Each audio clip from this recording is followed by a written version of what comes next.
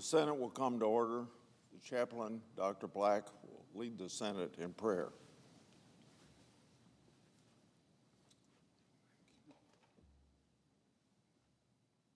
Let us pray. Divine Master, you are our stronghold and the pioneer of our future. Teach us to work with greater faithfulness. May pleasing you become our primary focus as you place a song in our hearts for each burden on our shoulders. Guide our lawmakers today. Lead them to your fortress of love, patience, and kindness. Lord, remind them that any success alien to your way is worse than failure, and that any failure in your spirit is better than gold. And Lord, please be with our faithful pages as they prepare for tomorrow's graduation. In all of their tomorrows, do for them more than they can ask or imagine. We pray in your wonderful name. Amen. Would you please join me as we recite the pledge? I pledge allegiance to the flag of the United States of America and to the republic for which it stands, one nation under God, indivisible, with liberty and justice for all.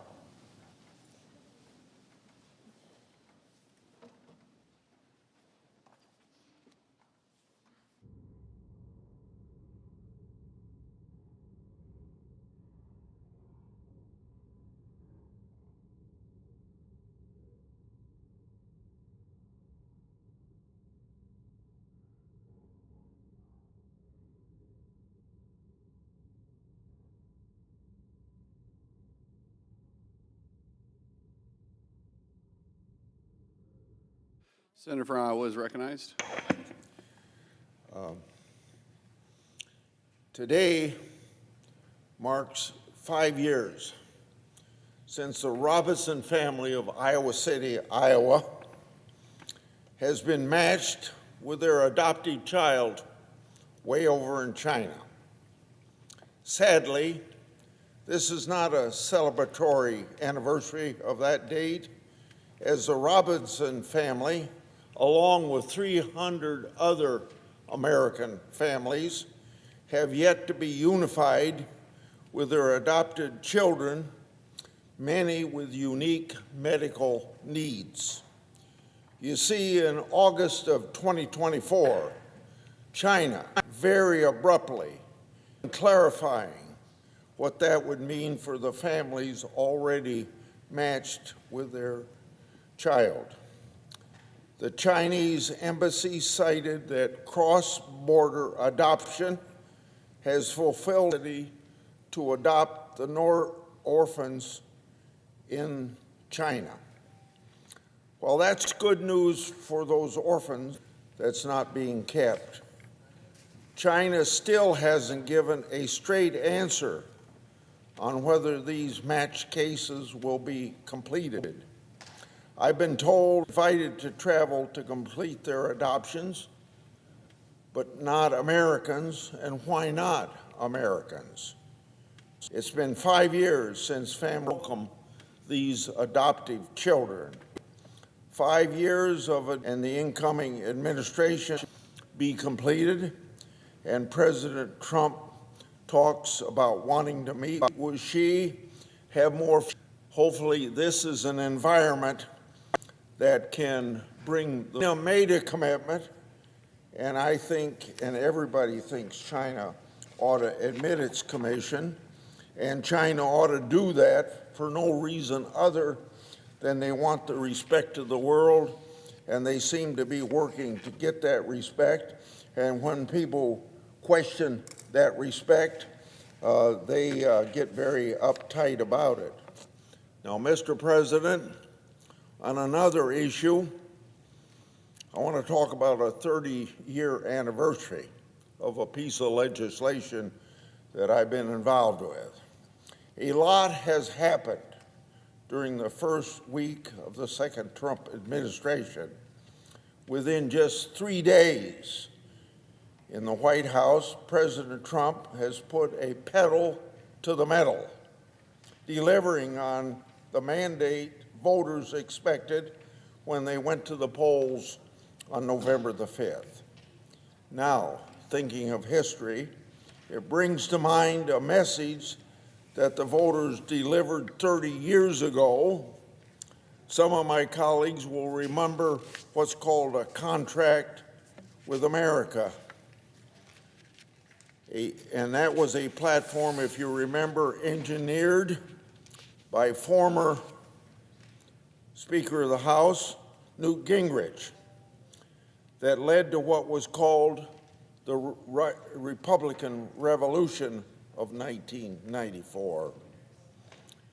In fact, it was so much of a resolution that I remember in President Clinton's State of the Union message, he said and opened his statement with this few words: "The era of big government is over." That's how much the Gingrich contract rattled Washington, D.C. So, the American people expressed that they were fed up with government knows best and a Washington mindset that applied rules for thee, but not for me. Sounds familiar, doesn't it? 30 years later with the Trump mandate. So I come to the Senate floor today to talk about one particular issue that still comes up at my county meetings. For years, Iowans have asked me, quote, something like this: why doesn't Congress have to follow the same laws as we have to follow? That used to be true until we passed the Congressional Accountability Act. In fact, that law became law of the land 30 years ago today. Prior to 1995, Congress was exempt from about a dozen workplace laws that applied to the private sector, but not to us in the Congress. I want to revisit how it came about. In 1994, the American people delivered a landslide victory to Republicans and the U.S. Senate. It was an epic victory considering that Democrats had run the House of Representatives for all but 4 years, going way back to 1931. The best approach to good leadership is to keep an ear to the ground and a finger to the pulse of the American people, much like our 45th and 47th president has done since 2015. Throughout my public service, that's how this U.S. Senator has worked to represent Iowans, by listening, by keeping in touch, and by going home every chance I get. I hold myself accountable to the people. This year, I'll start my 45th consecutive year holding meetings with Iowans, meaning Q&A meetings in each of Iowa's 99 counties. Now, for a basis for keeping in touch and keeping government responsible, let's look at Federalist 57. It's the vital need for what he called degenerate skin in the game. So back to this 30th anniversary of the Congressional Accountability Act. During the period of Congress not having having exemption from some workplace rules. Iowa small businesses and Main Street civic leaders hit the nail on the head. They said to me and other members of Congress, what's good for the goose ought to be good for the gander. So some of us rolled up our sleeves and got to work in it. Like many legislative efforts, it took years to build a bipartisan coalition to have these laws applied to the Congress of the United States. The 1994 electoral victory was the boost that we needed to get across the finish line. On January the 4th, I reintroduced the Congressional Accountability Act. My good friend and former Senate Majority Leader Bob Dole summed up the reason for this legislation better than anybody else, and I quote Senator Dole: "Many of our citizens and House of Representatives, not as a people's body, but as an imperial Congress, as an institution that considers itself above the law and without accountability." End of quote. So that double standard had to end. We had to restore confidence with the American people. And that's why I championed the Congressional Accountability Act, to inject common sense into lawmaking. This federal law would provide that lawmakers walk in the shoes of our constituents, abiding by the same workplace rights and worker protection laws, including civil rights, age discrimination, disability, overtime pay, occupational safety, and health laws. One of my opponents during those years of trying to get this legislation passed was Senator Stevens of Alaska. And I remember as this bill passed the United States Senate and I was victorious, he came up to me and poked his finger in my chest and says, "I hope you're the first senator to get sued because of this legislation." Well, I haven't been sued, and I don't think anybody's been sued. The first bill that we sent to President's desk in the 104th Congress was the Congressional Accountability Act.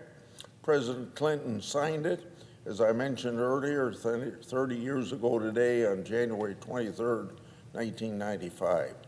Since then, I've led reforms to expand whistleblower protections to employees in the legislative and executive branches. And in 2018, President Trump signed into law reforms to the law's reporting and resolution process for workplace harassment claims. Although the ink has long dried, still need fighting every day to keep a reality check here in Washington, D.C.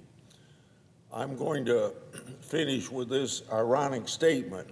Even though this legislation was passed 30 years ago, and even though I've heard about its need for a long time before that, I still, as I say ironically, here at my town meetings, some constituents say to me, "Why don't you have to live under the same laws that we live under?" Then I have an opportunity to tell them about the Congressional Accountability Act.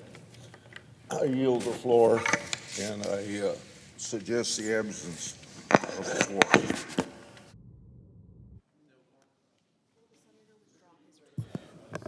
Will the senator withdraw his request? I'm sorry. Under the previous order, the leadership time is reserved. Under the previous order, the Senate will end this in a period of morning business, with the senators permitted to speak therein for up to 10 minutes each.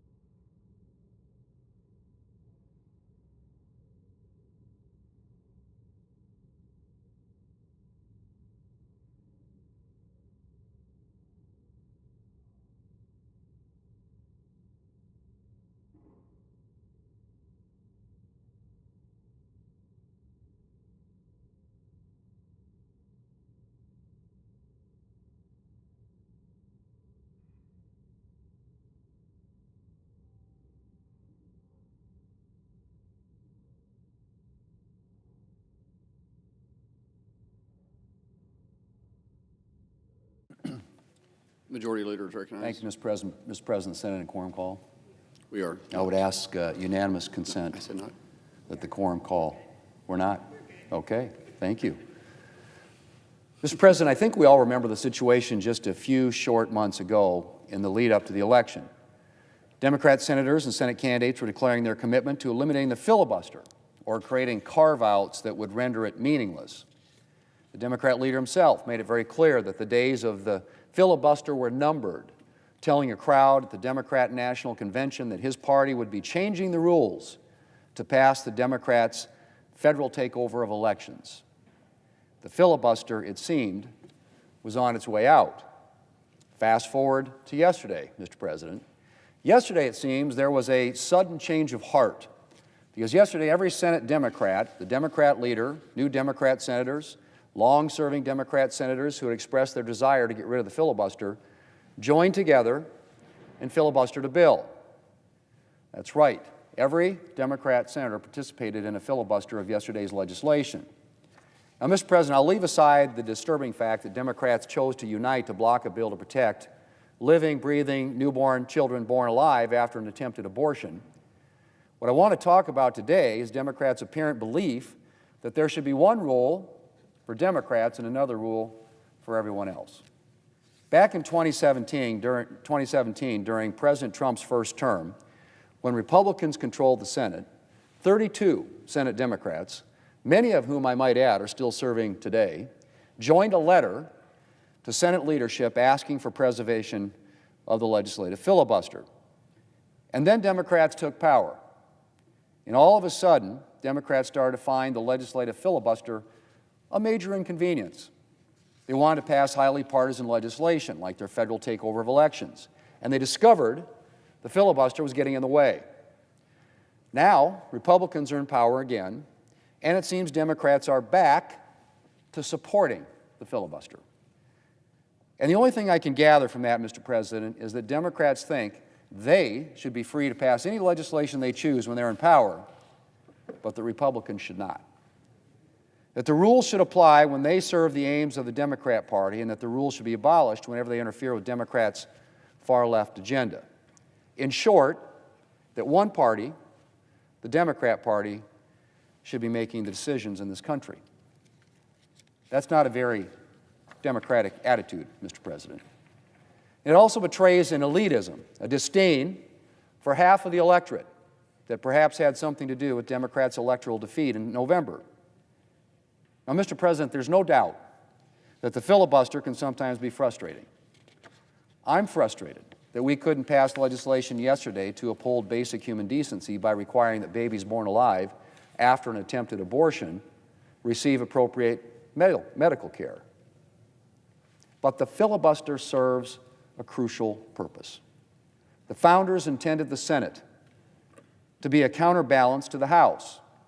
It was designed to be a more stable, thoughtful, more deliberative legislative body to check ill-considered or intemperate legislation or tyranny by the majority. And as time has gone on, the legislative filibuster is the Senate rule that has had perhaps the greatest impact in preserving the founders' vision of the Senate. The filibuster acts as a check on imprudent or ill-considered legislation. It forces discussion and compromise.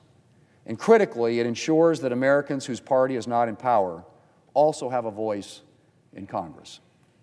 Preserving the filibuster is crucial to preserving the Senate's checks and balances role in our system of government. And Mr. President, I expect the Democrats will continue to display a renewed enthusiasm for the filibuster during this Congress. And while I may strongly disagree with their choice of when to use it, I will continue to defend their right to do so. Keeping the Senate, and ensuring it continues to fill the role envisioned for it by the founders is more important than temporary political gain. And I hope that when the day comes that Democrats retake the Senate, their time in the minority will have reminded them of the crucial role the filibuster plays, and that they will carry their newfound enthusiasm for the filibuster with them when they again find themselves in our shoes. Mr. President,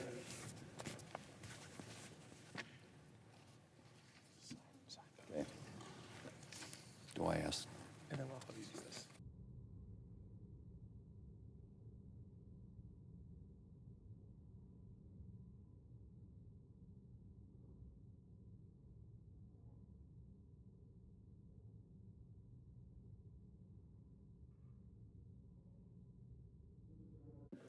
I'll be filing cloture on former Congressman Sean Duffy's nomination to be Secretary of Transportation here shortly.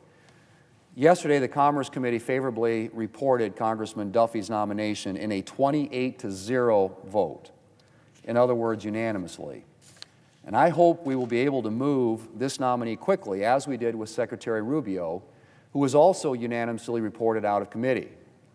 Congressman Duffy is highly qualified for this position. He served 5 terms in the U.S. House of Representatives. As the co-chair of the Great Lakes Task Force, he played a role in advancing a number of transportation and infrastructure projects. And at his hearing last week, he demonstrated his knowledge of the issues that will be his responsibility in this role. Our colleague, Senator Baldwin, said that he is, and I quote, the right person for this job. There's no reason to delay this uncontroversial and qualified nominee. If Democrats want to spend their nights and weekends taking votes on uncontroversial nominees, we can do it that way. But one way or the other, these nominees will be confirmed. So, Mr. President, I move to proceed to executive session to consider calendar number 6. The question is on the motion. All those in favor say aye. Aye. All opposed, no. The ayes appear to have it. The ayes do have it. The motion is agreed to. The clerk will report the nomination. Nomination, Department of Transportation, Sean Duffy of Wisconsin to be Secretary.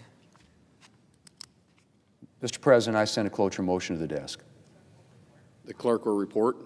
Cloture motion. We, the undersigned senators, in accordance with the provisions of Rule 22 of the Standing Rules of the Senate, do hereby move to bring to a close debate on the nomination of Sean Duffy of Wisconsin to be Secretary of Transportation, signed by 17 senators as follows. Mr. President, I ask consent the reading of the names be waived, Without objection.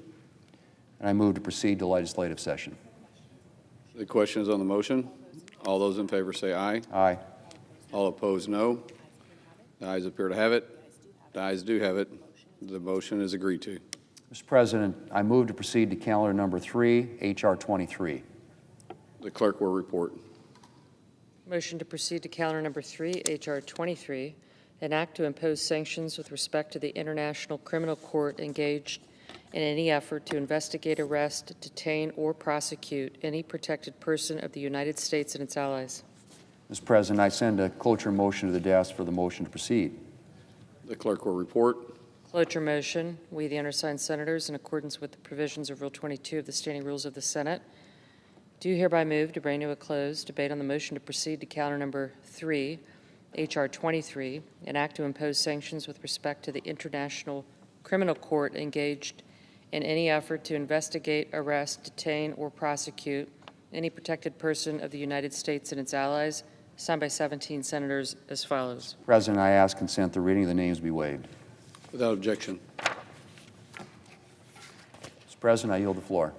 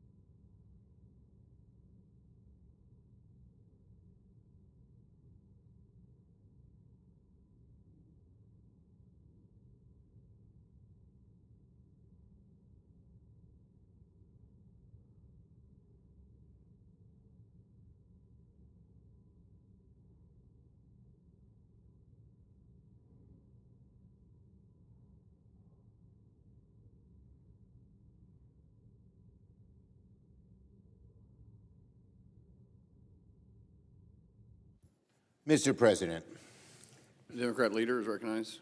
today the Senate will hold votes on two pivotal cabinet nominees. First, we will vote to advance the nomination of John Ratcliffe to serve as CIA Director. I will respectfully vote no, not because of our political difference, which of course exists, but because I'm deeply worried that Mr. Ratcliffe will be unable to stand up to people like Donald Trump and Tulsi Gabbard, who are known to falsify intelligence. As CIA Director, Mr. Ratcliffe will have to make decisions based on intelligence and fact. There may be no agency more important than the CIA that has to be fact-based. Sometimes these facts will lead to inconvenient conclusions for his superiors and the President. It's in those cases where truth, not fiction, not ideology, must prevail. And I have my doubts that Mr. Ratcliffe will be able to hold firm. Most troubling about Mr. Ratcliffe were the answers I got from him about Tulsi Gabbard, President Trump's nominee to serve as Director of National Intelligence. If confirmed, Ms. Gabbard would oversee the CIA and our entire intelligence community, and I think she'd be colossally disruptive for American security. If there's anyone who hasn't been fact-based, as you've listened to her statements over the years, it's Tulsi Gabbard. She seems to make things up out of thin air. No one could be worse in a position of DNI than someone who doesn't believe in facts. So I told Mr. Ratcliffe he should urge President Trump to drop her nomination. If he really cares about the CIA and its integrity, he couldn't report to somebody like Tulsi Gabbard in good conscience. She's simply too risky. Ms. Gabbard has a whole history of spreading falsities, cheering America's adversaries, and if confirmed, I'm worried she'll push false intelligence for political ends. Those are precisely the moments Mr. Ratcliffe will have to hold firm, reject what she says, and go to the President and speak truth to power. His answers to my questions about that were unsatisfying, and so I'm voting no, because it's such an important position. Now on the Hegseth vote. Today, the Senate will vote to advance one of the most unqualified, erratic nominees for a major position we have ever seen in America. No position in the cabinet carries the weight, the responsibility of Secretary of Defense. The Secretary of Defense is in charge of keeping us safe and keeping the men and women in our armed forces and the civilians safe. So you need someone who's a steady hand. You need someone who's had experience in this kind of stuff. You need someone, when he shows up to a meeting, you're sure that he knows all the facts and is going to be able to conduct himself properly. If there's any cabinet that should be universally trusted and uncontroversial, it's the Secretary of Defense. Unfortunately, Mr. Hegseth is neither. He's neither trusted nor free of controversy, and I will strongly vote no. I want my colleagues to think about how absurd it is that this nominee has even made it to the floor. It's a shame that that has happened. We are being tasked to trust our armed forces to a man with a history of erratic behavior. One of the kindest words that might be used to describe Mr. Hegseth is erratic. And that's a quality you don't want as head of DOD.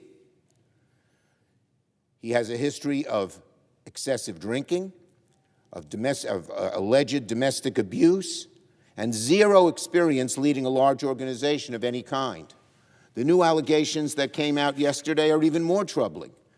And people say, well, how do we know they're true? Well, first, the person who did it has no strike against her.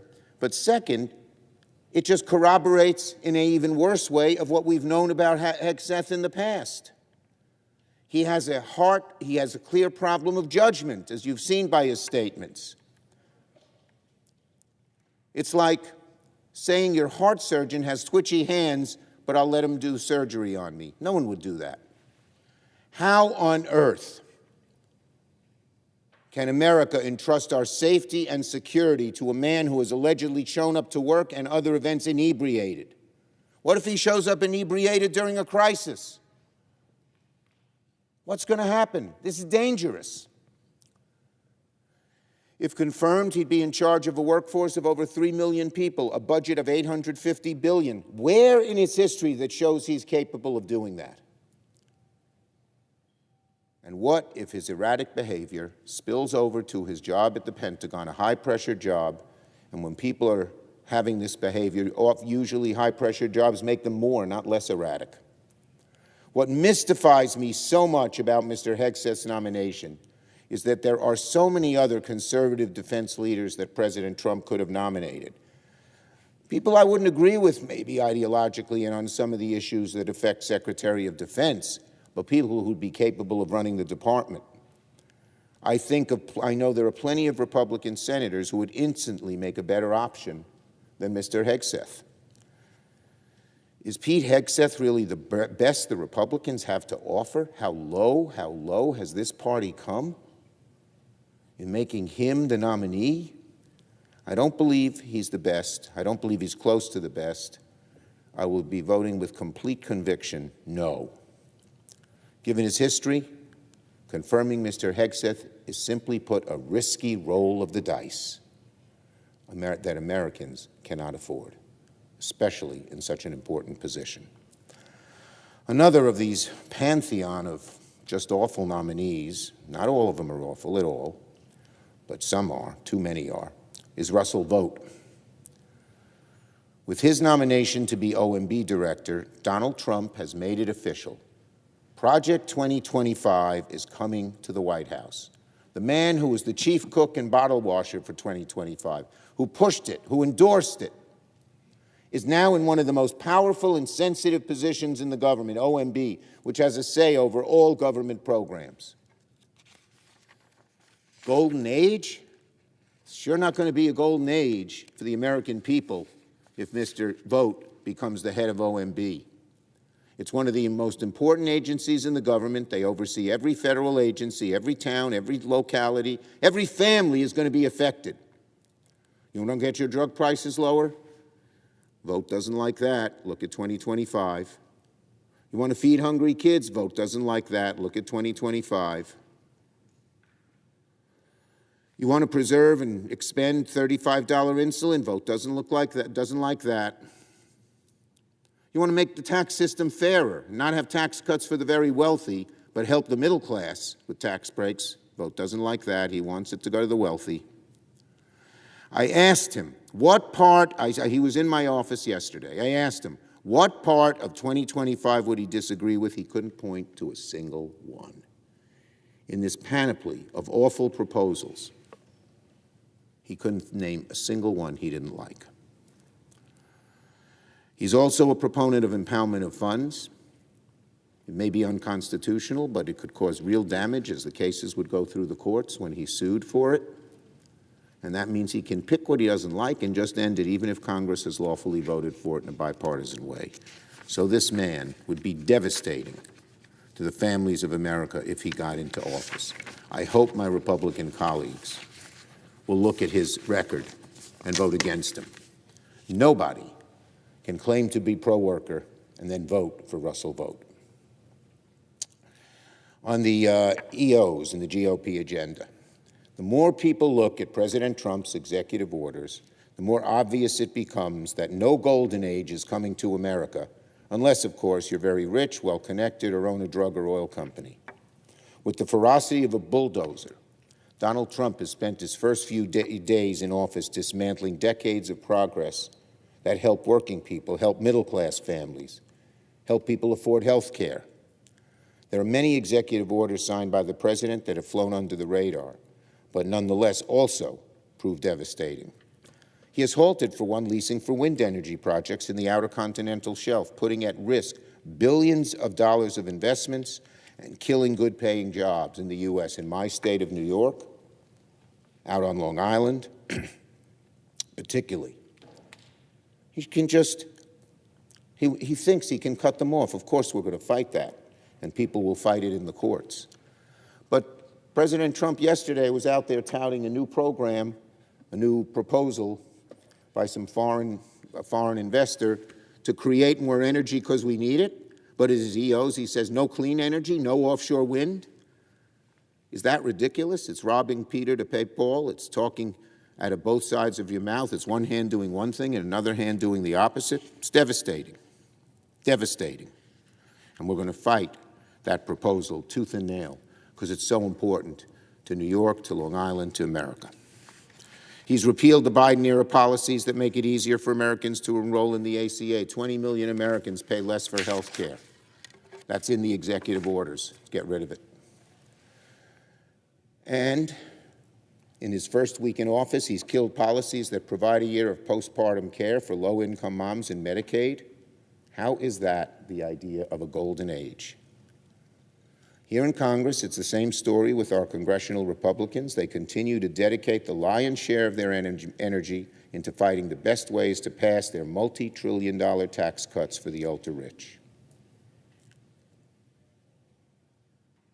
But I want to leave my Republican colleagues who are now talking about budget and debt ceiling and all of that with a thought, food for thought. All this planning and agonizing about one bill or two bills is a sideshow. Eventually, it's going to be clear they can't pass anything without Democratic help. Republicans have spent their entire time talking among themselves about tax breaks and radical budget cuts, when they should be spending more time with Democrats talking about bipartisan policies that do not prioritize the ultra-wealthy. But thus far, at least, Republicans haven't even pretended to be bipartisan. Instead of indulging their hard-right ideology of tax cuts for the ultra-wealthy, Republicans should put the needs of ordinary Americans first. Make it a golden era indeed, but for the middle class and working people, not from the powerful and privileged. We look forward to them coming and working with us on these issues. I yield the floor.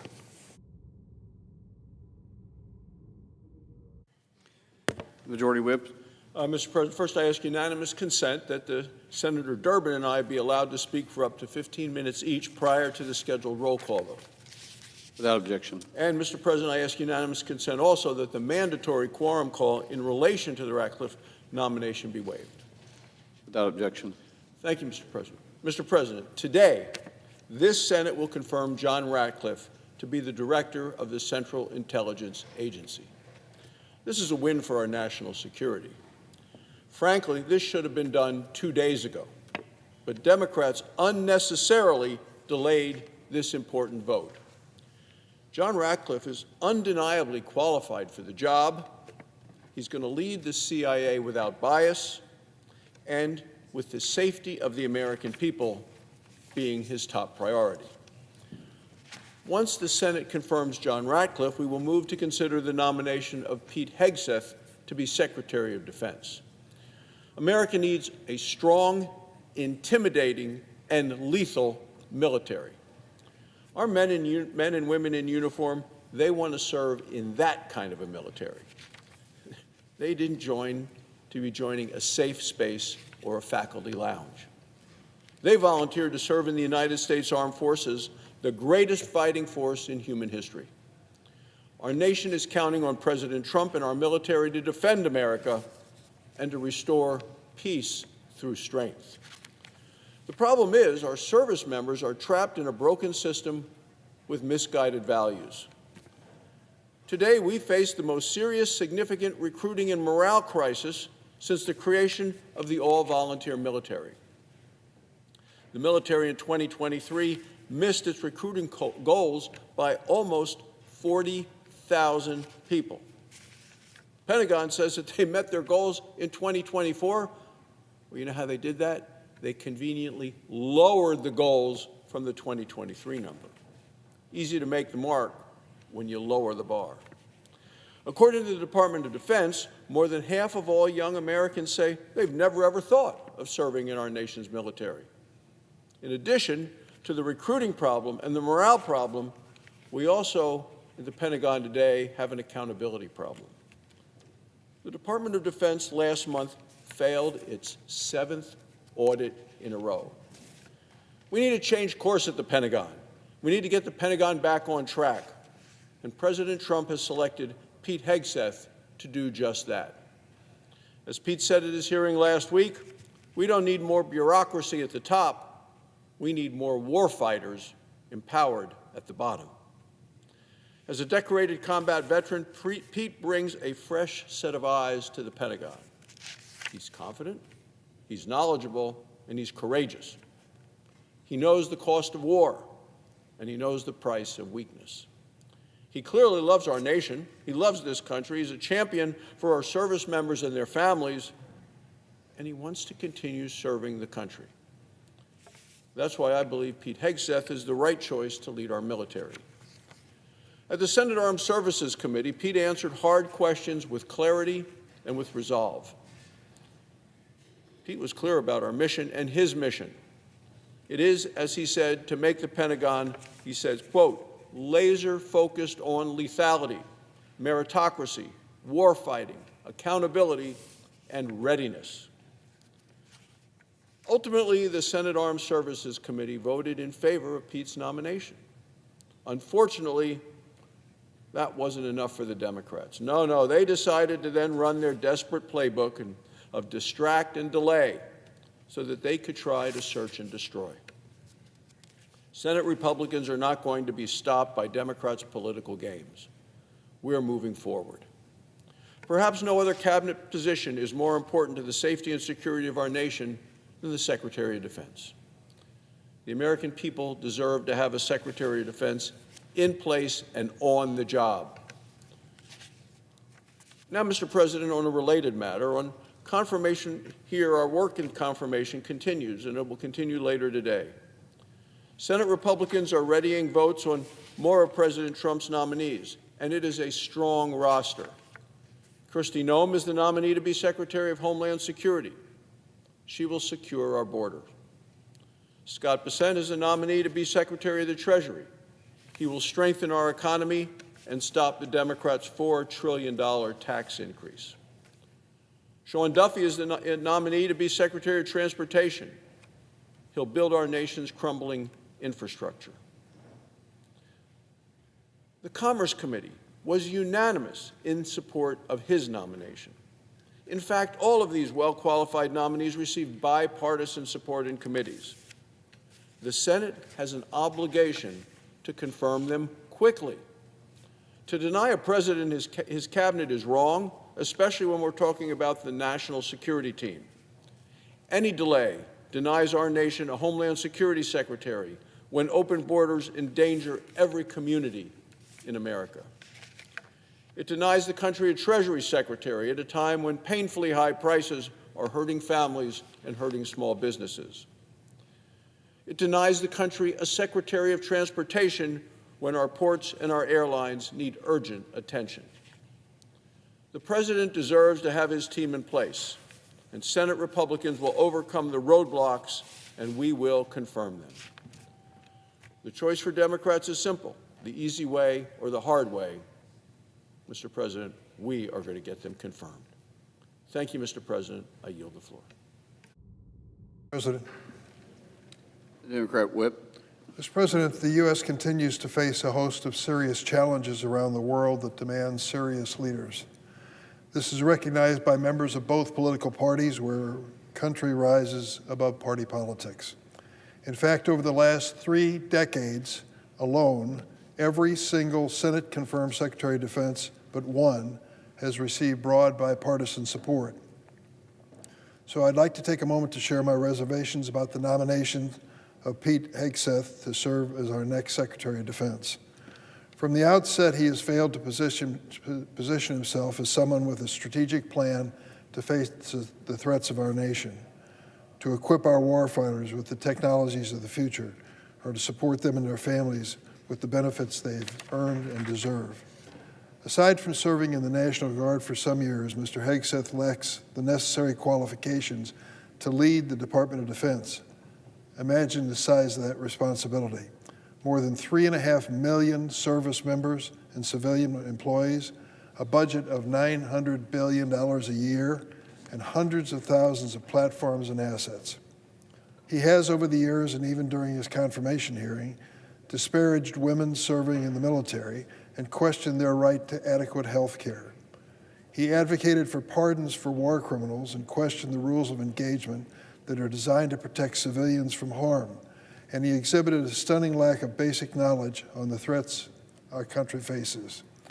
This is to say nothing of the numerous troubling personal allegations against him relating to the use of alcohol, personal misconduct, financial mismanagement, and more, all of which raises questions about his fitness and vulnerability to serve in this high position. This is an unusual situation. I would say the Armed Services Committee and the Department of Defense are two of the most bipartisan efforts I've seen in my time in Washington. It is customary to have both political parties in lockstep together, working for the defense of this nation as they should. But for some reason, Mr. Hegseth has decided that he would break with tradition and not meet with the Democratic members of the Armed Services Committee, aside from the ranking member, Jack Reed, of the state of Rhode Island. That is unfortunate. The bipartisanship should be honored, even if it's difficult and challenging. Unfortunately, Mr. Hegseth did not agree with that position. It is for these reasons that every Democrat on the Senate Armed Services Committee voted against advancing his nomination, and I will oppose him on the floor. Mr. President, on a separate topic, as President Trump begins his second term, I'm concerned about his immigration policy, pardons for violent insurrectionists of January 6th, and the grifters seeping into the White House. In each of these areas, I'm prepared to fight with every tool at my disposal to stop abuses and harm that harm Americans. But I also believe we must find areas of agreement where we can. And one of those areas could be addressing the astronomical cost of prescription drugs, a real-life issue facing American families. Thankfully, last week, President Biden announced 15 new drugs that Medicare will now bargain for to lower prices for seniors across America. Remember, those savings are only possible because of the passage of the Inflation Reduction Act, which did not receive a single Republican vote. There's more work to do, though. On average, patients in the United States of America pay four times more than people in similar countries for the exact same drugs. What's going on here? The drug is made in America and sold at 4 times the cost in America as is charged by the same companies overseas. Why is the United States such an outlier? One reason is advertising. Have you noticed any ads for drugs on television lately? If you haven't, you don't have a TV. The United States is one of only 2 industrialized countries in the world that allows pharmaceutical companies to advertise on television. What is the other country that allows this? New Zealand. The United States and New Zealand. You know these ads that I'm talking about, catchy jingles, flashy images, patients rock climbing, swimming, dancing. Big Pharma spends, get this now, $6 billion every year to flood the airways about the latest wonder drug. Why do they spend so darn much money on drug ads? Because it increases their profits. Big Pharma thinks if they can pummel you with enough ads, not only will you be able to spell Xarelto, you'll be able to tell your doctor that this is the blood thinner you've been waiting for. Don't take my word for it. Here's what the American Medical Association says about these ads that we are inundated with every single darn day on our television. Quote, direct-to-consumer advertising inflates demand for new and expensive drugs, even when these drugs may not be appropriate. So when President Biden announced a list of 15 drugs that will be negotiated for discounts, I imagine most Americans already recognize many of their names. Ozempic, Trelegy, Ibrance, Otezla. Manufacturers spend hundreds of millions of dollars encouraging you to just ask your doctor about these drugs. The result, Medicare spends $22 billion last year on those very same 4 drugs that were heavily advertised medications. A recent headline in the New York Times read, and I quote, Robert F. Kennedy wants to ban drug ads on TV. It wouldn't be easy. It discussed the First Amendment challenges that pharma would raise as a result of that. While I have strong concerns with President Trump's health nominee, I'm glad this administration wants to join me to tackle these promotional ads. We already have a credible strategy on the table. For the last 7 or 8 years, I've introduced bipartisan legislation to crack down on these drug ads on TV and other places. Senator Chuck Grassley, Republican of Iowa, has been my partner. When you turn on the evening news, get this, 1/3 of all commercial time is for prescription drugs. Think you're seeing a lot of ads? 1/3 of all commercial time, prescription drugs. The average American, try to avoid it if you wish, but the average American sees 9 drug ads a day. I'll bet it's more. It seems like more. With billions in targeted spending, patients are bombarded with information. All of this information that is being tossed at you, most of it at a mile a minute gibberish. But they do keep into the darkness one important factor. They never mention the cost, the price of the drug. In 2023, Illinois company AbbVie spent $315 million on TV ads for Rinvoq. I've got a little ad here. You may notice.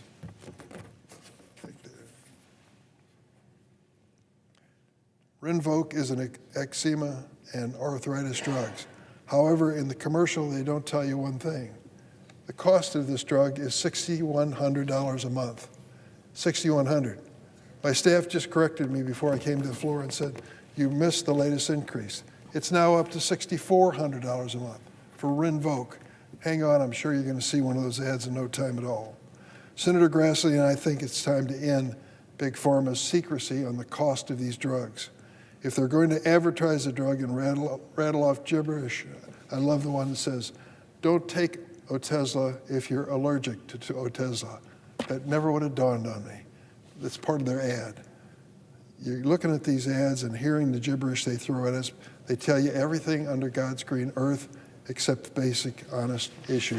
How much does it cost?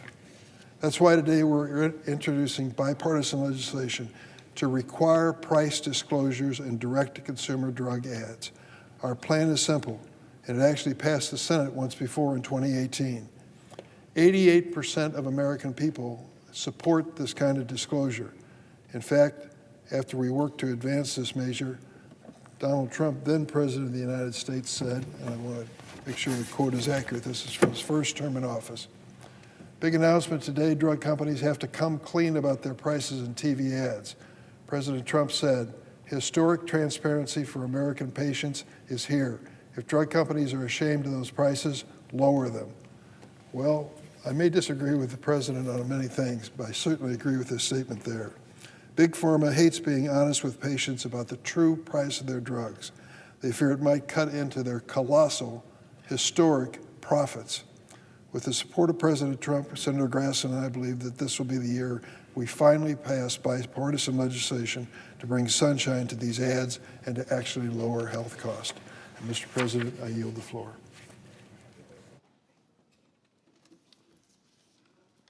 Clerk will report the motion and vote cloture. Cloture motion.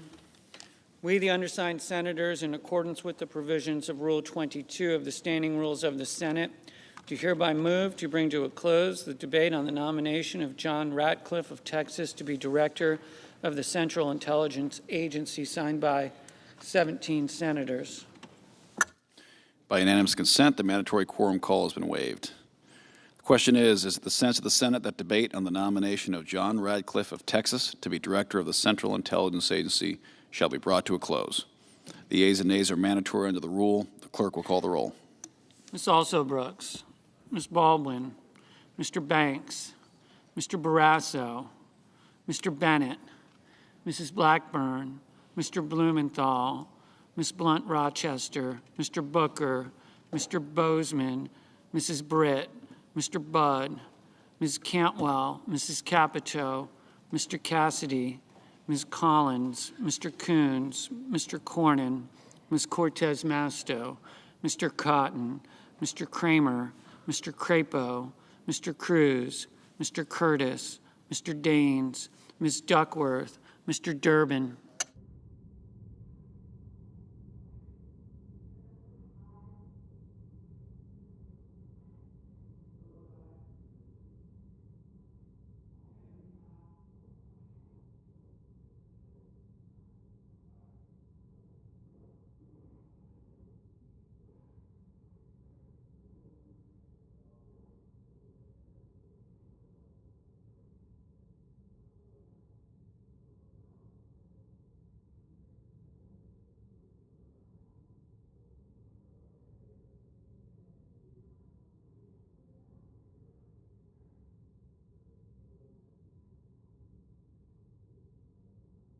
Ms. Ernst.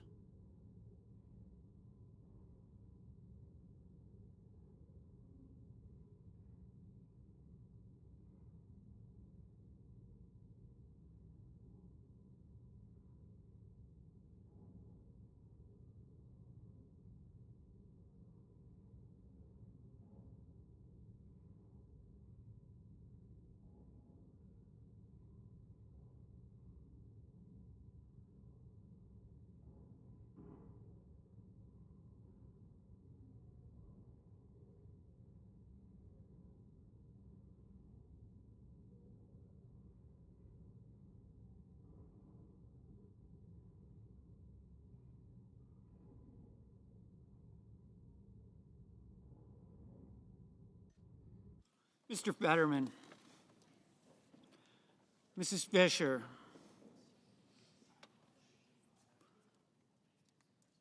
Mr. Gallego, Mrs. Gilliram,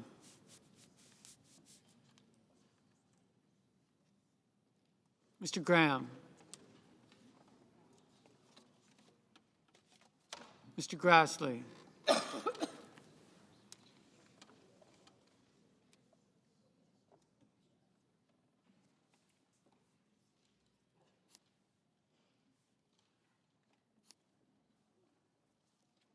Mr. Haggerty, Ms. Hassan,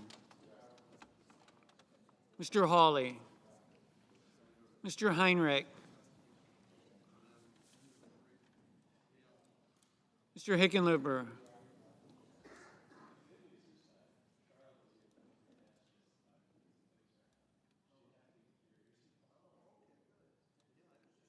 Ms. Arono, Mr. Hovind,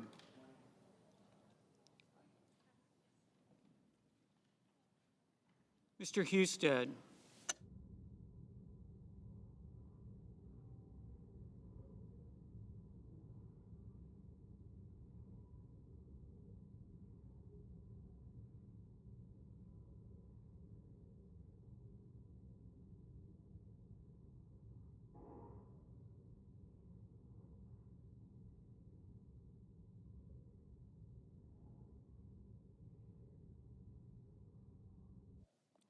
Mrs. Hyde-Smith, Mr. Johnson, Mr. Justice, Mr. Kane, Mr. Kelly, Mr. Kennedy, Mr. Kim, Mr. King,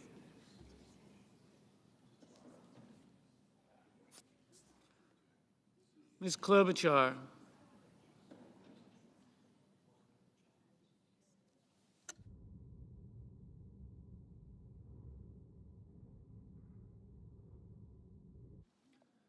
Mr. Langford, Mr. Lee,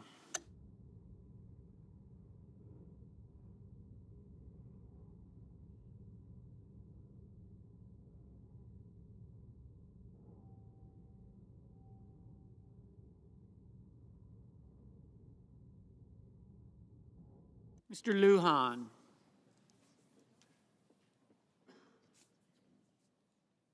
Ms. Lummis, Mr. Markey, Mr. Marshall, Mr. McConnell, Mr. McCormick,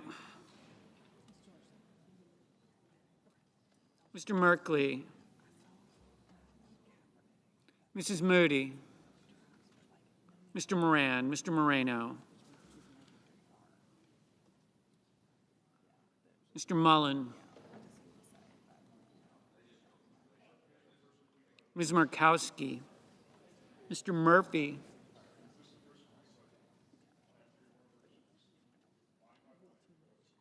Mrs. Murray,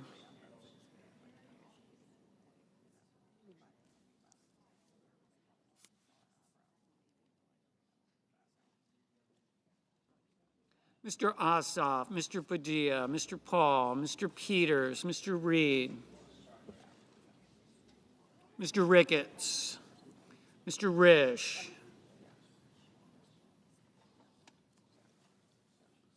Ms. Rosen, Mr. Rounds,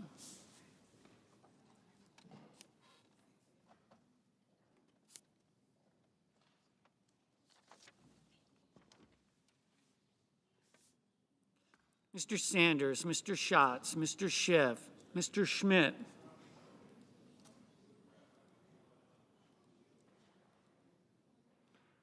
Mr. Schumer,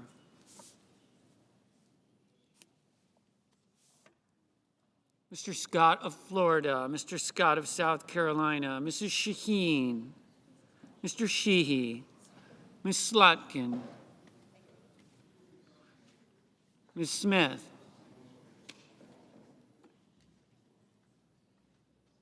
Mr. Sullivan, Mr. Thune, Mr. Tillis. Mr. Tuberville, Mr. Van Hollen, Mr. Warner, Mr. Warnock, Ms. Warren.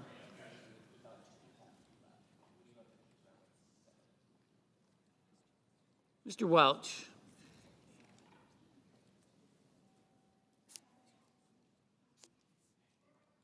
Mr. Whitehouse.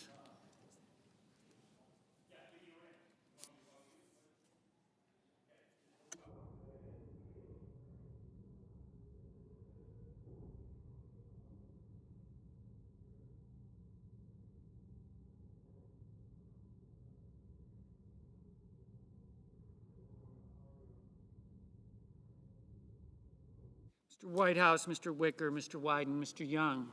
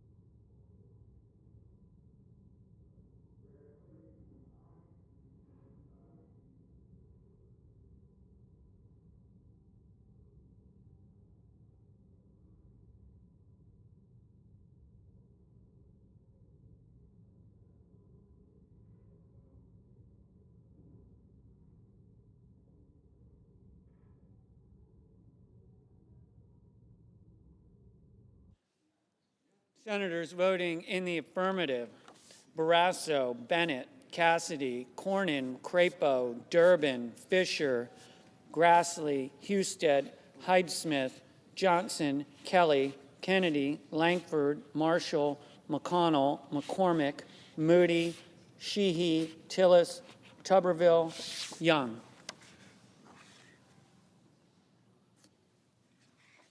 Senators voting in the negative: Heinrich, Lujan, Merkley, Murray, Warren.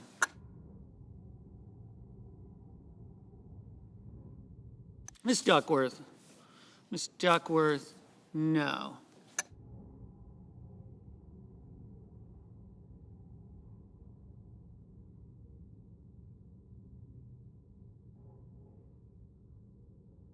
Reed, Mr. Reed, no.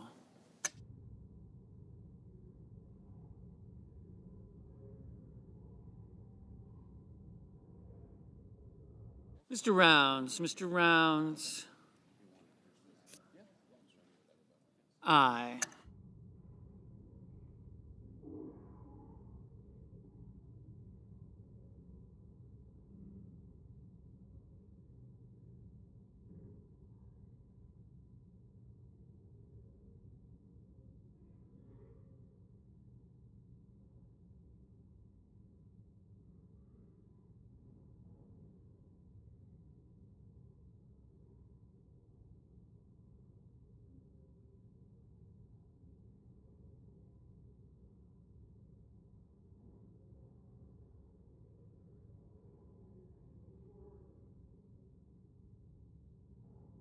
Mr. Curtis, aye. Mr. Lee,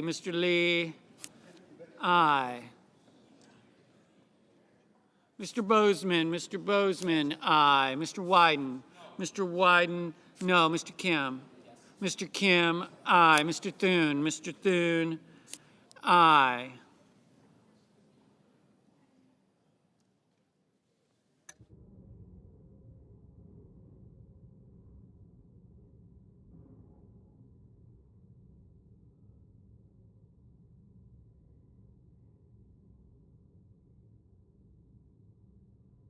Mrs. Shaheen, aye.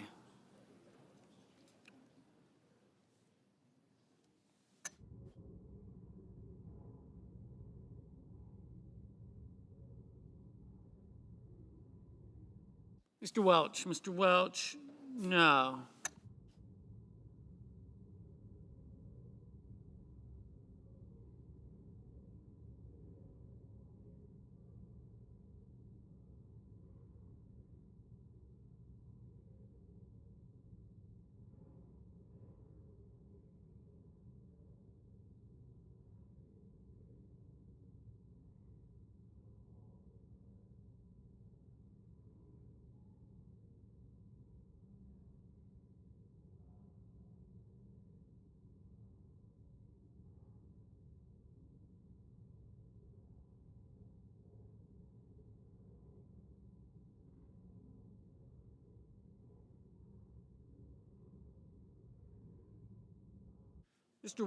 Mr. Warner, aye. Mr. Booker, aye.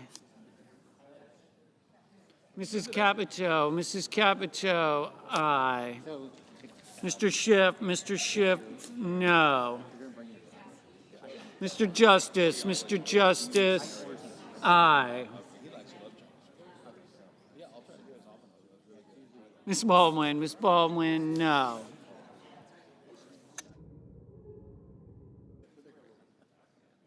Ms. Cantwell, no.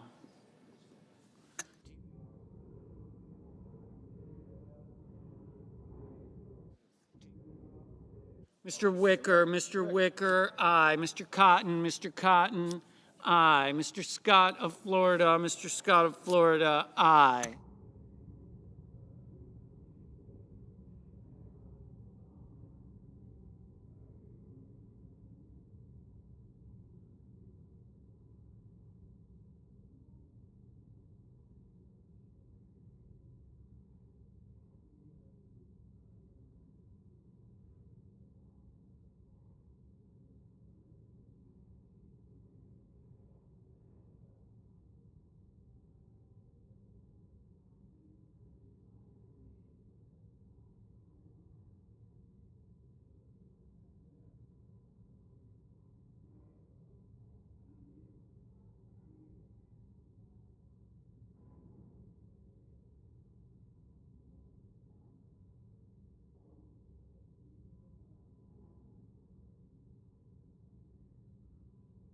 Mr.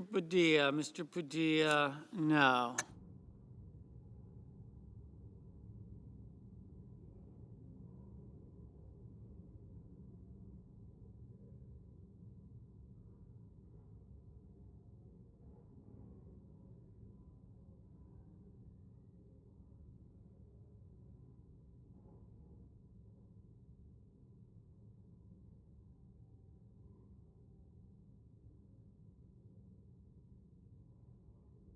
Mr. Markey, no.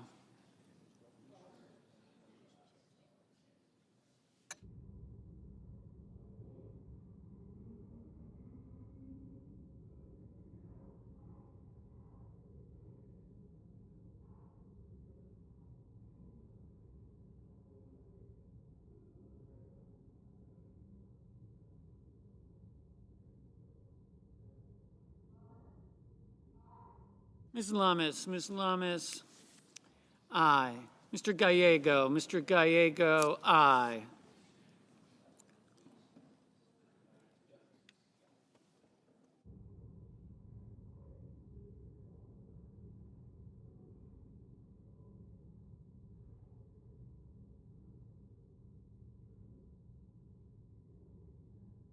Mr. Warnock, no.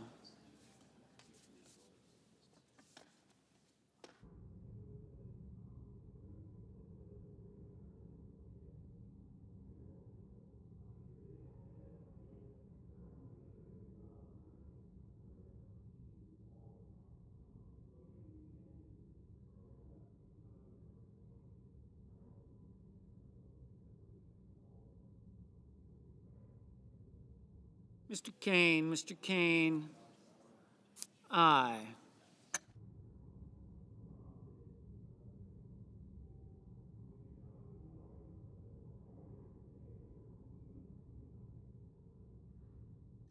Mr. Whitehouse, aye.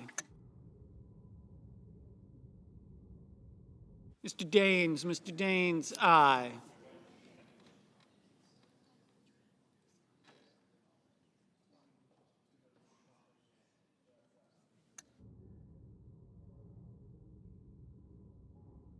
Mr. Schatz, no.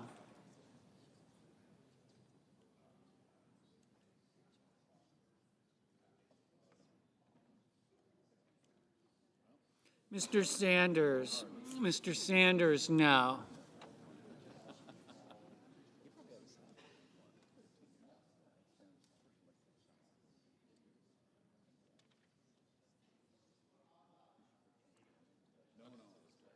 Ms. Hirono, no. Mr. Banks, aye.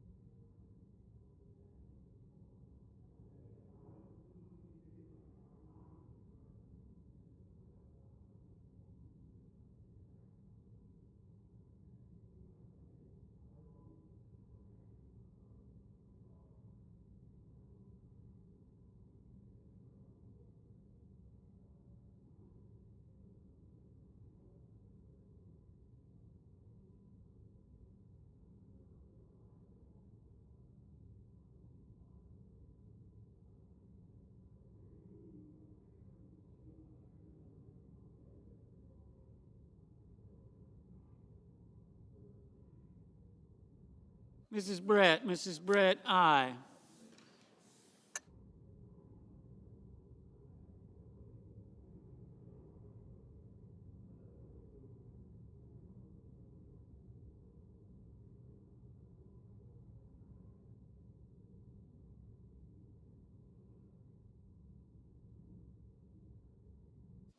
Mr. Sullivan, aye. Ms. Cortez Masto, no. Ms. Smith, no. Mr. Ossoff, no. Mr. Murphy, no.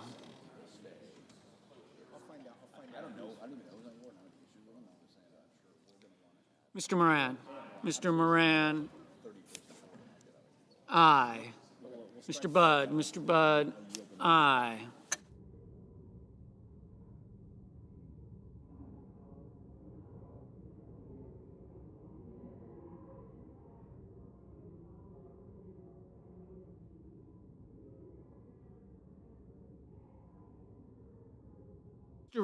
Mr. Risch, aye. Ms. Rosen, aye.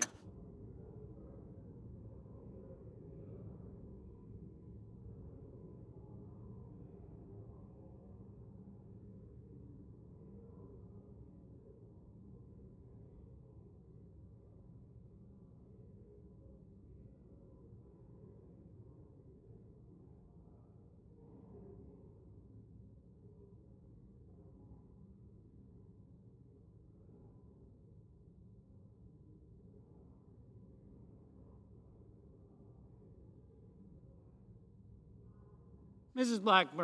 Blackburn, aye.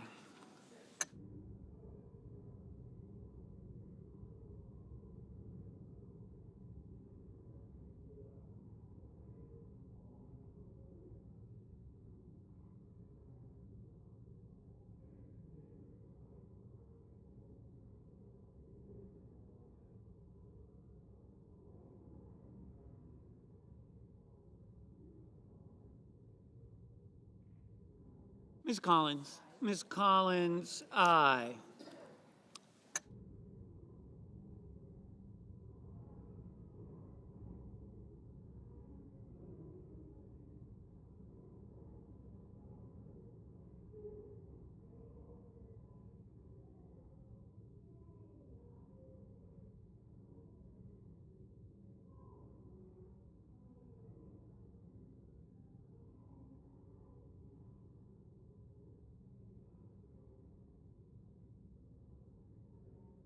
Ms. Markowski. Ms. Markowski, aye.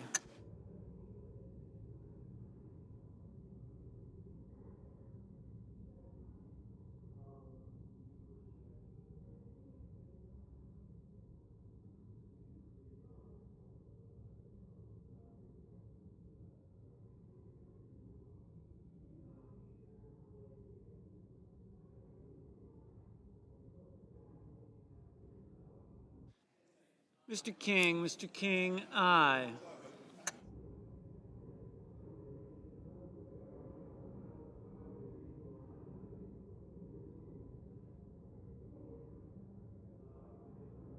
Mr. Ricketts. Mr. Ricketts, aye.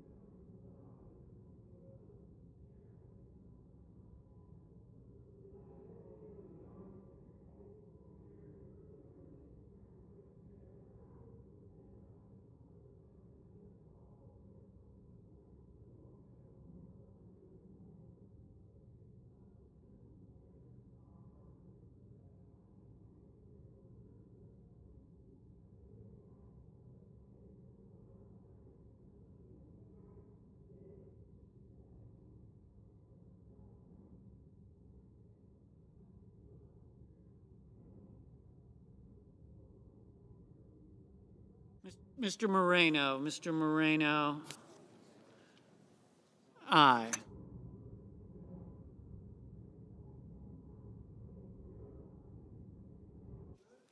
Mr. Scott. Mr. Scott of South Carolina, aye.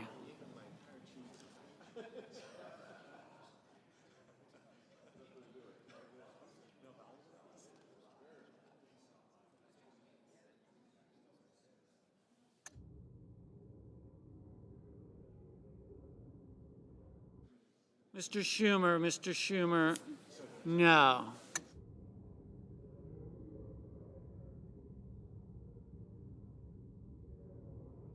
Ms. Klobuchar. Ms. Klobuchar, aye. Ms. Blunt Rochester, no.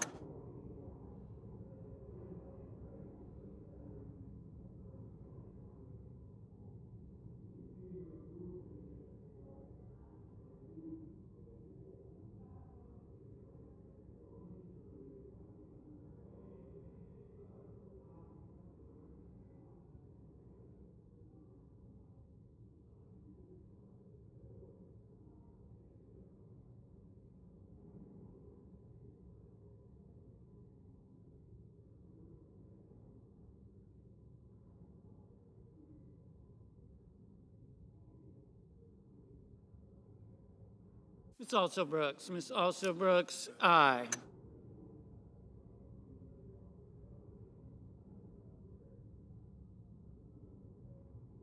Mr. Schmidt. Mr. Schmidt, aye.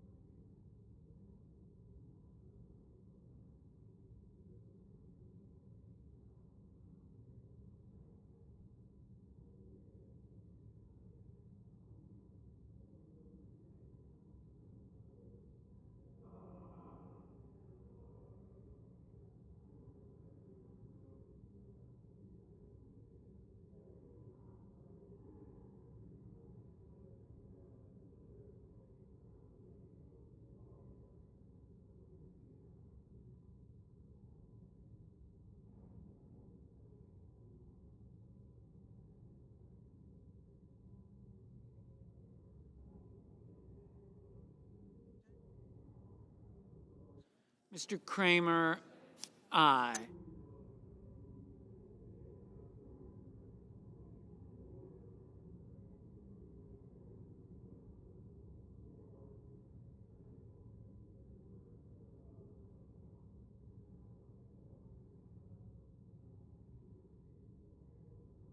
Mr. Mullen, aye.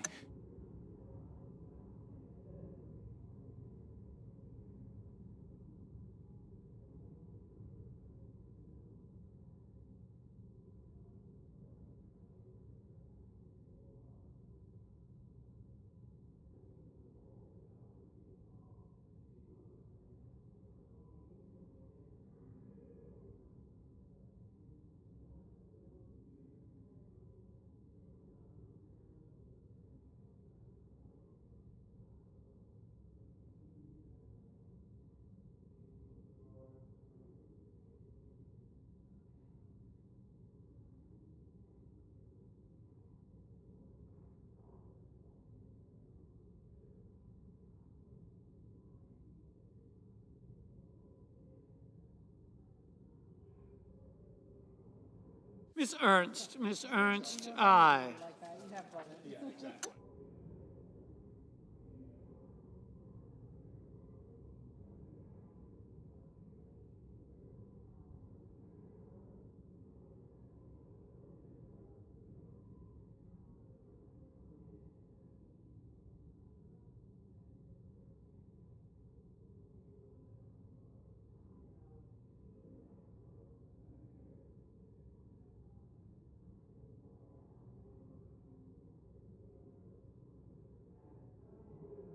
Mr. Blumenthal, no.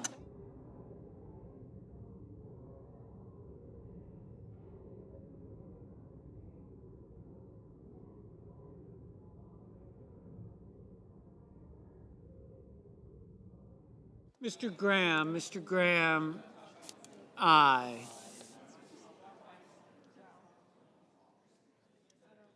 Mr. Van Hollen, no.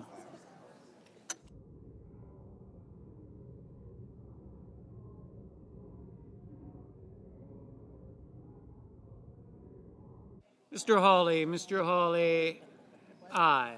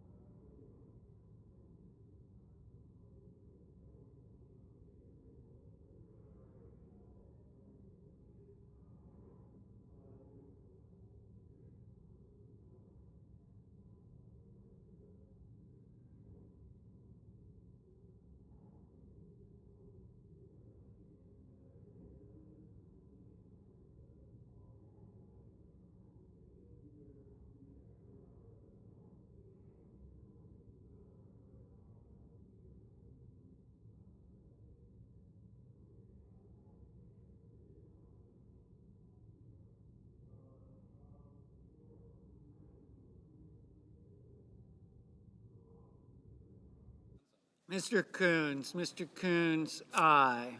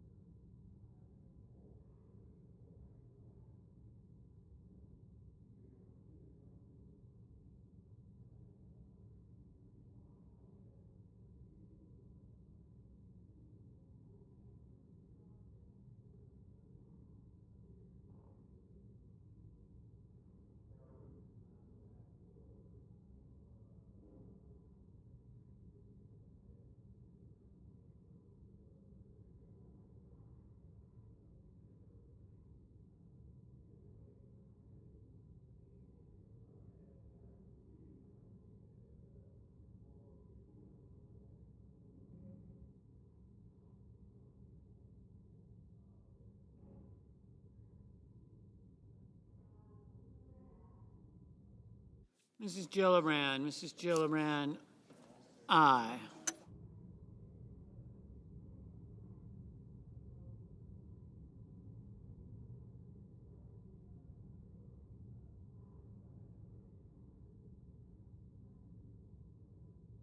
Mr. Hickenlooper. Mr. Hickenlooper, aye.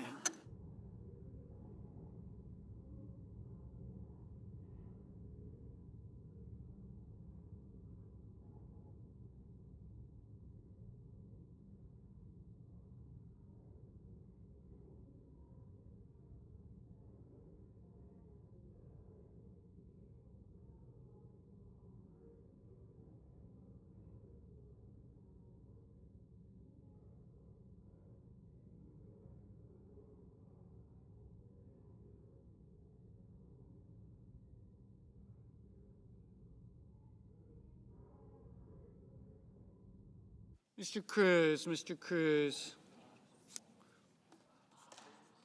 aye.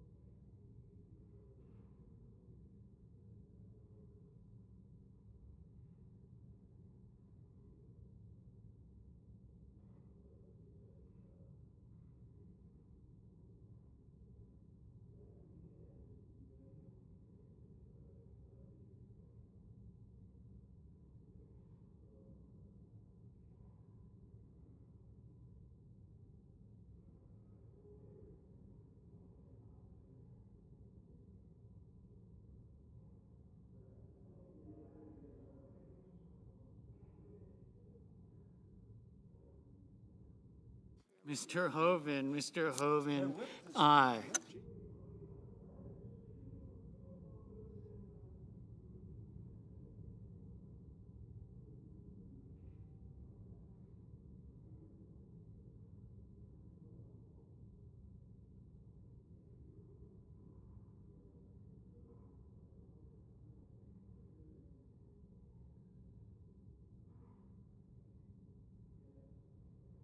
Mr. Paul. Mr. Paul, aye.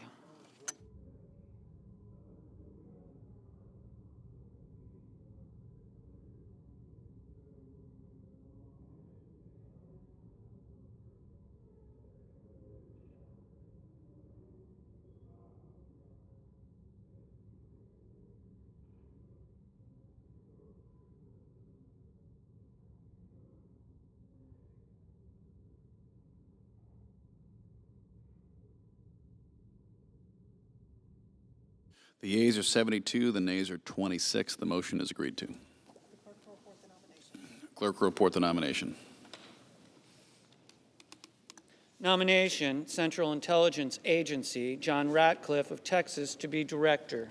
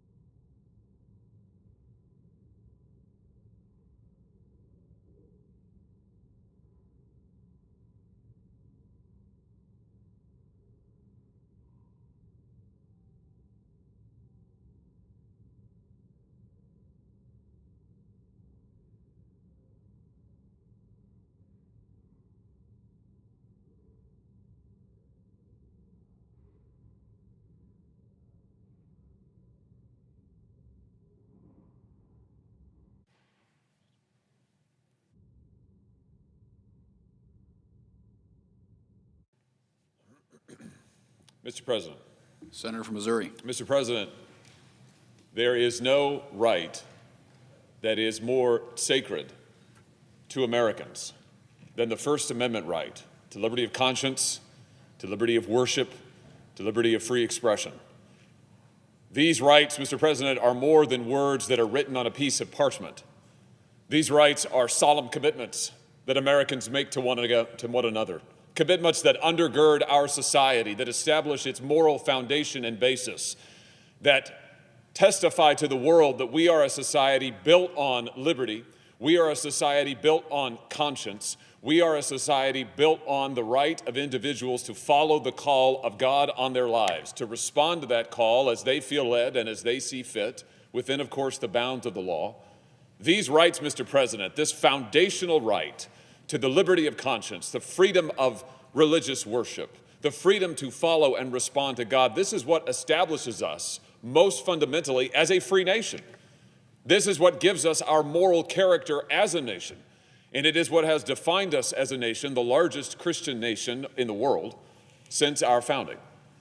But I have to say, Mr. President, no administration in the history of this country has assaulted these rights more deliberately, more fervently, more grotesquely than the Biden administration. For 4 long years, this administration carried out one persecution after another against people of faith. It started during the COVID era with their shutdowns and lockdowns when they targeted religious communities, evangelicals and Catholics and Orthodox Jews. It continued with their use of statutes to go after Christians and other religious believers who objected to abortion. Mr. President, I want to draw attention today. I want to draw the attention of this body today, to draw the attention of the American people today to the plight of just a few Americans, 20 or more Americans who are in prison even now because of the persecution of the Biden administration, because of their choice to violate that solemn pledge that Americans make to one another, because of their choice to target the First Amendment rights of law-abiding, freedom-loving, peaceful Americans. I'm talking about people like Mark Houck. Mark Houck from Pennsylvania. Here he is with his family at Mass. A man of faith, a man of family, a man of work and commitment and responsibility, whose crime, according to the last administration, was to take one of his young sons to an abortion clinic and there to stand peacefully, to pray, to sing, to engage with those who wanted to talk about the alternatives to abortion. And what did Mark Houck do when a pro-abortionist came and shoved his young son? Mark Houck defended his son. For this, the Biden administration sent a SWAT team, an FBI SWAT team, to his door in the early morning hours. Why? Oh, just to terrorize him, to terrorize these children, to send a message to religious believers and pro-lifers all over this country: don't you dare exercise your First Amendment rights. Don't you dare speak up in favor of life. Don't you dare take a stand. They took his case all the way to trial, where I'm glad to report he was swiftly acquitted, completely exonerated. But, Mr. President, other Americans have not been so fortunate. I think of Bevelyn Williams. Bevelyn's 33 years old. She's from Tennessee originally. She has a remarkable life story. She started a ministry that specializes in care for the homeless and for those who are living rough on America's streets. This follows from her own incredible personal transformation. She dropped out of high school when she was just 15 years old. She had 2 abortions herself and was later arrested for money laundering. And then she met Jesus Christ, became a Christian, changed her life, decided to dedicate her life to the service of others, to dedicate her life to those like the homeless who have nowhere to turn, to those on the streets who have nowhere to go, and yes, to those mothers who, like she did at a young age, struggled with an unexpected pregnancy, those mothers who felt, as she did at a young age, that there was no hope. And so Bevelyn founded ministries that would reach out to these young women, that would serve these young women. And what did the Biden administration do to her? Because she had the temerity to exercise her First Amendment rights, because she went to an abortion clinic and there sang and prayed and worshiped, because she there told women who were coming into the clinic that there really were alternatives, that life didn't have to be this way. Because she told her own personal story, she was prosecuted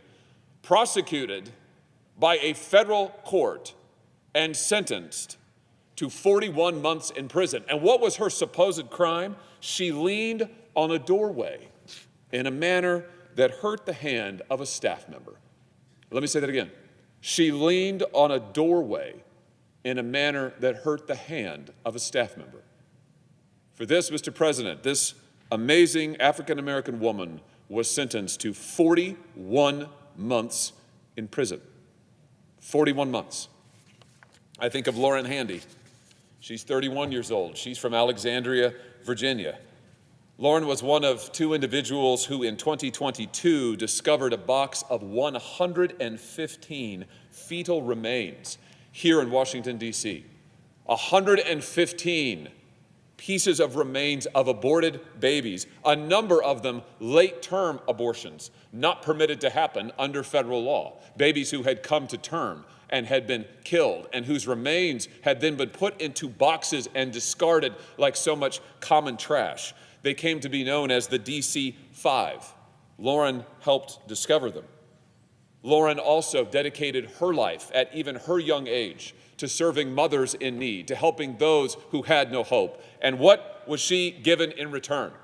In August of 2023, she was prosecuted under the so-called FACE Act. She was sentenced to 57 months in federal prison. 57 months, the longest prison sentence of anyone under this federal statute ever. I think of Jean Marshall, 77 years old, Mr. President, nurse, lifelong nurse from Boston, Massachusetts. In her 30s, she began a ministry using her nursing skills of reaching out to mothers who were dealing with unexpected pregnancies, who did not know where to turn. She took to sidewalk counseling, volunteering her time, standing along sidewalks outside of abortion clinics, peacefully talking to mothers who wanted to talk, helping them find resources, helping them find alternative medical care.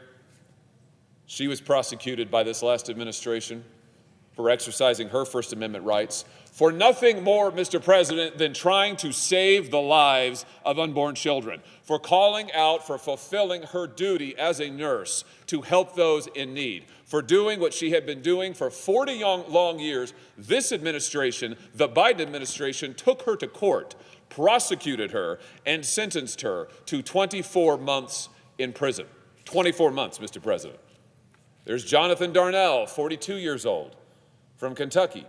He's a former U.S. Army officer. He's a veteran of Operation Iraqi Freedom.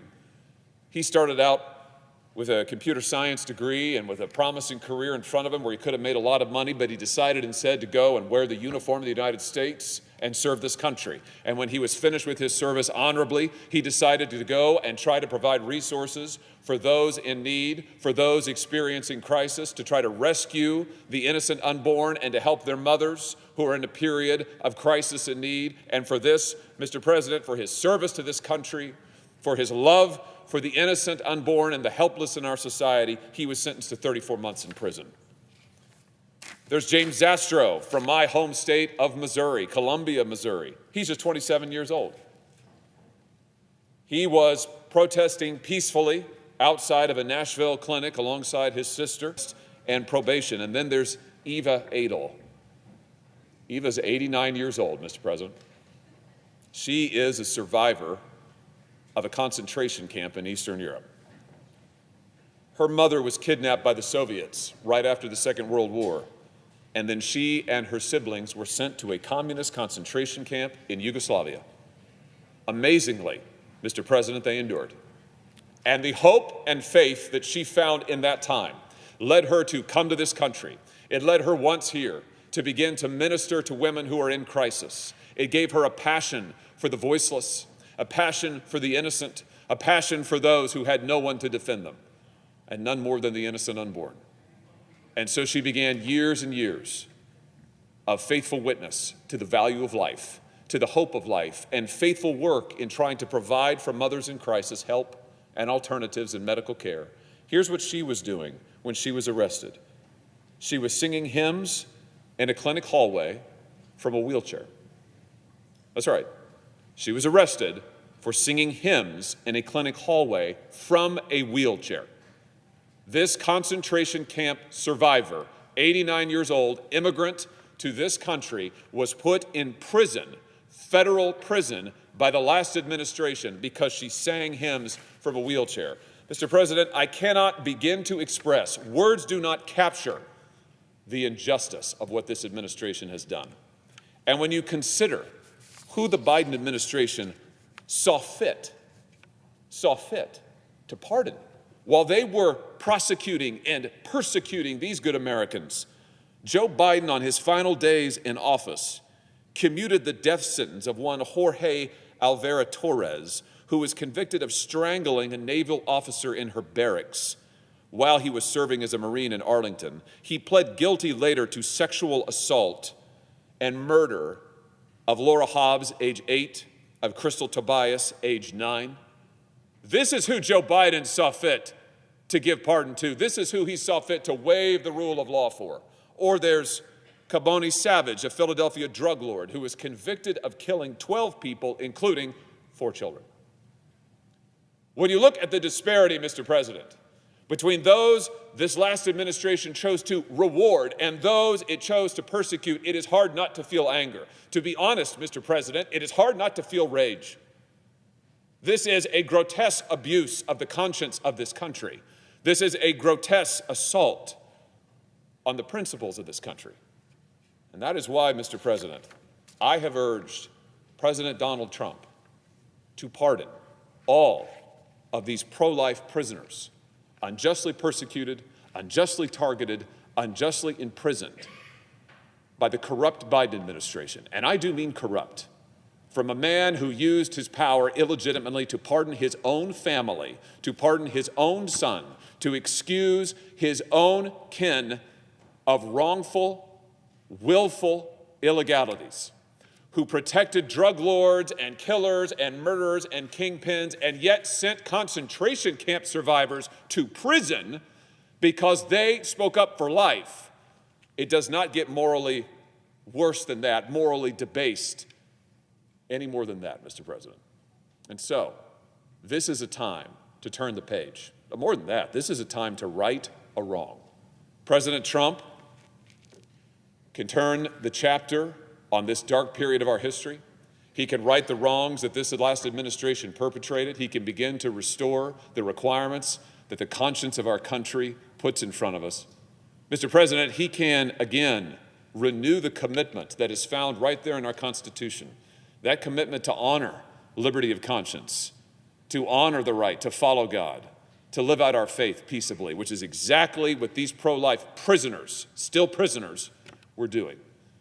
And so I urge President Trump, now from this floor, to pardon these Americans unjustly persecuted, unjustly prosecuted, unjustly condemned. I urge him to pardon them and to provide once again the moral clarity and moral leadership for which this country is known, and to provide that moral clarity and moral leadership without which we cannot hope to lead the free world.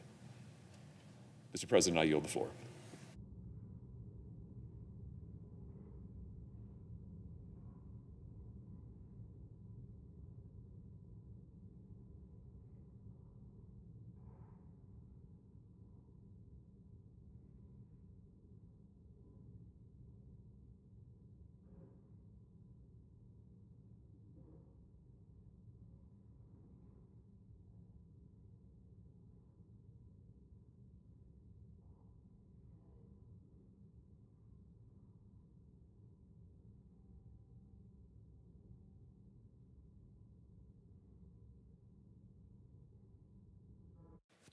The senator from Texas.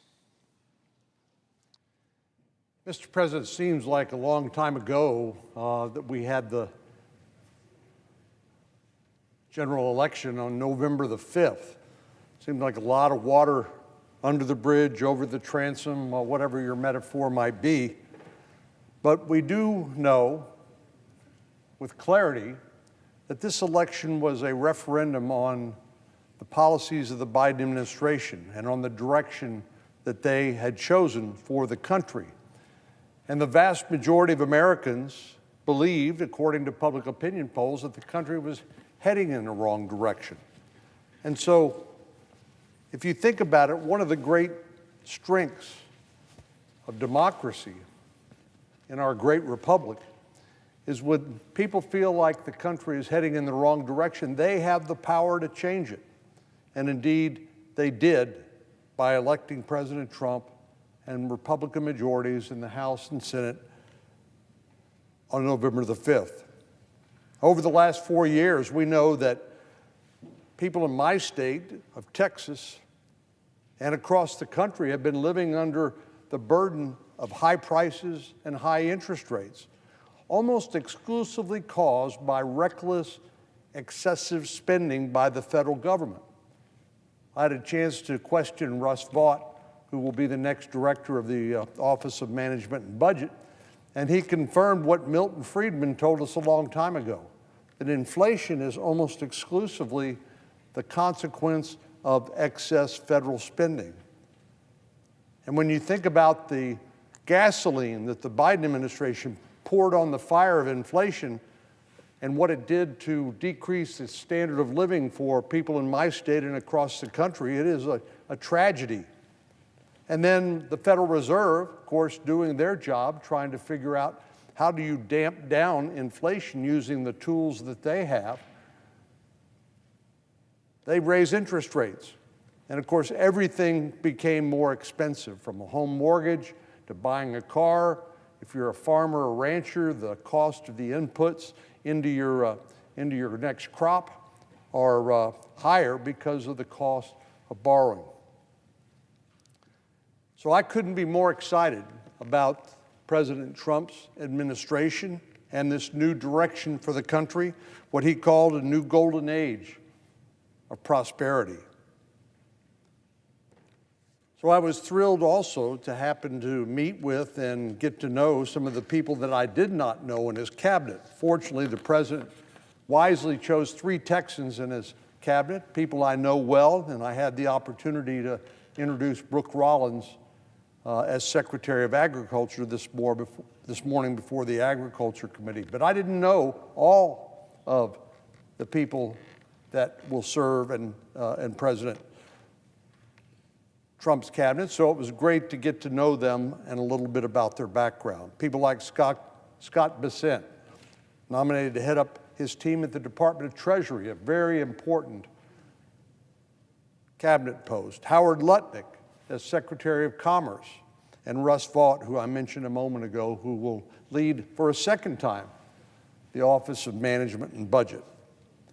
These 3 gentlemen bring a wealth of experience and expertise, and I have no doubt that America will be better off with them at the helm, assisting President Trump during his administration. As I mentioned, Howard Lutnick was one of the individuals I got to know a little bit better, who had been tapped for Secretary of Commerce. And of course, Mr. Lutnick is well known in financial circles, having been a fabulously successful businessman and investor. He's successfully led organizations in the financial services industries for decades. And at first glance, people may assume, well, this is just another rich guy serving in the Trump cabinet. But there is much more to the story about Howard Lutnick than initially meets the eye. And I just want to tell that story just briefly. Howard and his wife have 4 children, and he quite literally would not be with us today if it weren't for his family. On September the 11th, 2001, in New York, where they lived, was the first day of school of kindergarten for his son Kyle. And Howard, like a good father, decided he was going to take his son to school. And so he was planning to go a little bit late to his office at Cantor Fitzgerald. Cantor Fitzgerald, his business, his company, was located in the World Trade Center. And we all remember the tragic story of 9/11, what happened that day. More than 2/3 of Cantor Fitzgerald's employees, Howard Lutnick's company, including his own brother, were killed that day. Howard told me in my office, he said, these were my friends. He said, I've always made a point of hiring people, working with people who I know personally and can trust. And so his friends, his employees, 2/3 of them, including his brother, were killed that day. It's hard to fathom what a profound loss that must be.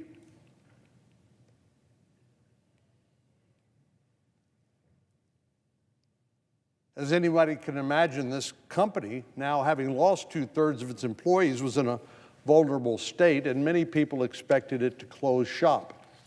Yet in the midst of this personal tragedy, and with the future uncertain, Howard picked up the pieces and rebuilt Cantor Fitzgerald.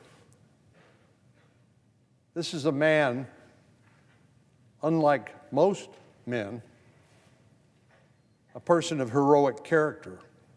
There's no doubt in my mind that Howard Lutnick will be well suited to help rebuild the American economy and help put the country back on track. As a matter of fact, Mr. Lutnick basically gave a significant portion of Cantor Fitzgerald to his employees, something he was not obligated to do in order to get them back on the right track. In addition to Mr. Lutnick, President Trump has tapped other impressive individuals to lead his economic agenda. Last week, I had the pleasure of speaking with Scott Bessent in the Senate Finance Committee, in which I serve. One of the issues we discussed during the hearing was something we all care about, which is the threat of the Chinese Communist Party. Mr. Bessent named China as one of America's biggest challenges, which should come as no surprise to anyone here in the Senate. We all know, for example, that Chinese fentanyl is the #1 cause of death for young people in America between the age of 18 and 45. We all know that China is conducting joint military operations with Russia and continues to assert excessive and illegal maritime boundary claims in the South China Sea, threatening a regional conflict that may not be confined to a region. President Xi, the president of the People's Republic of China and the head of the Chinese Communist Party, has signaled his plans to invade Taiwan by 2027. That's just 2 years away. And of course, one of the reasons China has been able to become such a threat economically and from a military standpoint to the United States is U.S. investments in that country. Mr. Bessent rightly noted that last week that China has one of the most unbalanced economies in the history of the world, and they're using their surpluses to fund their military machine to modernize and threaten the peace, not only in the Indo-Pacific, but more broadly. I'm glad Mr. Bessent shares this very serious concern of mine. It shouldn't be a secret to anybody in the Senate that I've been working on this issue for some time now. Back in 2023, the Senate voted 91-6 to adopt my amendment to the National Defense Authorization Act that would have required transparency for outbound investments. That is, American investors investing in China.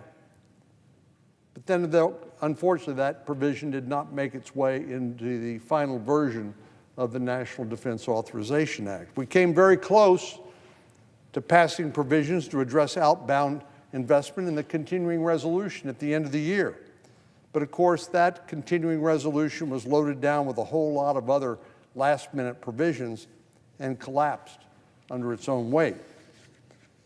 So I'm hopeful and I'm actually optimistic we will get it done this year, but the fact of the matter is we are running out of time. It's unfathomable to me that the United States government, including our intelligence agencies and our military, would be blind to the economic threat and the military threat of massive U.S. investment into China. We know China does not respect any firewall or dividing line between the military and businesses. They actually have a law, a military-civilian fusion law, which requires companies in China to share their technology, their data with the People's Liberation Army and the Chinese Communist Party. It's unfathomable to me that the United States would continue this process without regard to what the potential consequences might be. It's no exaggeration to say that it could well be investments from the United States into the People's Republic of China that allow them not only to build their economy, but to their military as well, and threaten regional and world peace.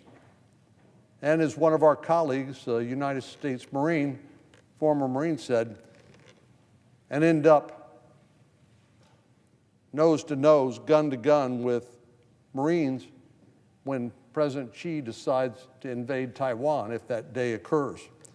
So I was very pleased that Mr. Bessent agreed with me about the necessity of transparency for policymakers to understand exactly what's going on, especially in industries like artificial intelligence, quantum computing, and advanced semiconductors. Mr. Bessent's going to be a great partner because he understands how the economy works and how it's intertwined with our national security.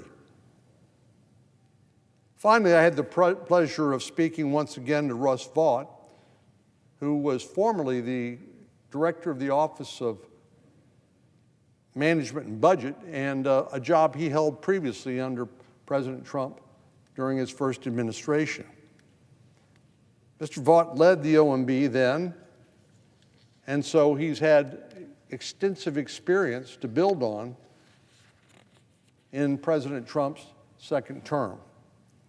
At yesterday's hearing, we had a chance to talk about the government's spending problem. We have approaching a $37 trillion debt. The federal government spends roughly $6.75 trillion a year. And while we talk about it on a regular basis, Congress has yet to do anything significant to deal with that mounting debt. And right now, we are paying more for interest on the national debt than we are on our own defense and national security. It's unsustainable. Years ago, Admiral Mike Mullen, who was chairman of the Joint Chiefs of Staff, said the biggest threat to our national security is our debt. At the time, I thought, well, that's kind of an interesting comment. But what he said then has become actually true. We can't spend more as we need to do on our national security to reestablish deterrence, to prevent us from having to fight in wars, which is the goal of our military strength, if we can't afford it. And with the mounting demands of interest on the national debt, this is simply unsustainable. I believe we have a historic opportunity with President Trump's second term and with Republicans in the majority in the House and the Senate to look at mandatory spending programs.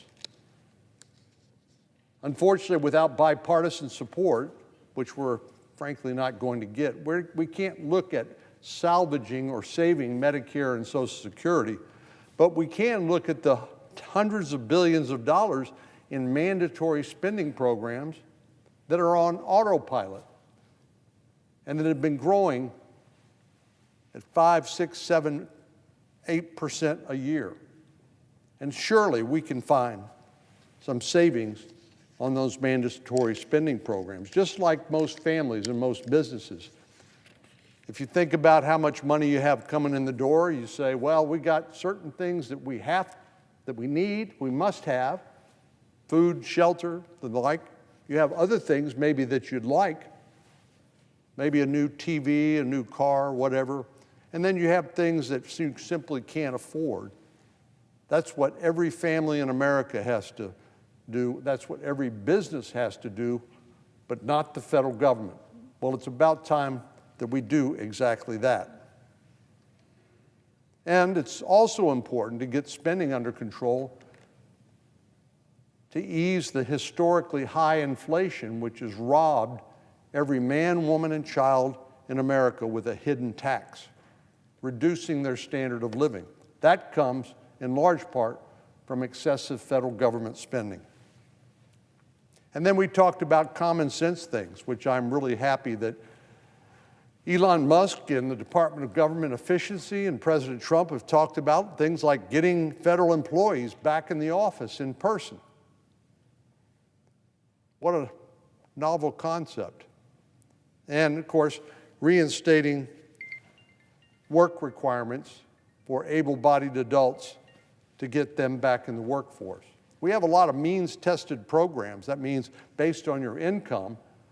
But if you have an able-bodied individual who's capable of working and providing for the family, why should the taxpayers have to pick up the tab?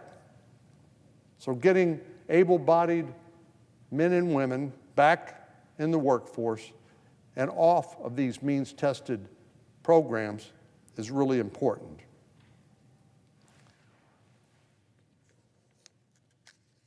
There's no secret that the American people were profoundly disappointed at the Biden administration's handling of the U.S. economy. But I have no doubt that with President Trump, Howard Lutnick, Scott Bessent, and Russ Vought on President Trump's team, we will be in good shape to get the economy and our national security back on track and usher in not only a new age of American prosperity, but also to reestablish the sort of deterrence that will prevent the young men and women in this country from ever having to fight wars that could simply be prevented by reestablishing that deterrence. Mr. President, I yield the floor. I would note the absence of a quorum. Call the roll. Ms. Also Brooks.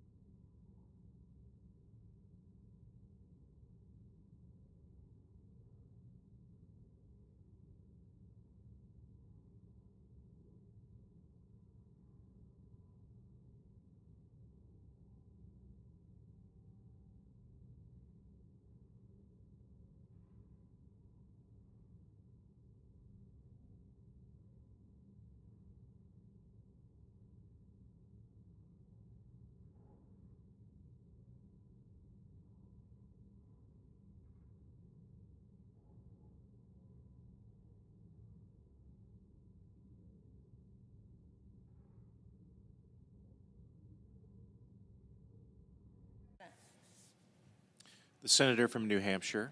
Mr. President, I ask that the quorum call be lifted. Without objection. Thank you. I come to the floor today to address some of my concerns about the qualifications of the President's nominee to lead the Department of Defense, Mr. Pete Hegseth. Like many of my colleagues on the Armed Services Committee, I left Mr. Hegseth's hearing last week with a number of unanswered questions and some real concerns about his qualifications and abilities to serve in the role as Secretary of Defense. Now, every single nominee for Secretary of Defense from both Democrat and Republican administrations have met with me and other members on both sides of the aisle on the committee before their confirmation hearings. And I voted for every one of those nominees, in both Democrat and Republican administrations, Secretaries Panetta, Hagel, Carter, Mattis, Esper, and Austin. I didn't always agree with their views or their policies, but I thought they all had the qualifications and the temperament to be the Secretary of Defense, so I supported their nominations. But Mr. Hegseth chose not to meet with me or any other Senate Democrats except the ranking member, Jack Reed. And he broke with strong, long-standing tradition to ensure that our work on national security remains free from partisanship. And I think that's the important point. We are stronger as senators, as Congress, as a nation, if we are acting together. The committee, unfortunately, was not afforded the opportunity to ask a number of rounds of questions, and so there were a number of questions about his views, particularly regarding foreign policy and military policy, that we did not get an answer to. I've become the ranking member on the Foreign Relations Committee, and so I'm very concerned about the role of the United States in the world. I think the American people expect transparency regarding Mr. Hegseth's ability to stand by our allies and partners, to uphold international agreements, to abide by rules of engagement, and the bottom line, support the men and women in the military in a way that not only keeps us safe, but protects them as well. The almost 3 million men and women who serve our nation in uniform deserve a Secretary of Defense who will not needlessly throw them in harm's way or seek to divide them with partisan politics. So I'd like to address a few issues now that we were not able to get to at the hearing because we were not able to ask more than one round of questions. And I want to start with the role that our alliances and that our allies and partners play in our own national security. I believe, and we've seen it many times from the start of this nation, that we are stronger and safer when we lead together with our allies. And we're fortunate because we have strong allies and partners. We don't see that coming from Vladimir Putin, from Xi in China. We don't see it from the North Koreans or the Iranians. But the United States has strong allies who can stand with us. The most important security agreement we've had, I think, any time in our nation's history is NATO. It is a critical, indispensable part of our national security. And yet the President's nominee for Secretary of Defense wrote in his book, American Crusade, that NATO is, quote, a relic, and, quote, that it should be scrapped. Now, since his nomination, Mr. Hegseth has tried to walk back his opposition to one of our key international alliances, to NATO. And in advanced policy questions for the committee, he calls NATO a, quote, vital U.S. interest in defending Europe and American interests from Russia and Vladimir Putin. Now, the sudden reversal is welcome, because I think it's very important that our Secretary of Defense understand how critical NATO is and that it's stronger now than it was any time in the last, since it was formed, probably. We now have 32 members of NATO. But Mr. Hegseth's 11th hour conversion to understanding the importance of our allies and partners raises questions about what he really believes. We ask on our questions for the record about NATO, and we didn't get much of a response.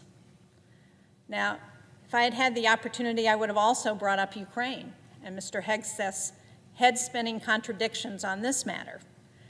Just as America's national security interests are not to be trifled with, neither should be our commitment to defending democracy and the international world order. And any inconsistency in that commitment, let me start that again because this is really important. Any inconsistency in our commitment to support our allies and partners, to support democracy around the world, to support the international world order, that is going to be seen and exploited by our adversaries. So, again, I'm puzzled about how I should think about Mr. Hegseth's contradictory positions on a variety of national security and foreign policy issues. For example, he was critical of the Biden administration, as have many of us on both sides of the aisle been in this chamber, for not moving fast enough to aid Ukraine. But then he questioned the wisdom of sending any U.S. assistance to Ukraine at all.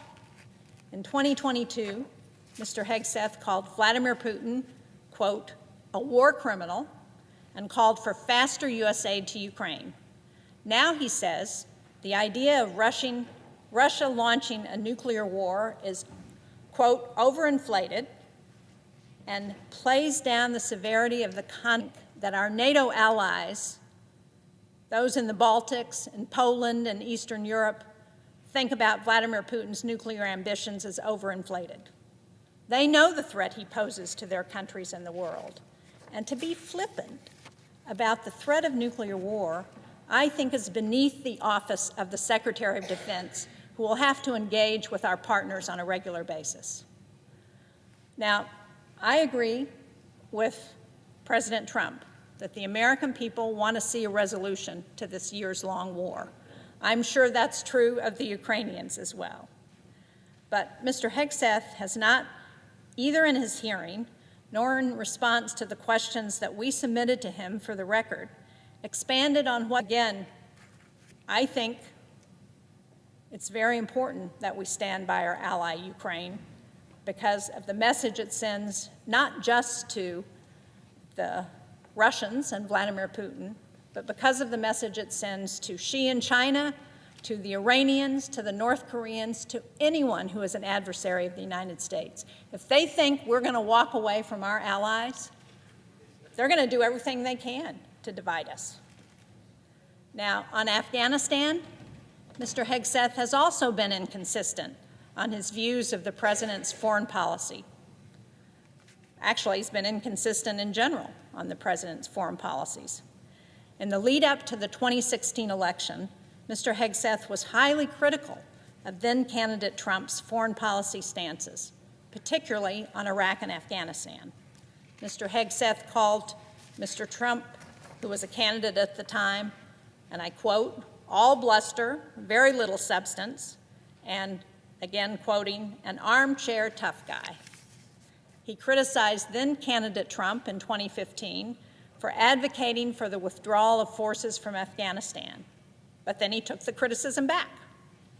He sharply criticized the 2021 Afghanistan withdrawal, as did I, but he's failed to publicly comment on President Trump's 2020 deal with the Taliban, which is what set the date certain for withdrawal in 2021 that then the Biden administration was actually tied to. Now, I agreed that that withdrawal was not what I wanted to see. I didn't support it. But they were terms that President Trump in his first term set with the Taliban, terms that I thought gave away the store to the Taliban because there were no concessions from them on what we were to get from the United States. The government of Afghanistan was not at the table when the terms were negotiated, and now we're seeing the fallout from that. And I know that no one is watching for gaps in U.S. national security policy more closely than President Xi and the People's Republic of China. Now, Mr. Hegseth identifies China as our peer competitor, something that I think all of us on the Armed Services Committee and probably everyone in this chamber agree with. But if Mr. Hegseth is so concerned about China, then it should realize that nothing will encourage President Xi's aggression more than seeing America abandon our allies and partners. Mr. Hegseth sees China's ambitions as, quote, a fait accompli, and yet he doesn't seem to recognize that his own inconsistencies on all these foreign policy positions could contribute to this. A question I would like Mr. Hegseth to attempt to answer is, what message would it send to our adversaries if the U.S. ceases its support, not just for Ukraine, but for the international rules and norms that underpin the global order? Now, I'm also concerned about that with respect to the conduct of conflict. In his book, The War on Warriors, Mr. Hegseth argued, and again I'm quoting, "Our boys should not fight by rules written by dignified men in mahogany rooms 80 years ago. America should fight by its own rules," end quote. Well, the rules that he's talking about are the Geneva Conventions, which establish bare minimum protections against violence, torture, and inhumane treatments. And they don't just protect those people we're fighting on the battlefield, they protect American soldiers. During his hearing, Mr. Hegseth doubled down to say, quote, "Restrictive rules of engagement have made it more difficult to defeat our enemies," and that it would be his priority, quote, "that lawyers aren't getting in the way." Well, unfortunately and dangerously, this appears to be one of the few issues that Mr. Hegseth is consistent on. He has a documented history of supporting individuals who have violated military and international law by committing war crimes. These are individuals who were turned in not by our enemies, but by members of their own units who were convicted of crimes by our own military juries, individuals for whom Mr. Hegseth lobbied to get pardons. I don't think we can afford to entrust the safety and success of our men and women in uniform to a man who would himself disregard the laws of armed conflict and leave American credibility and moral authority in tatters on the world stage. Now, while embracing officers convicted of war crimes, Mr. Hegseth has stated it is his intent to review all general officers currently serving in the Department of Defense. And when asked if he would remove the current chairman of the Joint Chiefs of Staff, Mr. Hegseth responded on the record that, quote, "all senior officers will be reviewed." So let's just think about what that means.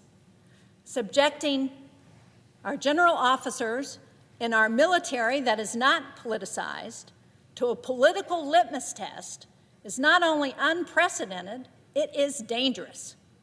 It will convey to the American public that their leadership is political. One of the most important roles of the Secretary of Defense is to seek out and consider open, honest, and direct military advice from the senior officers in charge of our forces. I don't know how Mr. Hegseth expects to receive open and honest advice from his commanders when he's advocating for a purge of anyone who disagrees with him. I'm also deeply troubled by the idea that Mr. Hegseth would act as a yes man himself, putting his own personal political interests above the well-being of our military men and women. At Mr. Hegseth's confirmation hearing, when asked what he would do if he received orders from President Trump that he knew to be illegal or unconstitutional, Mr. Hegseth wouldn't give a straight answer. All he could do was deny that President Trump was capable of giving an illegal order. And just for the record, to be clear, In his first term, President Trump did give an illegal order that then Secretary Esper refused to follow. And for that, Secretary Esper was fired by the President. So, Mr. President, I am very concerned that Mr. Hegseth lacks the consistency and the moral clarity to lead the most combat-credible military in the world. And I am very disappointed that this body would put a nominee on the floor without the due process of advise and consent that the position of the Secretary of Defense deserves. Our men and women in uniform deserve better. And therefore, for the first time since I was elected to represent the people of New Hampshire in the United States Senate, I plan to vote against this nominee for Secretary of Defense. Thank you. I yield the floor.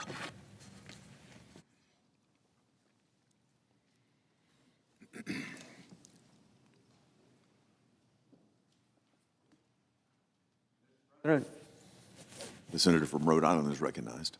Thank you, Mr. President. First, I want to commend Senator Shaheen for a typically thoughtful and compelling speech concerning the proposed nomination of Mr. Hegseth to be Secretary of Defense. I will follow by rising to express my opposition to Mr. Pete Hegseth's nomination to be Secretary of Defense. Mr. Hegseth is the 9th Defense Secretary nominee that I have considered as a member of the Armed Services Committee. I have voted in favor of all of his predecessors, including those in the first Trump administration. While some former secretaries and I have disagreed politically, there was always an understanding that partisanship has no place when it comes to providing for our men and women in uniform. Indeed, the weight of this position, Secretary of Defense, is enormous. And hundreds of thousands of aircraft, ships, submarines, combat vehicles, satellites, and our nuclear arsenal. They also play a powerful role with allies, partners, and adversaries abroad, having to meet, communicate, and coordinate with a whole range of individuals from many different ethnic groups, many different religious groups. That's part of the role of Secretary of Defense.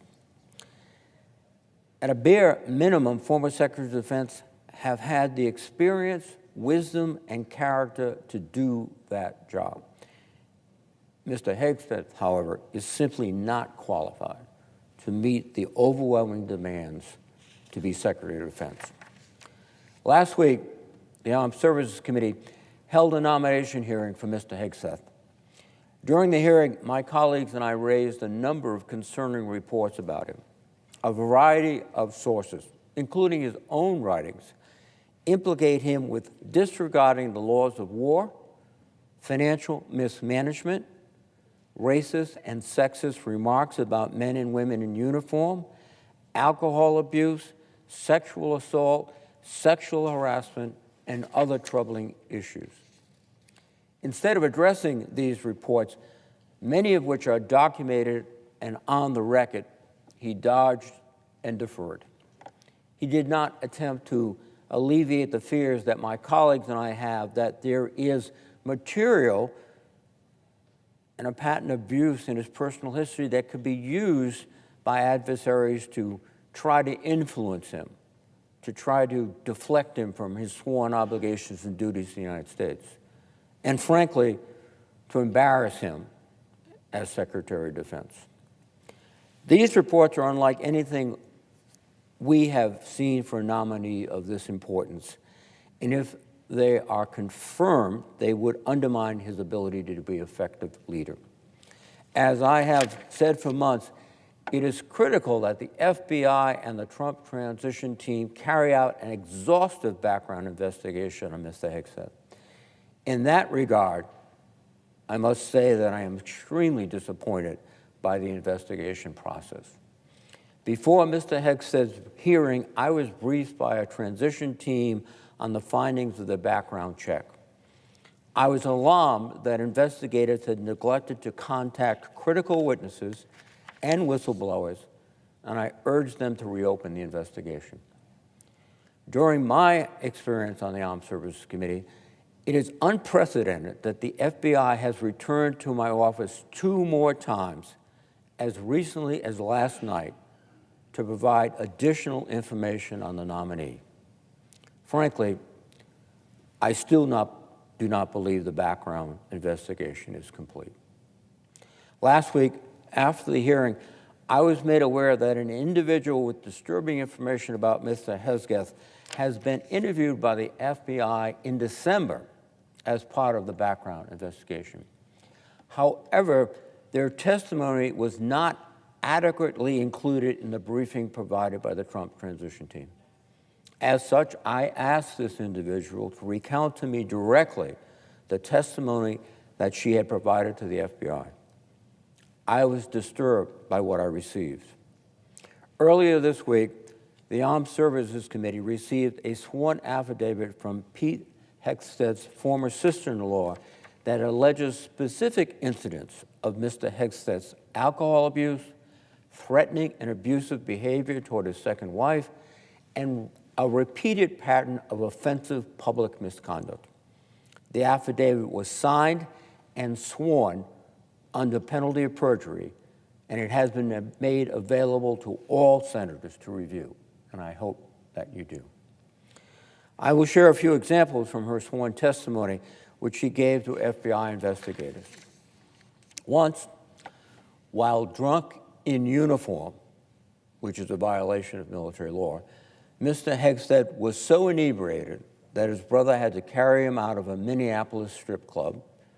This occurred during a drill weekend with the Minnesota National Guard. The FBI was also told that Mr. Hegseth's second wife had an escape plan that involved texting a safe word to her friends and family to urgently request help without putting herself in more danger.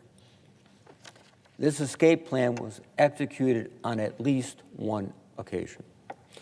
On at least one occasion, his second wife hid in her closet out of fear. And in many detailed examples, the FBI was told that Mr. Hegseth regularly became so drunk that he passed out, vomited, and had to be carried out of family events and public settings, sometimes shouting sexually and racist offensive comments. My point is this. We know that Pete Hegseth's former sister-in-law testified to the FBI about his history of abuse, alcoholism, and disgraceful public behavior. However, we know now that her testimony was not adequately included in the Trump transitions team background briefing to the Senate. This begs the question, what else is missing from the FBI report?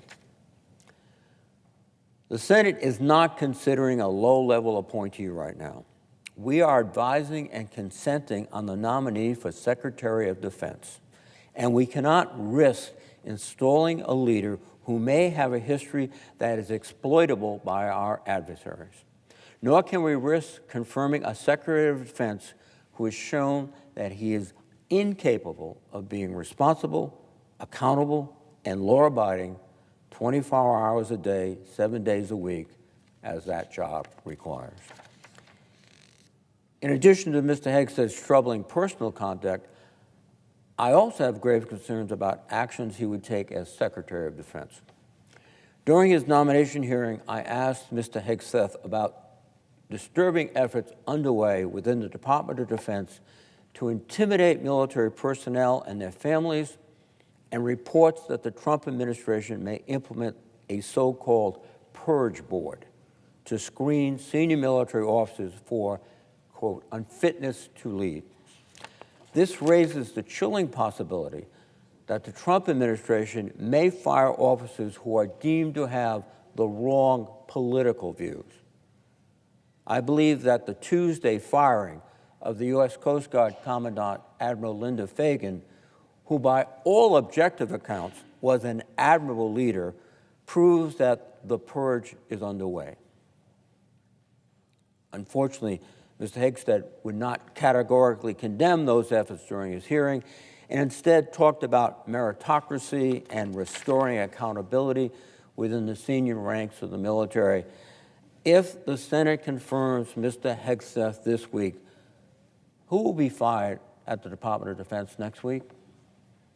And I doubt very seriously it will be based upon merit or anything else other than a political agenda. And that would be the beginning of the unraveling of the core element of our military. It is not political. It serves neither party nor person. It protects and defends the Constitution of the United States. And if we lose that, we will have lost something that is, I think, the key to our success, not only as a military force, but as a nation. Despite Mr. Hegseth's comment, the United States military is already one of the finest meritocracies in the world. Every member of the military is in their position because of their ability. They are chosen by boards of other senior officers who evaluate their performance, who look closely at what they've done, and render their best professional opinion of the capability of that person to move on and assume a particular job. Every member of the military is in their position because of their ability. When there's always a possibility that you need to count on the person next to you to save your life, there is no other choice but meritocracy and value. There is no other choice that you must or can make other than to pick someone whose focus, whose heart, whose spirit is to protect their fellow soldiers, sailors, Marines, airmen, spacemen, not to exploit them. To make a judgment about their colleagues, not based on their political affiliations, but on the fact that they are a co-soldier, sailor, airman. And I see a dangerous, dangerous point at which we will divert from this historic and compelling approach and become a political organization.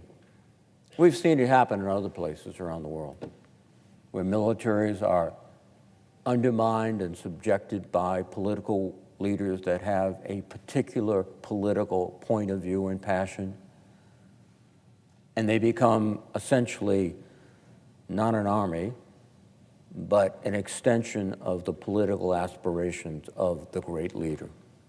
We can't see that here in America. Our present service members can and should be confident that with hard work and skill and character, they will be successful in their military careers. That's the key criteria. Indeed, this very meritocracy would prevent a person like Mr. Hegseth from rising higher in the ranks of the military. The totality of his own writings and conduct would disqualify any service member from holding any leadership position in the military, much less being confirmed as a Secretary of Defense. If there was evidence that a serving officer in the military was drunk in uniform in a strip club, if there was evidence that a senior military officer was engaged in sexual relations while married to another woman, having just fostered a child from another woman, I can guarantee you that officer's career would end swiftly, either by resignation or by court-martial.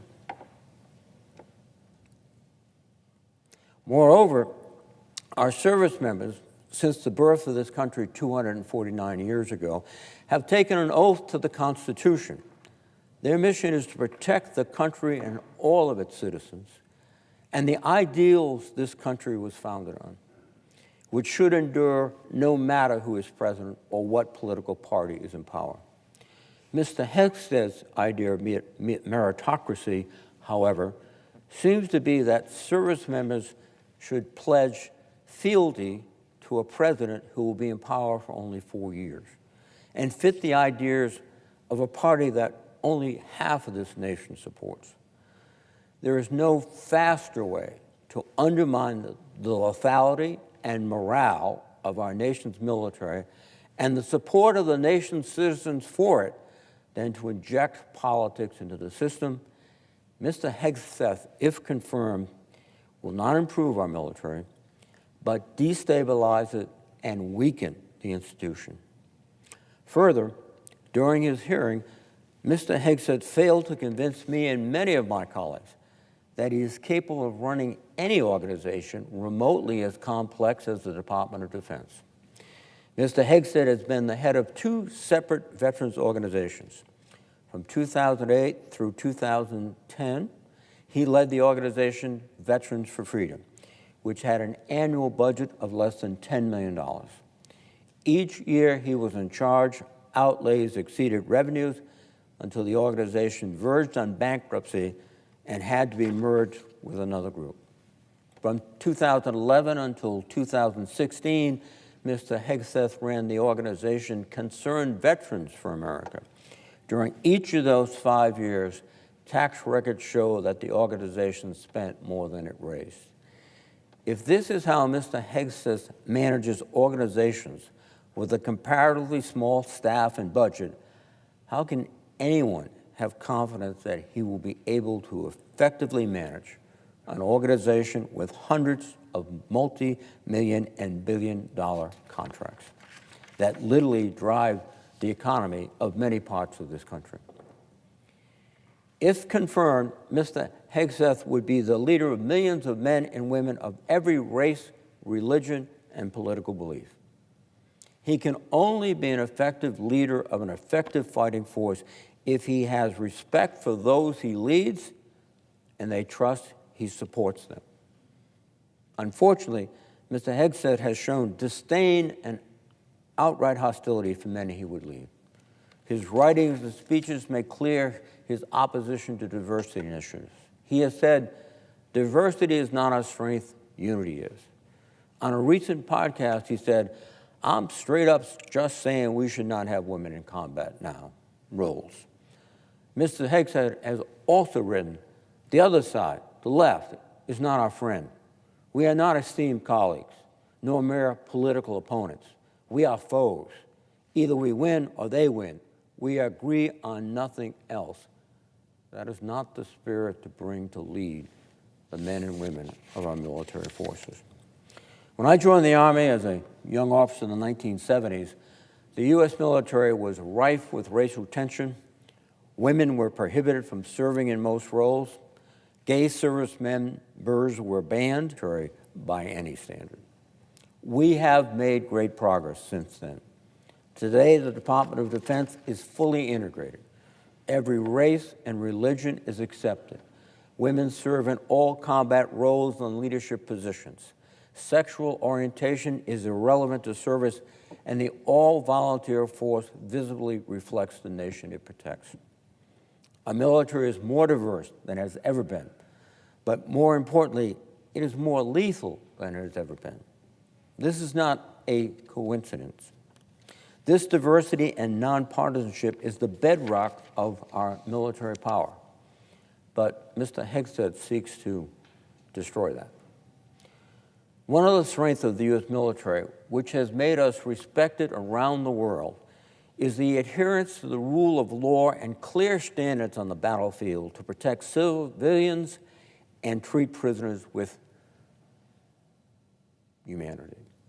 Once again, this nominee for Secretary of Defense, if confirmed, will put that principle in doubt. Mr. Hegseth has championed the pardoning of military members who were turned in by their fellow soldiers and SEALs, as well as military contractors convicted of killing 14 Iraqi civilians without cause. He has advocated for the reinstitution of interrogation methods like waterboarding that have been defined as torture, and has belittled the advice and counsel of the Judge Advocates General while on deployment. In his book, The War on Warriors, he wrote, quote, Should we follow the Geneva Conventions? If our warriors are forced to follow rules arbitrarily and asked to sacrifice more lives so that international tribunals feel better about themselves, aren't we just better off in winning our wars according to our own rules? How can our military personnel trust each other and the partners and allies we need in this dangerous world trust the United States if such rules and conventions are tossed aside? What a bounty this would give our adversaries. And how would we have the moral authority to criticize the North Vietnamese, for example, who tortured pilots like our colleague John McCain, if our Secretary of Defense is saying waterboarding is perfectly fine? We wouldn't. In fact, I think our pilots would be very much concerned if they felt there are no rules of the game. And if they went down behind enemy lines, they would be just brutalized, tortured, etc. And we don't even have a moral objection to it. Finally, my top priority as a United States Senator has always been national security. And my colleagues, I hope, know this. I do not seek partisan wins or the political spotlight. I want to do right by men and women in uniform, and I refuse to compromise or cut corners on national security issues. The greatest privilege I have had in my life is to lead soldiers, to understand and respect them, to do my best by example and leadership so that they would have confidence that their best interest was my sole interest. That's not what I heard from Mr. Hegseth, and that's not what he's going to bring to the Department of Defense. Process is important for a nomination of this sort. Other than me, Mr. Hegseth refused to meet with any of my Democratic colleagues on the committee. An unprecedented act, a signal that he is not trying to be a nonpartisan secretary. He is, in fact, going to be very partisan. Again, injecting politics into the Department of Defense, which is, in my view, fatal. The committee was denied a second round of questioning with Mr. Hegseth, although we needed that time. And I should point out, historically, when Secretary Hagel was here, we had 3 rounds of questioning. When Secretary Carter was here, we had 2 rounds of questioning. So the precedent was strongly in favor of an additional round. So we've essentially been denied the kind of access that would have revealed more of Mr. Hegseth's qualities, conduct, and thoughts. And that's not appropriate. And as I said previously, the FBI background check was inadequate. Again, the first time I've ever had a background check supplemented by 2 additional addendums to the background check. That's not the way I've experienced business. So I would hope my colleagues are a bit alarmed, that are asking themselves, does this individual have the character and the competence and the composure to be Secretary of Defense? I frankly am not convinced, and stunned in many respects, the lack of scrutiny which too many of my colleagues are using to consider this nomination.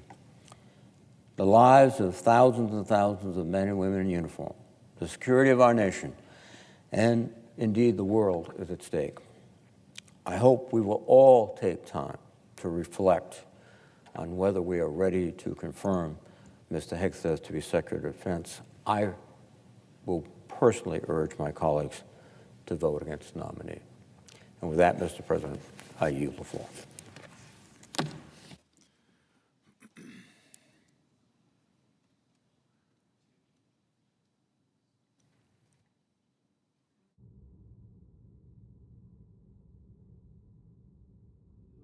Senator from Mississippi is In a recognized. few moments, the Senate will vote on a confirmation of our next CIA director. And then immediately following, there'll be a vote on cloture on the nomination of Mr. Peter Brian Hegseth, President Donald Trump's nominee for Secretary of Defense. I'm going to vote yes for cloture, and I expect that a majority of our senators will do so. 3 months ago, 77 million Americans voted for change in the United States, and they sent President Trump back to the White House. It was a decisive victory and a clear mandate to focus this nation on prosperity and peace. That work begins at the Pentagon, where we must return to a policy of peace through strength. We're facing the most complex and dangerous global security environment since World War II. The next few years will shape the direction for the remainder of the 21st century.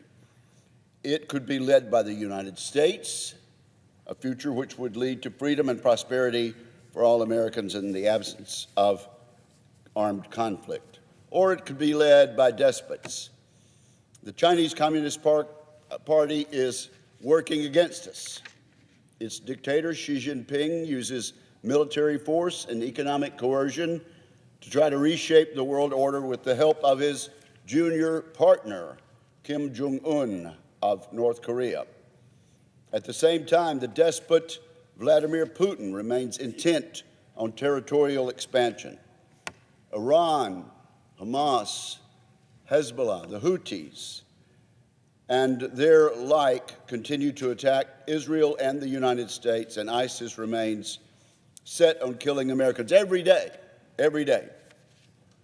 Unfortunately, the Biden administration wasted precious time and significant resources pursuing divisive social policies at DOD. For instance, we just spent months arguing with the administration over whether the Defense Department should pay for hormone therapies or puberty blockers for minors out of taxpayer dollars. 71% of Americans oppose that policy, including more than half of Democrats. So I'm glad we're going to abandon that type of policy. I could go on, but let me now turn to focusing on the future. Together, Congress and the President have a lot to do, and we don't have much time to do it. We have a broken shipbuilding industrial base to fix. We have defense manufacturing jobs to build up and munitions lines to expand. We have an ossified budgeting system to update, and we've got an audit to finish for the first time in decades. And we have a resourcing problem that needs attention. On his way out the door, Secretary Austin now tells us we need to spend a lot more on national security. Well, thank you, Secretary Austin. It is an admission 4 years too late, Mr. President. We're simply falling behind our adversaries in too many ways. So President Trump seeks to reverse this trend and bring much-needed change to the Pentagon. And he's chosen a man to lead the Pentagon. His choice to spearhead these efforts is Pete Hegseth, a retired major and combat veteran in the Army National Guard. Admittedly, this nomination is unconventional. The nominee himself is unconventional, just like that New York developer who rode down the escalator in 2015 to announce his candidacy for president. That may be what makes Mr. Hegseth a good choice. He's not beholden to the status quo, and he's open to new ideas. He's intent on lethality and readiness, and shouldn't we all be? His experience in the line of fire and his service member advocacy make at least one thing clear. Pete Hegseth will put the men and women of our military first. Congress has often seen defense secretaries delay and evade congressional oversight.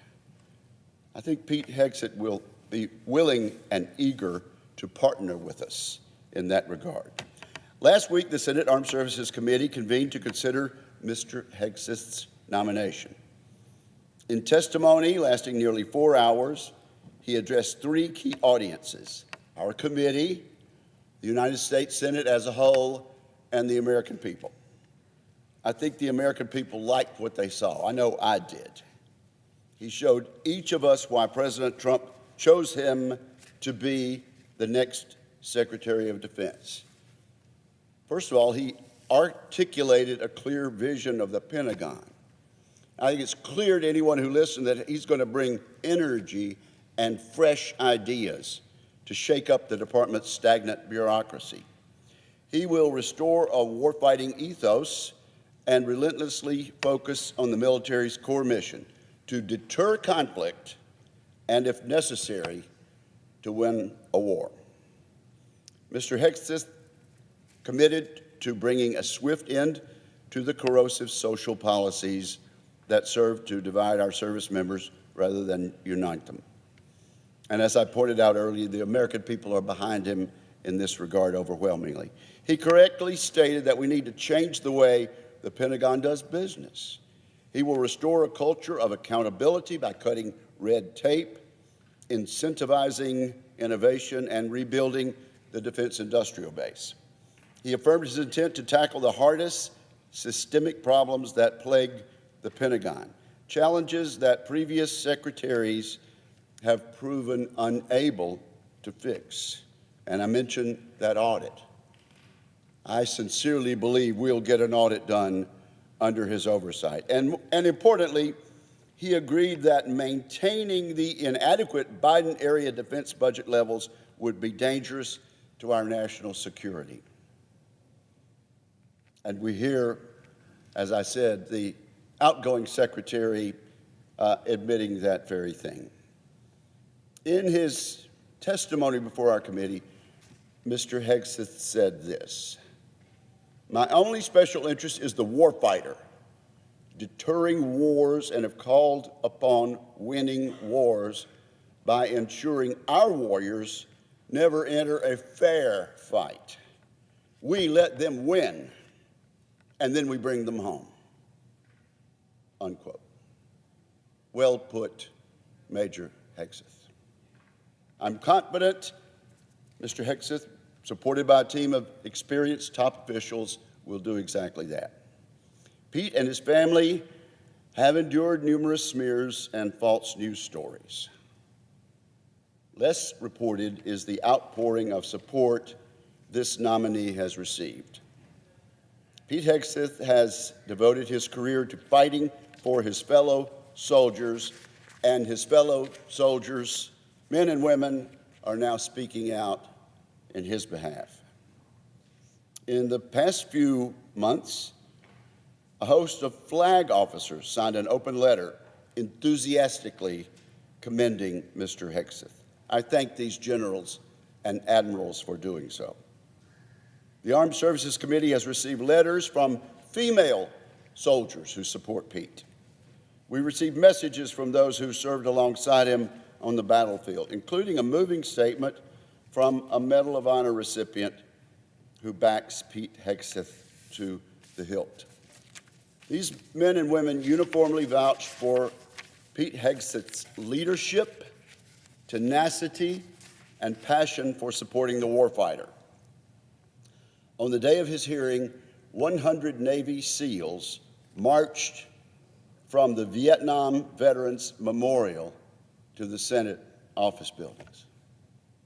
They marched together that distance, and rows of Mr. Hegseth's fellow soldiers sat behind him in solidarity for the entire 4-hour-long hearing.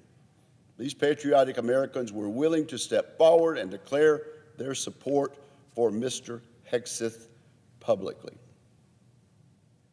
In stark contrast, I might add, to the anonymous attacks we've heard about. Mr. President, in this critical moment for our national security, I believe we have the right man for the job. I urge my colleagues to continue in their support of Mr. Hegseth's nomination to be our next Secretary of Defense. Thank you, Mr. President.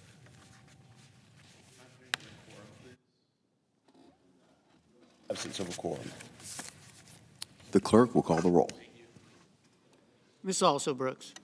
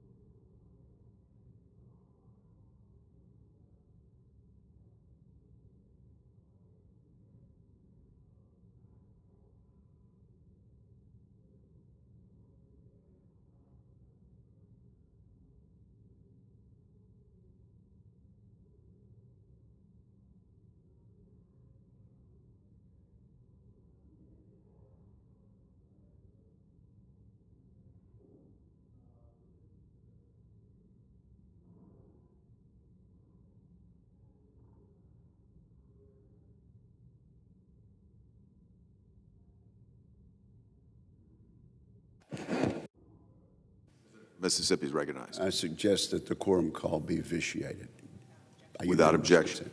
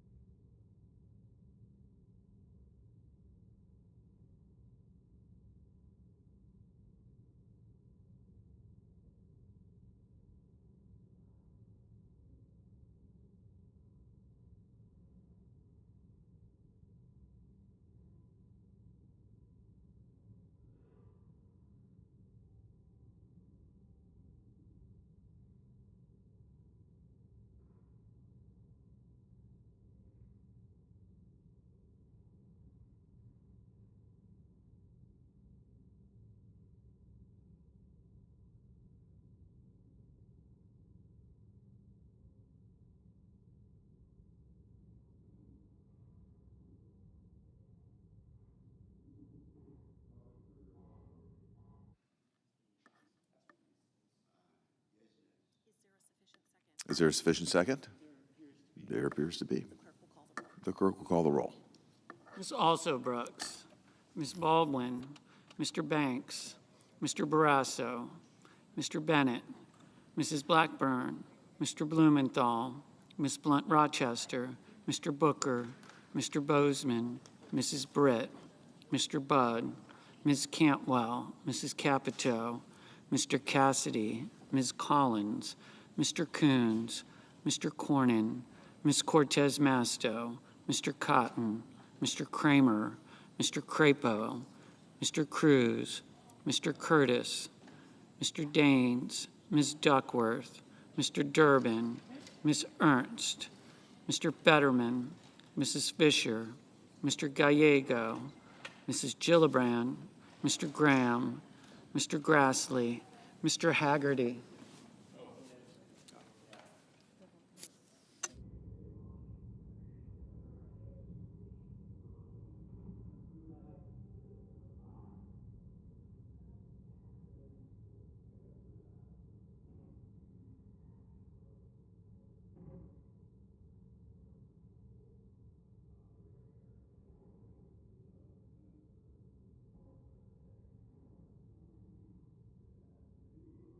Ms. Hassan. Mr. Hawley. Mr. Heinrich.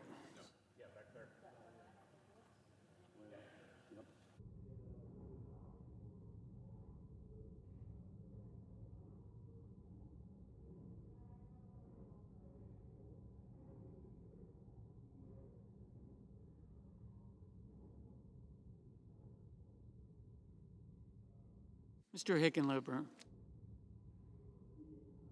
Ms. Arono.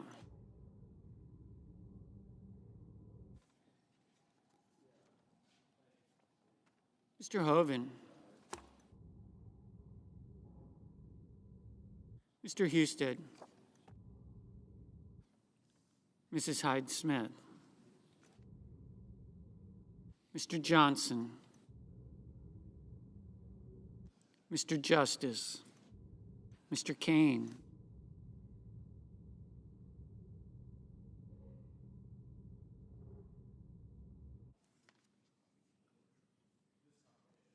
Mr. Kelly. Mr. Kennedy. Mr. Kim.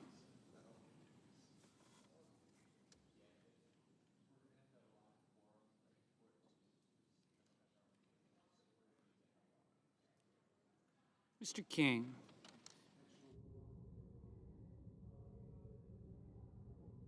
Ms. Klobuchar. Mr. Langford.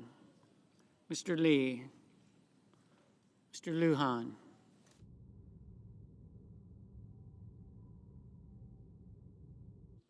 Ms. Lummis.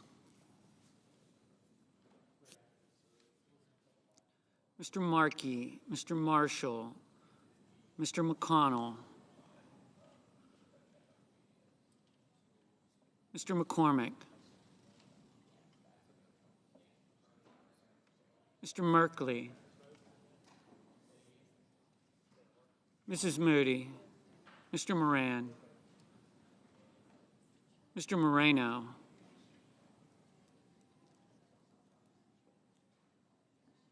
Mr. Mullen,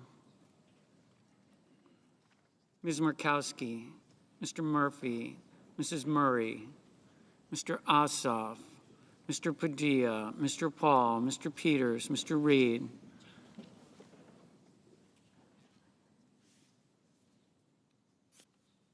Mr. Ricketts, Mr. Resch,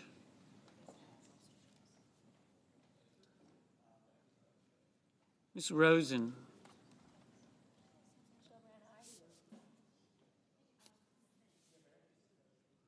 Mr. Rounds,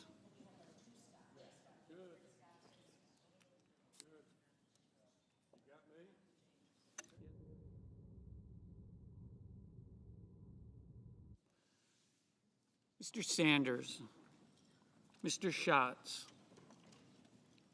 Mr. Schiff, Schumer, Mr. Scott of Florida,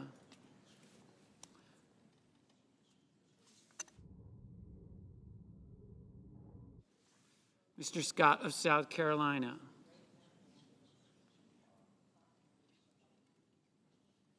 Mrs. Shaheen,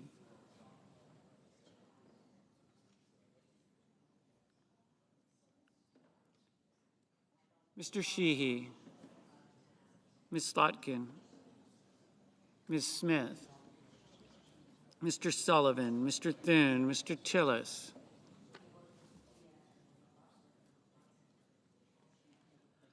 Mr. Tuberville,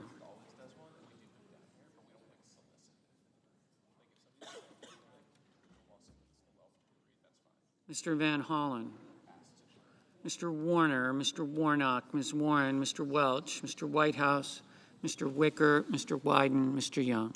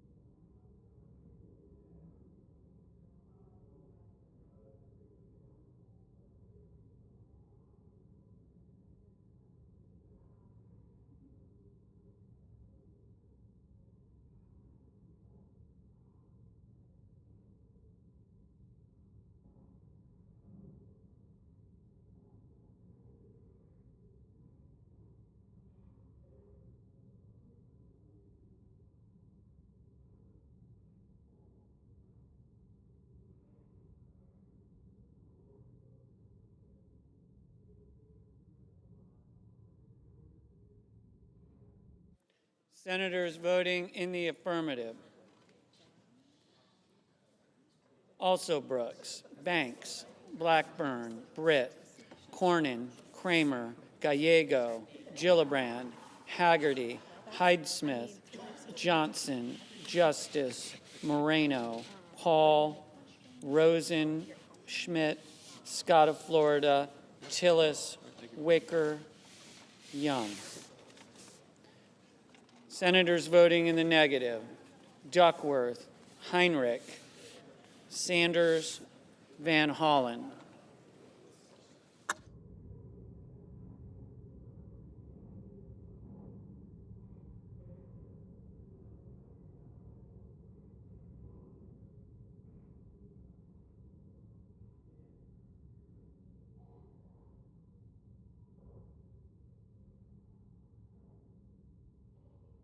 Mr. Reed, no.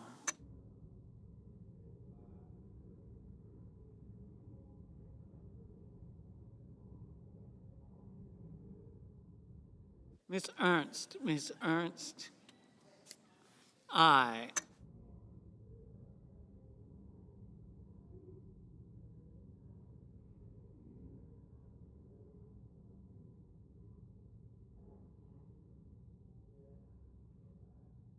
Mr. Warner, aye.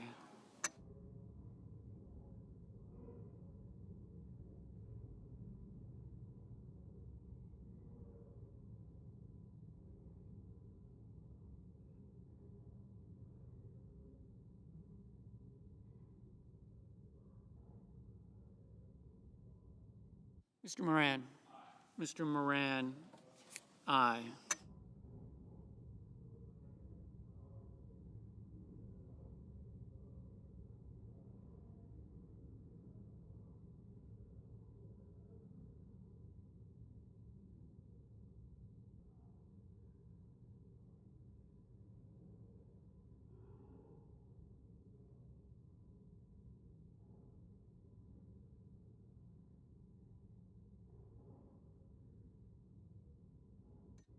Mr.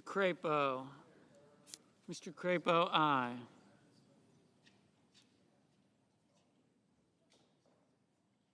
Mr. Coons, aye.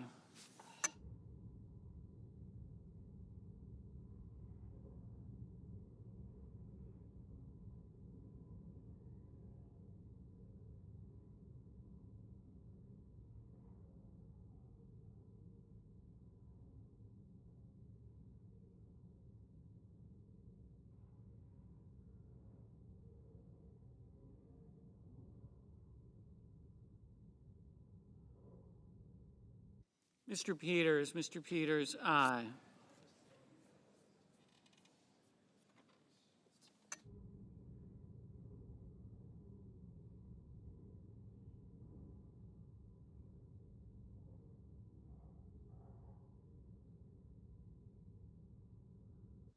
Mr. Blumenthal, no. Mr. Lujan, no.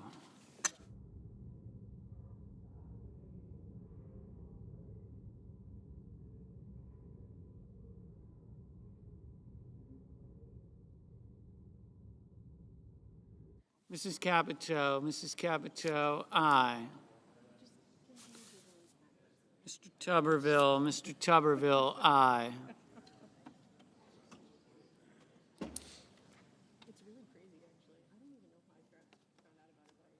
Mr. Grassley, aye.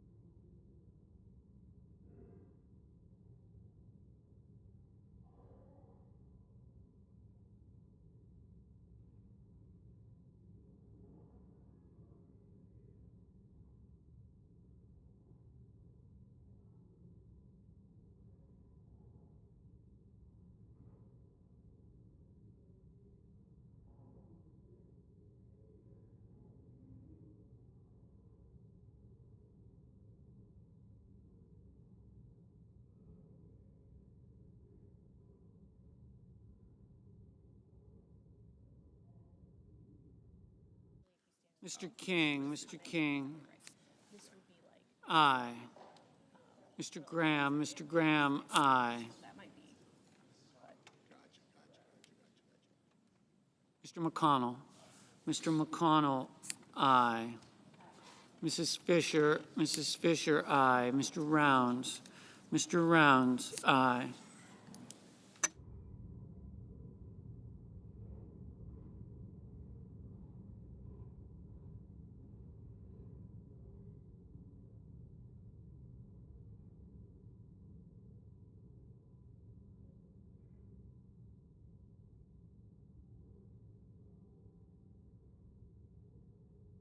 Mr. Curtis, aye.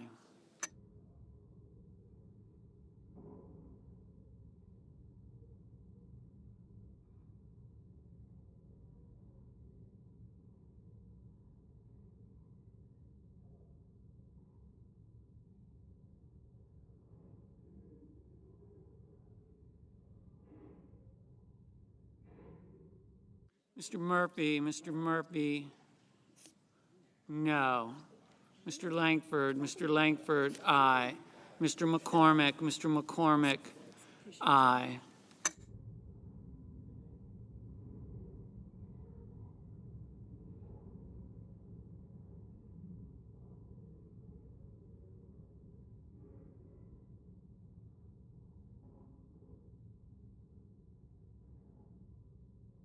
Mr. Barrasso, aye. Mr. Daines, aye. Ms. Slotkin, aye. Mr. Ossoff, no.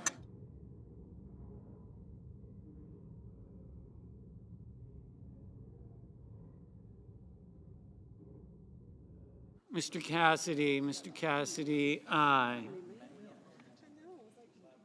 Ms. Murkowski, aye.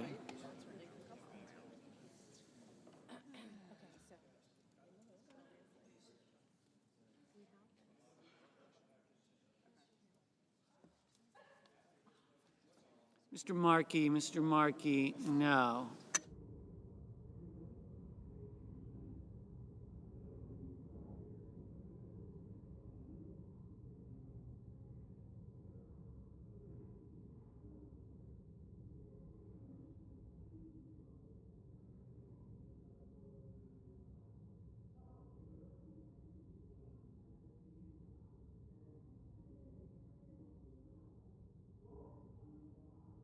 Mr. Budd, aye.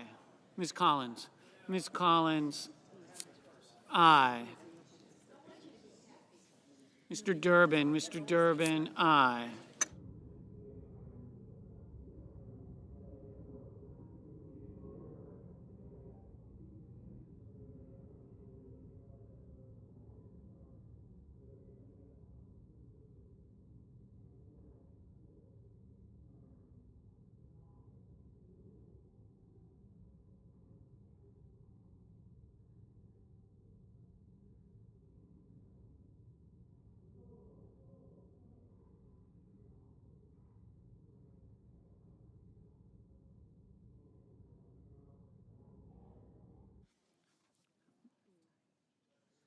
Mr. Sheehy, aye. Ms. Cortez Masto, no.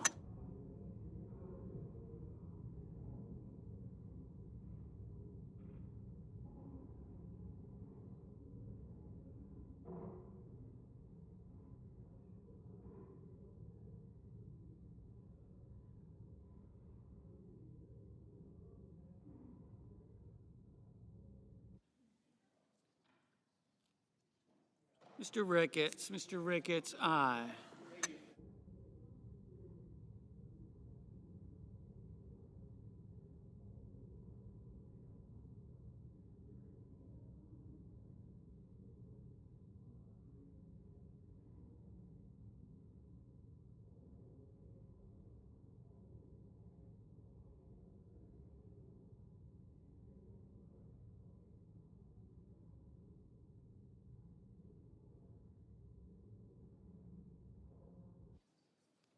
Mrs. Moody, aye. Mr. Cruz, aye. Ms. Lummis, aye. Mr. Risch, aye. Mrs. Murray, no. Ms. Hassan, aye. Mr. Cotton, aye. Mr. Husted, aye. Mr. Schumer, no. Mr. Sullivan, aye. Mr. Merkley, no.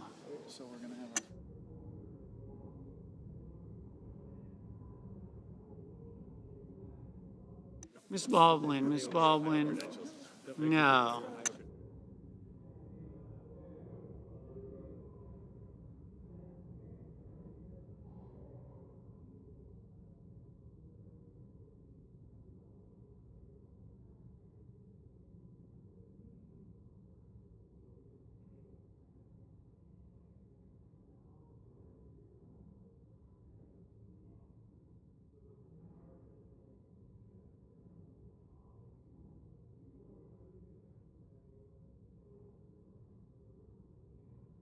Mr. Padilla, no. Mr. Hoven, aye. Mr. Lee, aye.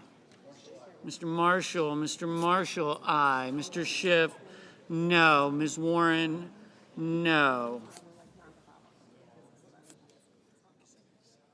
Ms. Blunt Rochester, no. Mr. Wyden, no. Mr. Kane, aye. Mr. Kim, aye.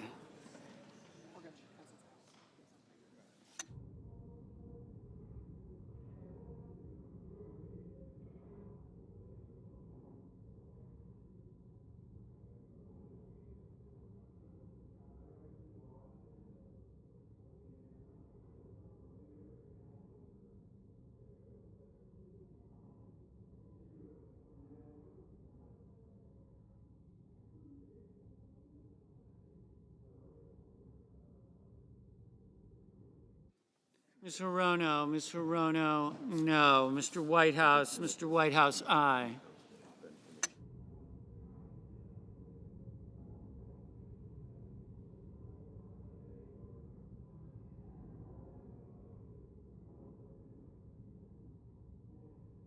Mr. Bozeman, aye. Mr. Booker, aye.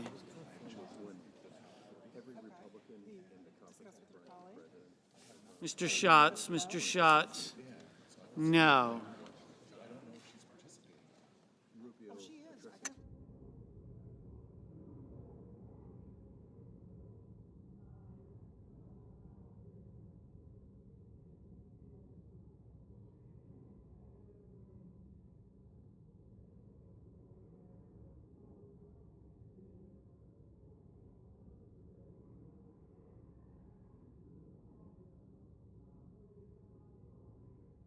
Mr. Mullen, aye. Mr. Welch, aye.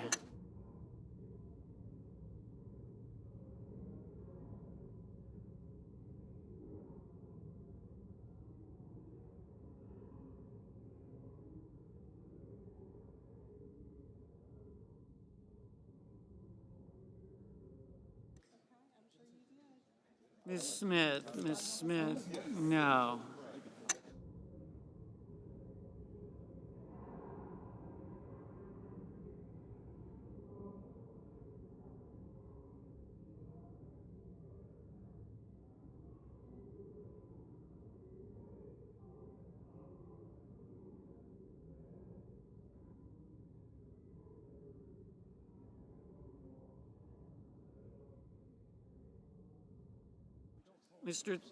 Mr. Thune, aye.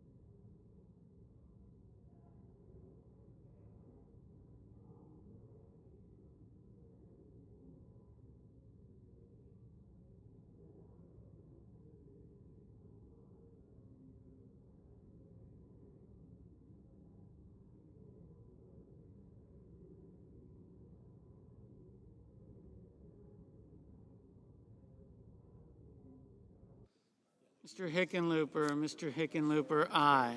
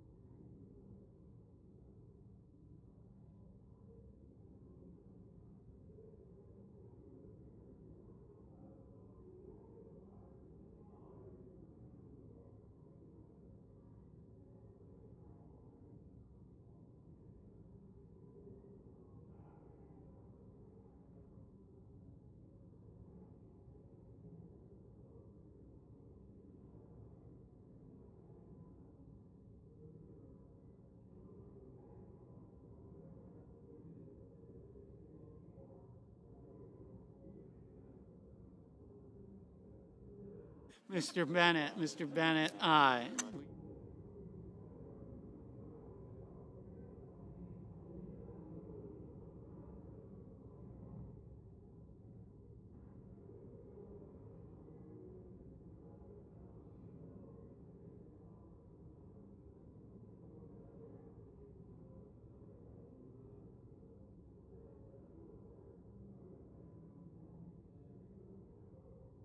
Ms. Cantwell, no. Mr. Kelly, aye.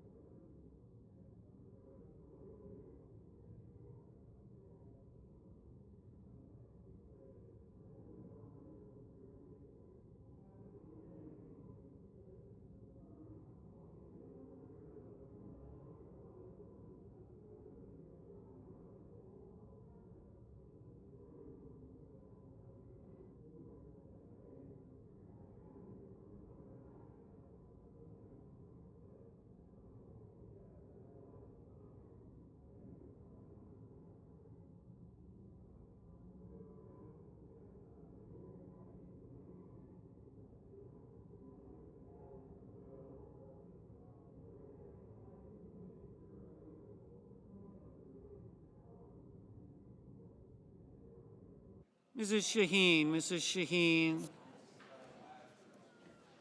aye. Mr. Warnock. Mr. Warnock, no.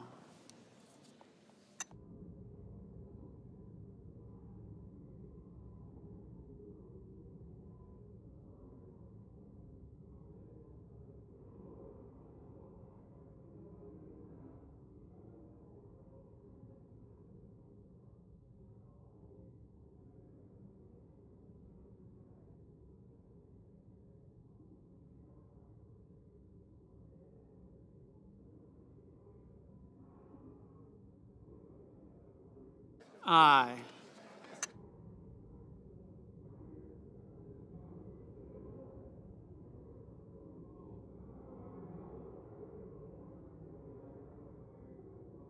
Ms. Klobuchar,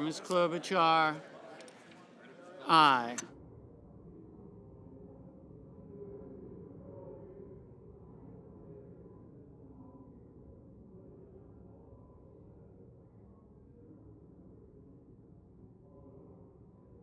Mr. Hawley. Mr. Hawley.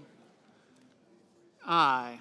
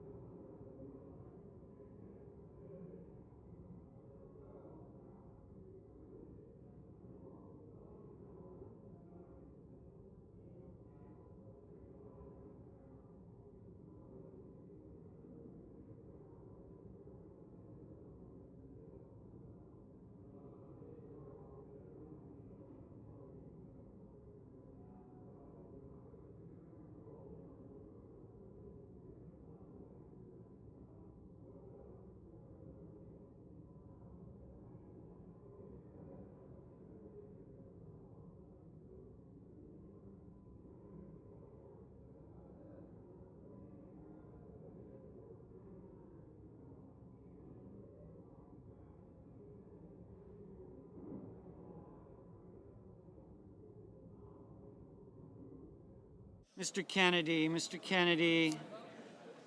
Aye.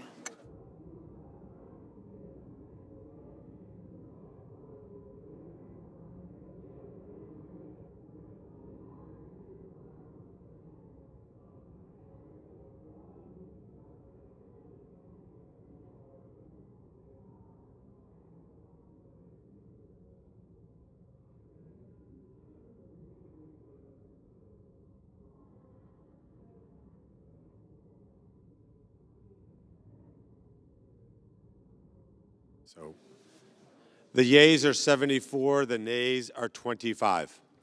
The nomination is confirmed.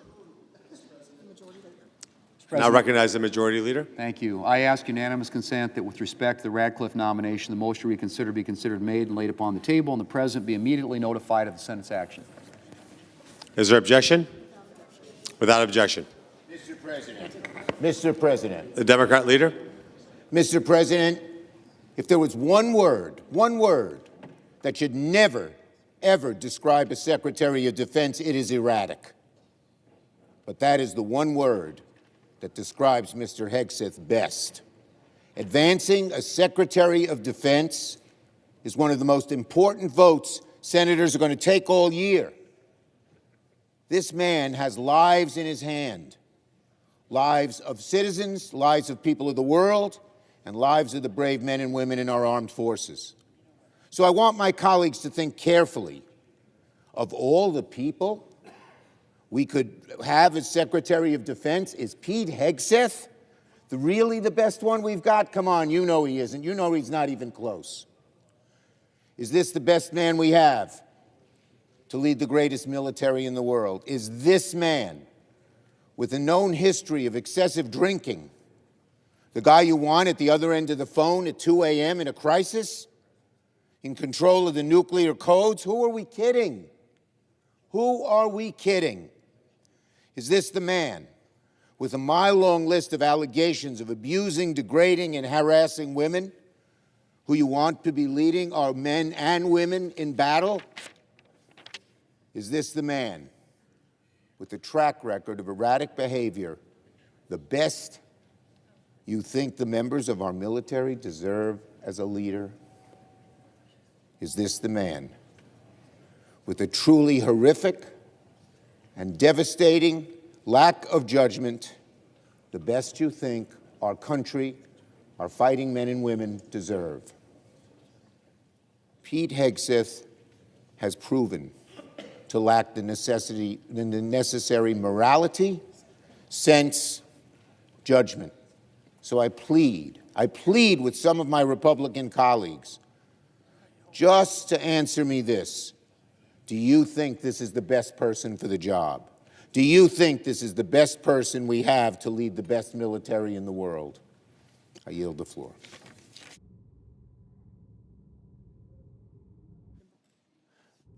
Will report the motion to invoke closure. Closure motion. We, the undersigned senators, in accordance with the provisions of Rule 22 of the Standing Rules of the Senate, do hereby move to bring to a close debate on the nomination of Peter Hegseth of Tennessee to be Secretary of Defense, signed by 17 senators. Pursuant to Rule 22, the chair now directs the clerk to call the roll to ascertain the presence of a quorum. Ms. Alsobrooks, Ms. Baldwin, Mr. Banks, Mr. Barrasso, Mr. Bennett, Mrs. Blackburn, Mr. Blumenthal, Ms. Blunt-Rochester, Mr. Booker, Mr. Bozeman, Mrs. Britt, Mr. Budd, Ms. Cantwell, Mrs. Capito, Mr. Cassidy, Ms. Collins, Mr. Coons, Mr. Cornyn, Ms. Cortez Masto, Mr. Cotton, Mr. Kramer, Mr. Crapo, Mr. Cruz, Mr. Curtis, Mr. Daines, Ms. Duckworth, Mr. Durbin, Ms. Ernst, Mr. Fetterman, Mrs. Fisher, Mr. Gallego, Mrs. Gillibrand, Mr. Graham, Mr. Grassley, Mr. Haggerty, Ms. Hassan, Mr. Hawley, Mr. Heinrich, Mr. Hickenlooper, Ms. Hirono, Mr. Hoven, Mr. Husted, Mrs. Hyde-Smith, Mr. Johnson, Mr. Justice, Mr. Kane, Mr. Kelly, Mr. Kennedy, Mr. Kim, Mr. King, Ms. Klobuchar, Mr. Lankford, Mr. Lee, Mr. Lujan, Ms. Lummis, Mr. Markey, Mr. Marshall, Mr. McConnell, Mr. McCormick, Mr. Merkley, Mrs. Moody, Mr. Moran, Mr. Moreno, Mr. Mullen, Ms. Murkowski, Mr. Murphy, Mrs. Murray, Mr. Ossoff, Mr. Padilla, Mr. Paul, Mr. Peters, Mr. Reed, Mr. Ricketts, Mr. Risch, Ms. Rosen, Mr. Rounds, Mr. Sanders, Mr. Schatz, Mr. Schiff, Mr. Schmidt, Mr. Schumer, Mr. Scott of Florida, Mr. Scott of South Carolina, Mrs. Shaheen, Mr. Sheehy, Ms. Slotkin, Ms. Smith, Mr. Sullivan, Mr. Thune, Mr. Tillis, Mr. Tuberville, Mr. Van Hollen, Mr. Warner, Mr. Warnock, Ms. Warren, Mr. Welch,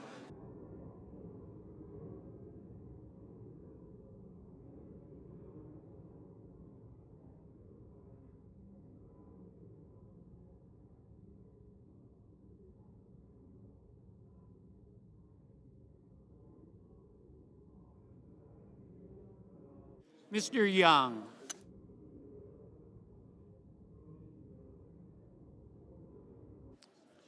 A quorum is present. The question is it the sense of the Senate that debate on the nomination of Peter Hegseth of Tennessee to be the Secretary of Defense shall be brought to a close. The yeas and nays are mandatory under the rule. The clerk will now call the roll. Ms. Also Brooks. Ms. Baldwin. Mr. Banks.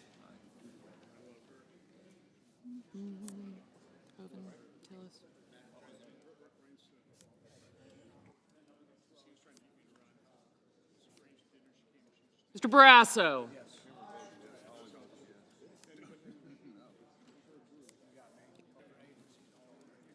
Thanks, yes.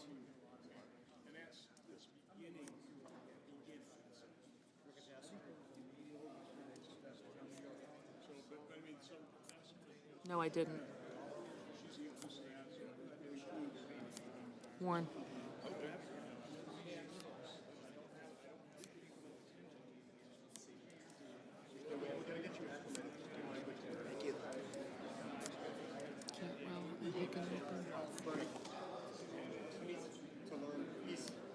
Mr. Blumenthal.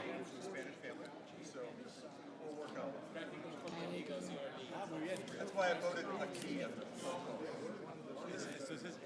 I see you.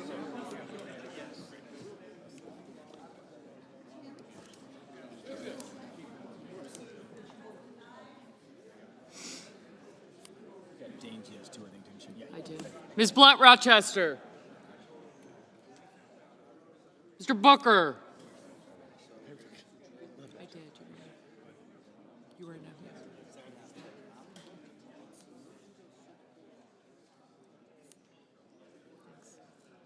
Or shall I?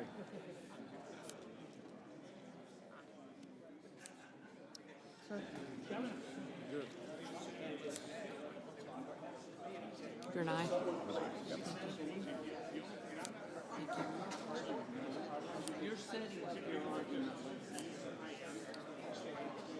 Mr. Bozeman. Mrs. Britt. Mr. Budd, Ms. Cantwell. I got you. Lummis, aye. Thank you.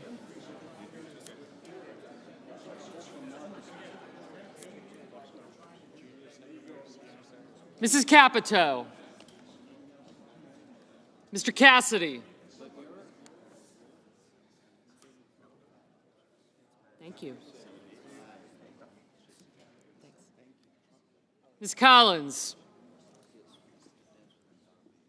Mr. Coons. Mr. Cornyn. Ms. Cortez Masto. Mr. Cotton, Mr. Kramer.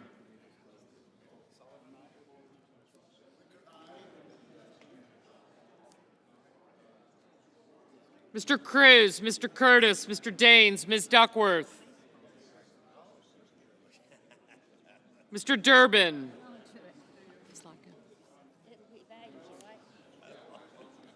Ms. Ernst.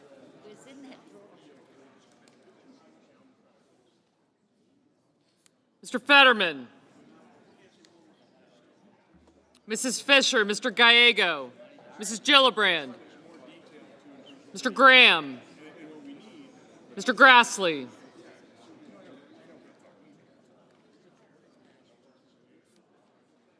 Mr. Haggerty. Ms. Hassan.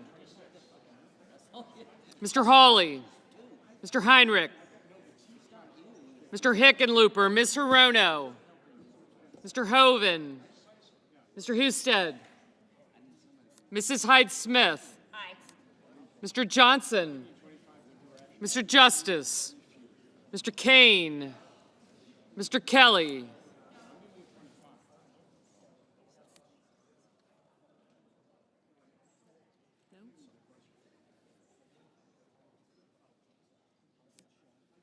Okay, thanks. Mr. Kennedy, Mr. Kim, Mr. King,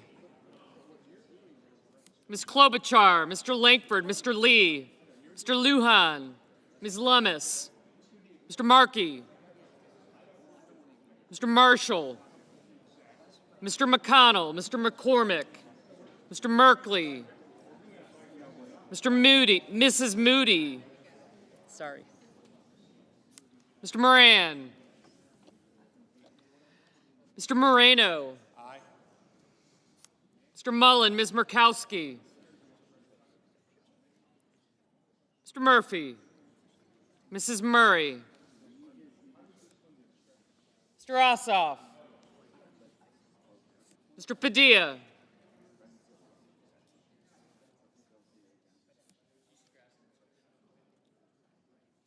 I got him.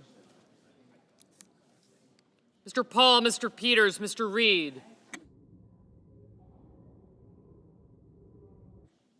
Mr. Ricketts, Mr. Risch.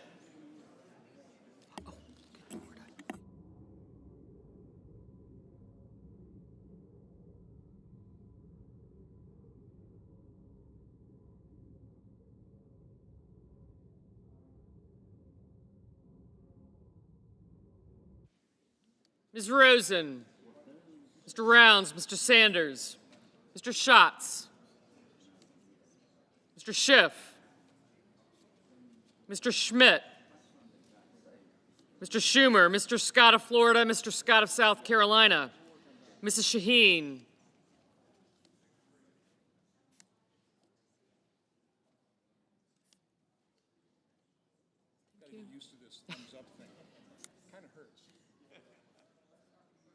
Mr. Sheehy, Ms. Slotkin, Ms. Smith, Mr. Sullivan, Mr. Thune, Mr. Tillis, Mr. Tuberville, Mr. Van Hollen, Mr. Warner, Mr. Warnock, Ms. Warren, Mr. Welch, Mr. Whitehouse, Mr. Wicker, Mr. Wyden,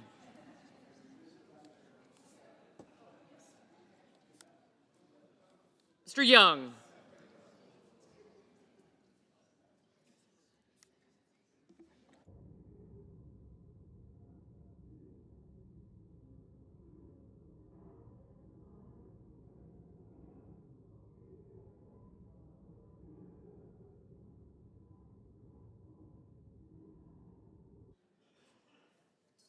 Senators voting in the affirmative: Banks, Barrasso, Budd, Capito, Cornyn, Cotton, Crapo, Cruz, Curtis, Daines, Fisher, Graham, Grassley, Hawley, Hoeven, Husted, Hyde-Smith, Johnson, Justice, Kennedy, Lankford, Lee, Lummis, Marshall, McCormick, Moody, Moreno, Mullen, Paul, Ricketts, Risch, Rounds, Scott of Florida, Scott of South Carolina, Sheehy, Sullivan, Thune, Tillis, Tuberville, and Wicker. Mr. Cassidy, aye.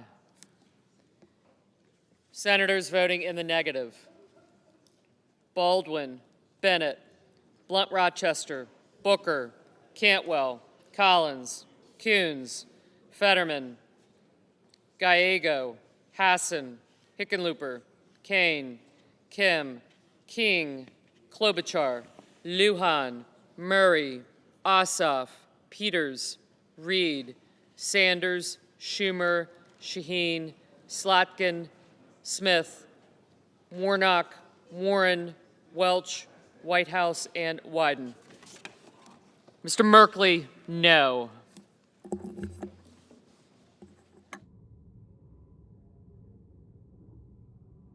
Mr. McConnell, aye.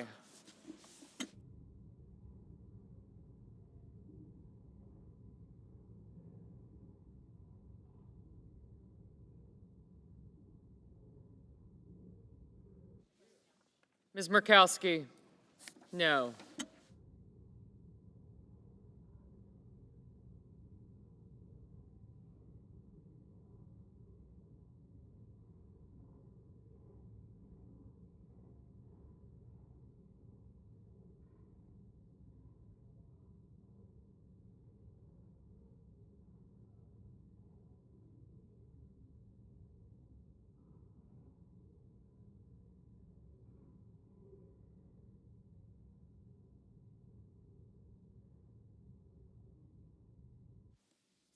Ms. Rosen, no.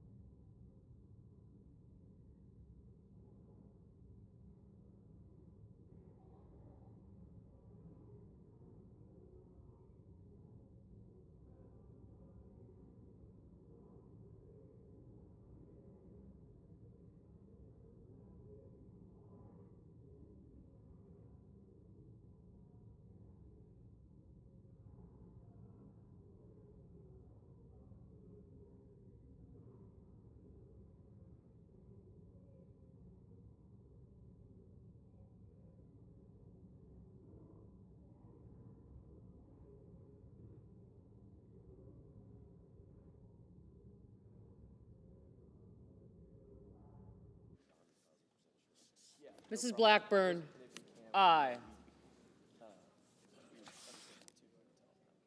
Mr. Padilla, no. Mr. Heinrich, no. I think we'll probably close this one. We need like 7. Mr. Van Hollen, 10 minutes. So no. Ms. Also Brooks, no. or sorry, 3:10. Is that right? Mr. Schiff, no.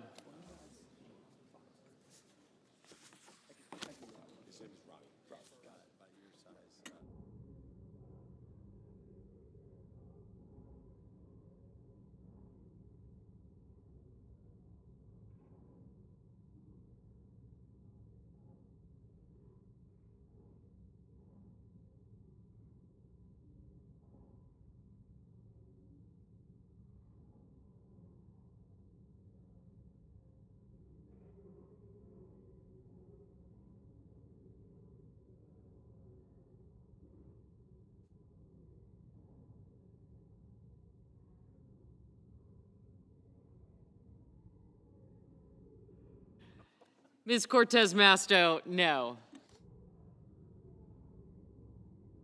Mr. Schmidt, aye.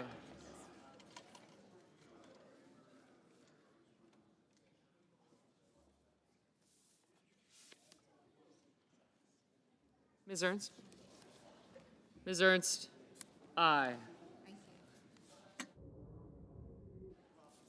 Mr. Warner, no.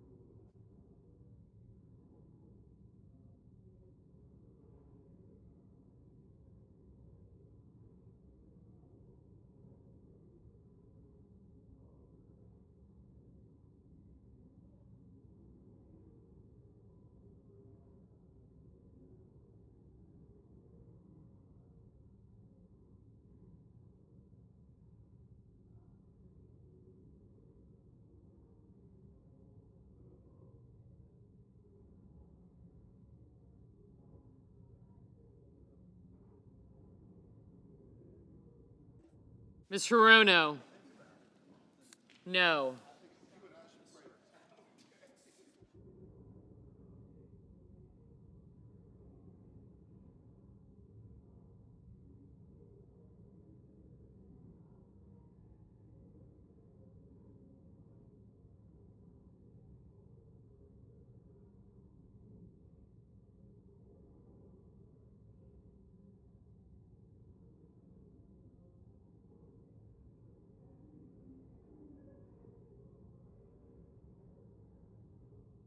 Ms. Duckworth, no.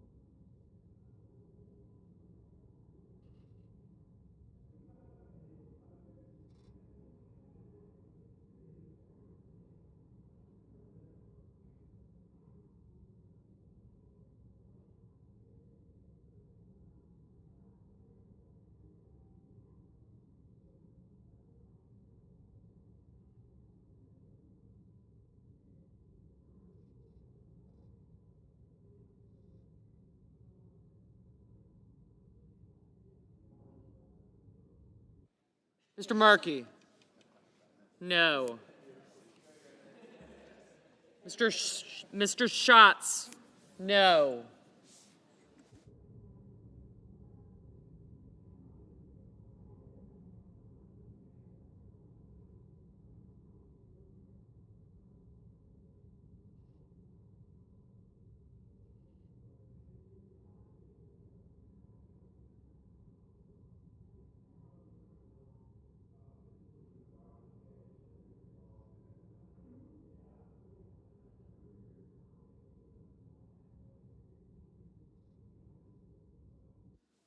Mr. Young, aye. Mr. Murphy? No.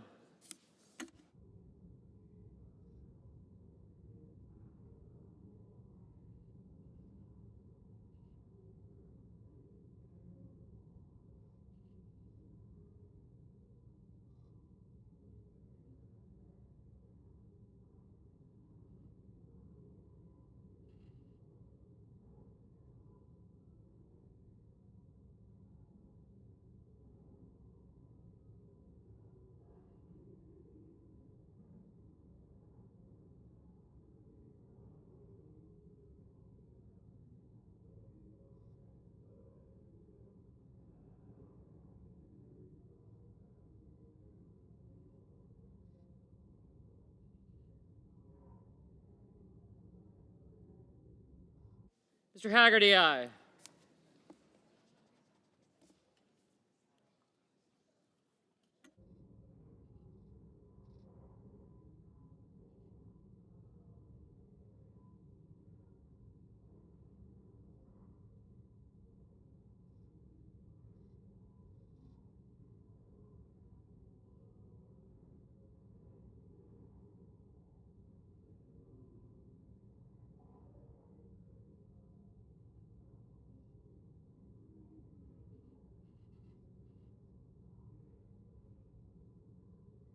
Mr. Bozeman, aye.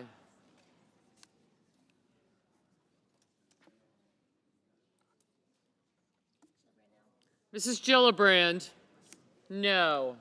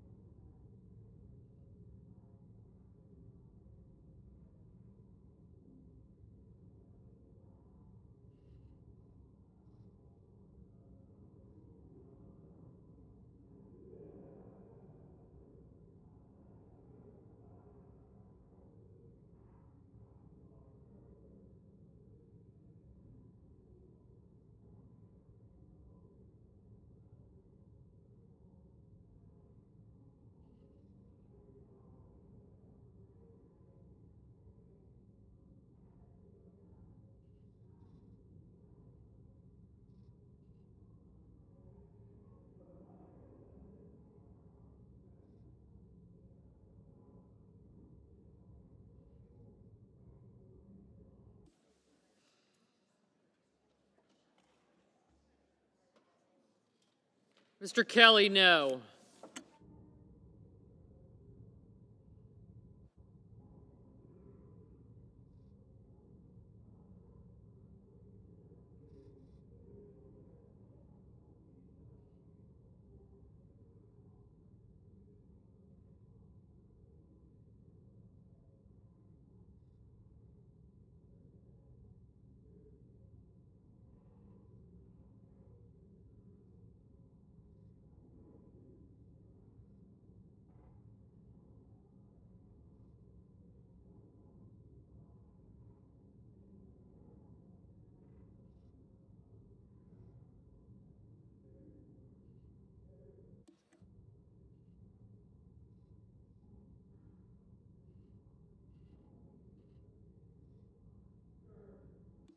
Mr. Durbin, no.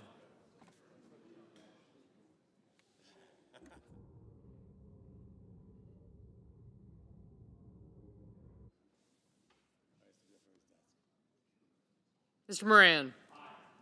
Aye.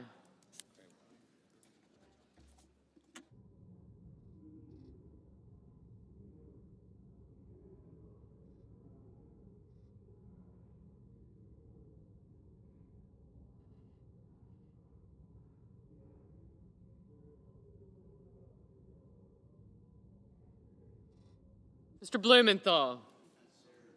No.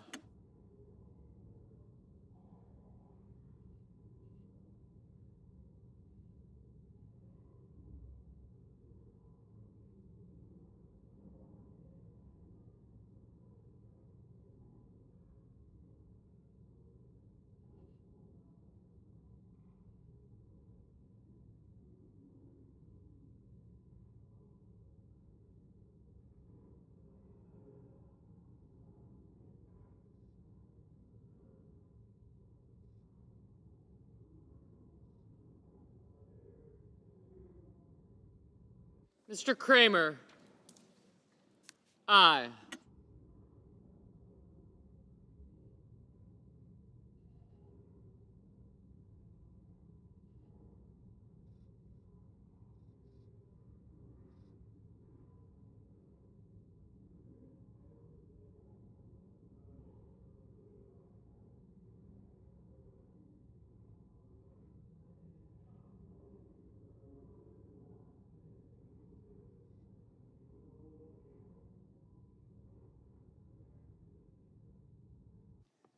On this vote, the yeas are 51, the nays are 49. The motion passes.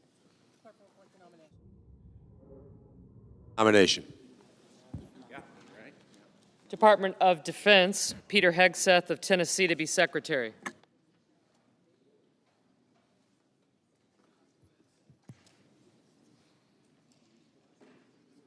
You want me to?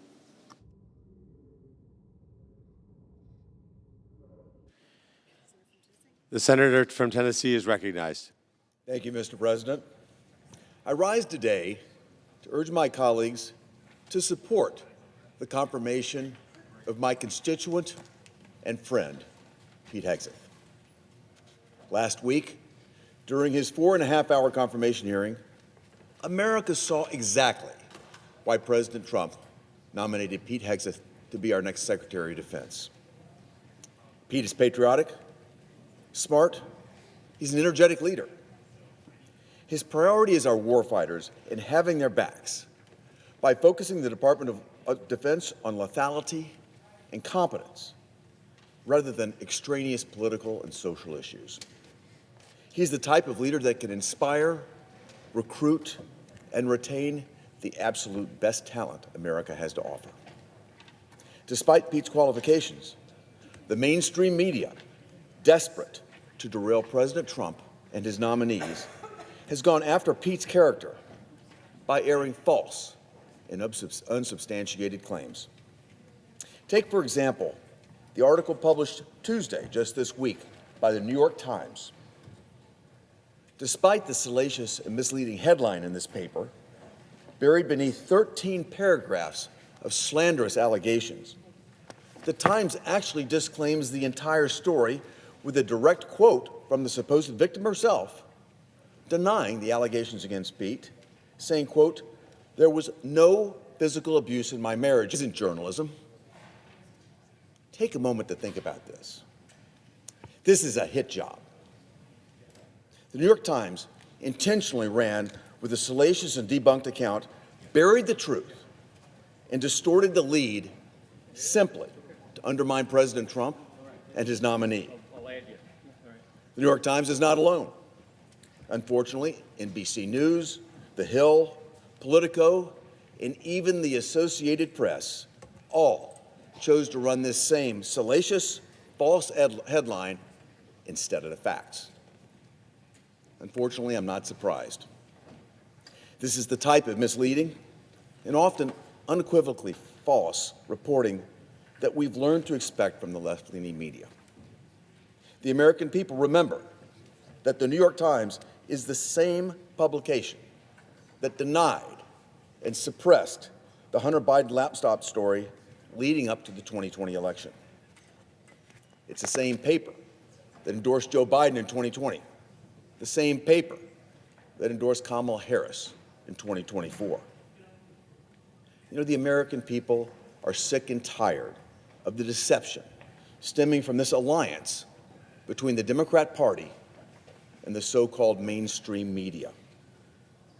This is yet another example of a story published with an aim to do harm, and despite evidence to the contrary. It's why media has lost much of its credibility with the American people, who see this article for what it is, a desperate, last-minute attempt to generate controversy where none exists. Pete Hegseth is someone who's going to fix the Pentagon and deliver on President Trump's vision of peace through strength. He's exactly the type of leader that the Pentagon needs in the face of an increasingly complex and escalating security situation that's occurring around the world. So while I'm disappointed, I'm not surprised at this 11th hour attempt by the media to raise debunked and completely discredited falsehoods simply with an aim to derail a confirmation. I urge my colleagues to see through this noise, evaluate Pete's nomination based on the merits, which is why I plan to vote for Mr. Hegseth. I yield the floor and suggest the absence of a quorum. Oh, I'm sorry. Will the senator withhold his request? Yes, move to vitiate the quorum. The senator from Alabama is recognized. Thank you, Mr. President. I want to reiterate what my colleague from Tennessee just talked about, the importance of the vote that we just took just a few minutes ago. Our nominee for new Secretary of Defense, Pete Hegseth. Now, the procedure is, as we just voted, to close the vote, and now we wait 30 hours from just a few minutes ago and have the final vote on his nomination, which it looks like that he has the votes of a majority to be appointed or sent to the White House to be confirmed as the next Secretary of Defense. I'm on the Armed Services Committee, and I've watched 4 years of the destruction of the best military in our world, the United States of America. It is a shame what has happened. The DEI, the woke agenda that's being pushed on the troops in our country, to me is embarrassing. I'm a military brat. My dad died on active duty in the military, awarded 5 Bronze Stars and a Purple Heart at age 17, driving a tank across Europe after landing the first day at Normandy. We have to change course in our military.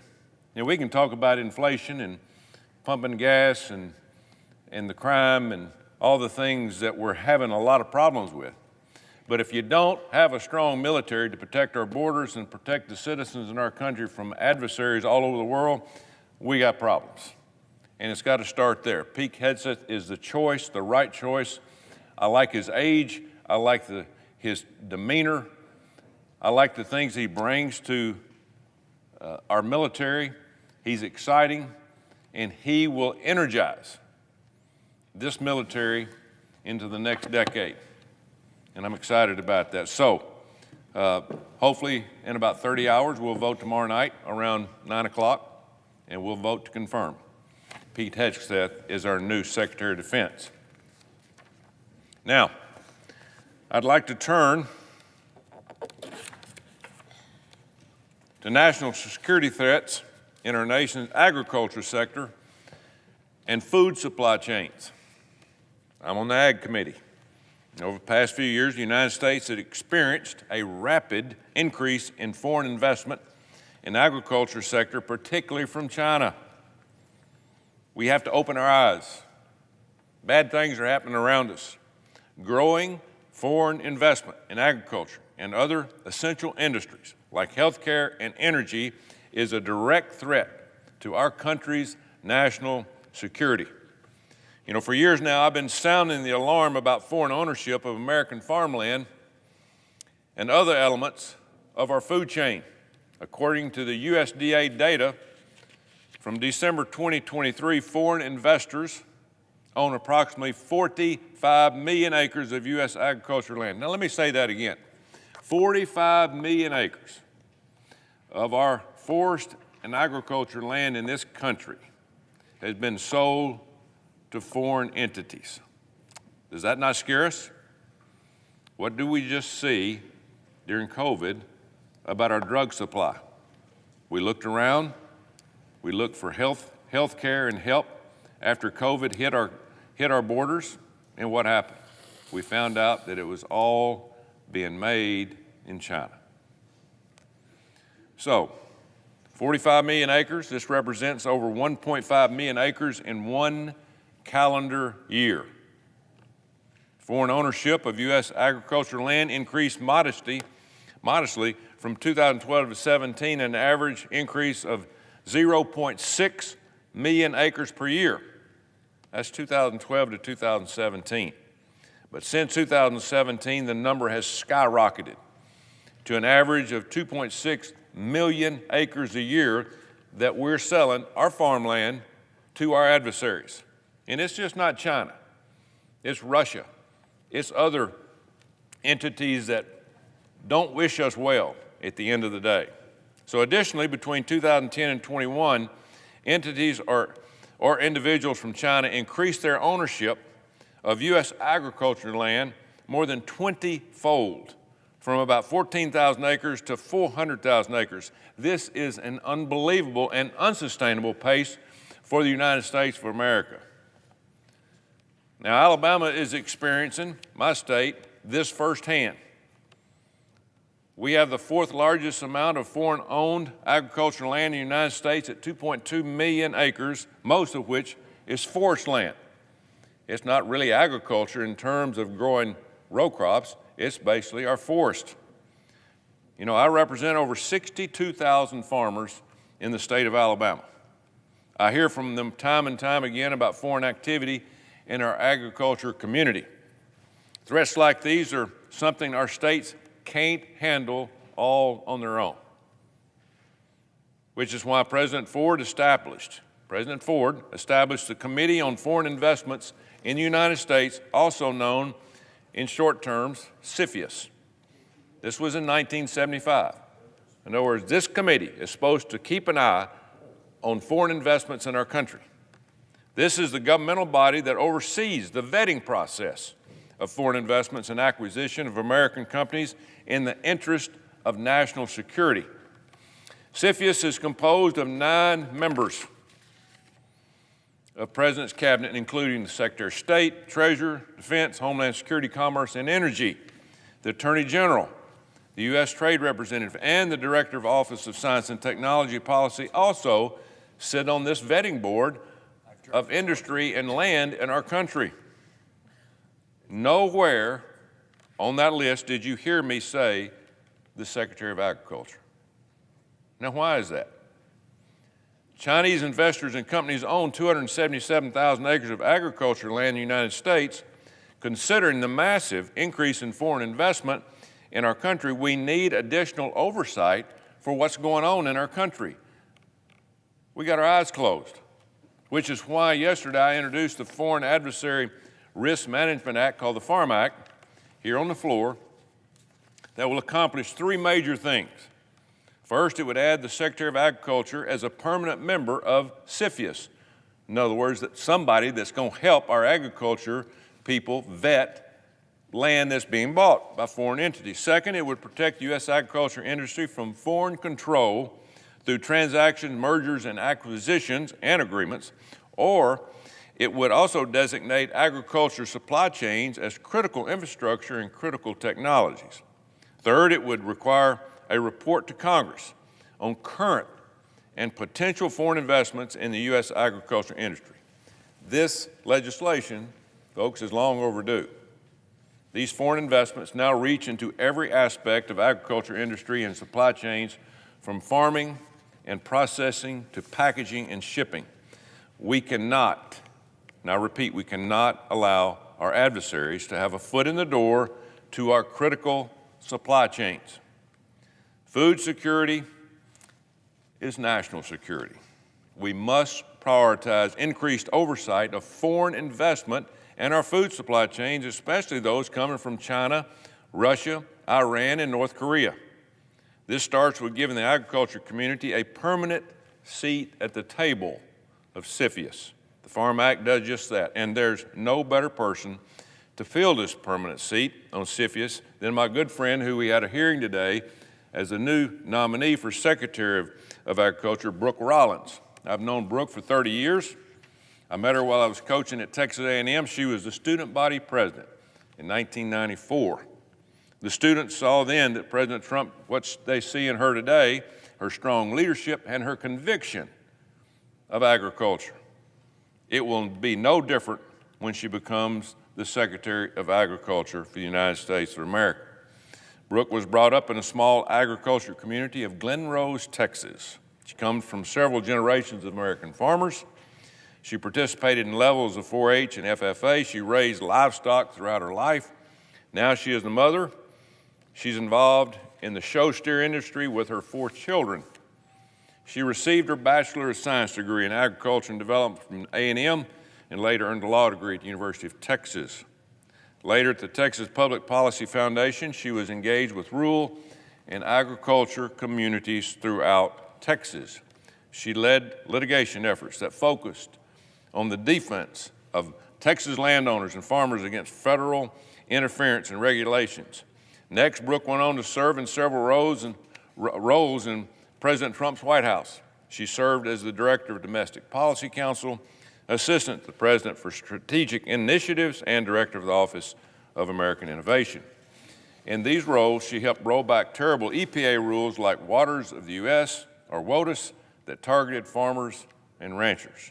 After the White House, she joined the American First Policy Institute, where she focused on protecting U.S. farmland and foreign entities seeking to gain control, especially from the Chinese.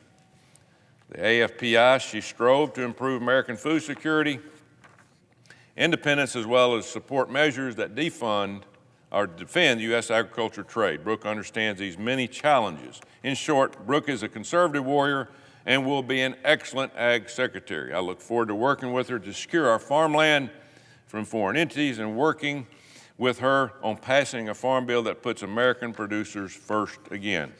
As Alabama's voice on the Senate Ag Committee, I will continue fighting to secure our agricultural supply chain so our agriculture community can continue to put food on the table. And that starts with someone like Brooke Rollins as our Secretary of Agriculture. She is a terrific nominee, and I look forward to working with her on the committee. I expect her to move easily through the committee vote and here on this floor. So once she's out of committee, the Senate must vote on her for confirmation. She'll do great. She's perfect for the job, and I ask that the Senate take up both efforts quickly to defend our agriculture communities, which feeds not only the American people, but the entire world. I yield the floor. President. The senator from Tennessee. Thank you, Mr. President. I concur with the remarks of my colleague from Alabama. We're looking forward to confirming Pete Hegseth. We're looking forward to working every single day until we get this cabinet completed. And Brooke Rollins over at Agriculture, we know that she is going to do a stellar job, and I do commend the senator for his Farm Act. I've joined him in co-sponsorship on that bill to protect our nation's farmers and our farmland owners and producers.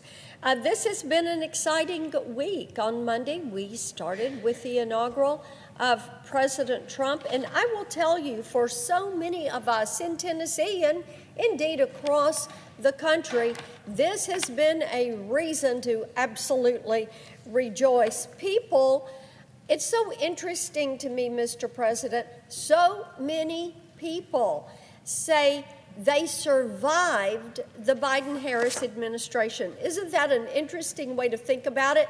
The inflation, the border, all the issues, it was like survival to get through those 4 years.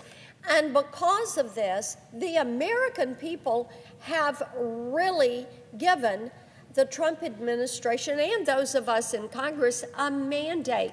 I refer to it as a to-do list, because at the Blackburn household, when there's something that has to be addressed, Chuck and I put it on a to-do list, meaning you don't stop until you get it done. Well, the good thing is, one of the top things is the southern border and securing that, and indeed we know President Trump has taken executive action to address this. He cut off that CBP One app and ended these migrant flights from other countries. He's ended catch and release.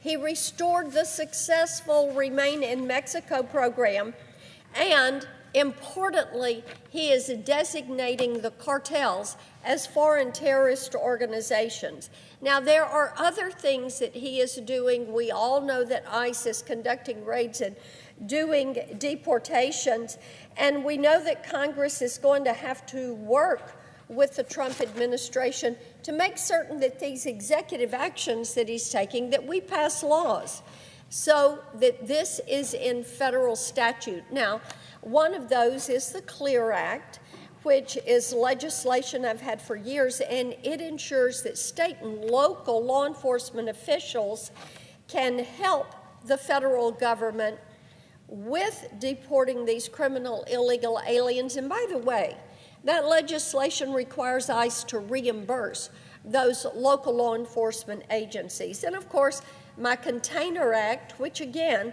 has been here for a while, it would empower the border communities, those communities that are right there on that border, farmers, ranchers, communities that those crossing illegally are running through their property. It would allow them to place barriers on federal land in order to protect their communities.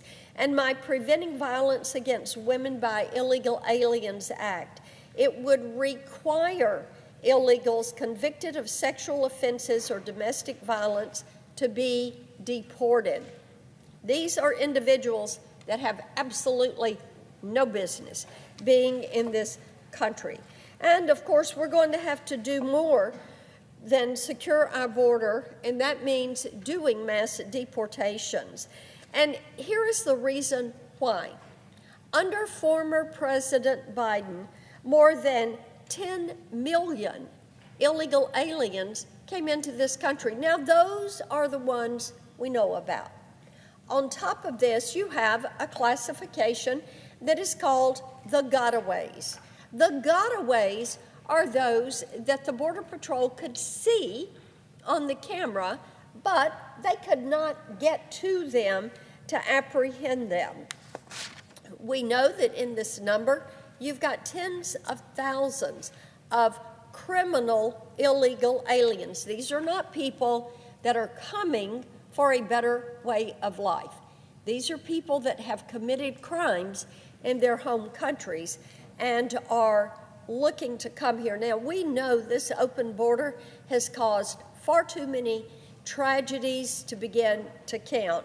And this is the reason that this body voted in a bipartisan manner for the Laken-Riley Act, and that is going to be one of the very first bills that President Trump signs into law.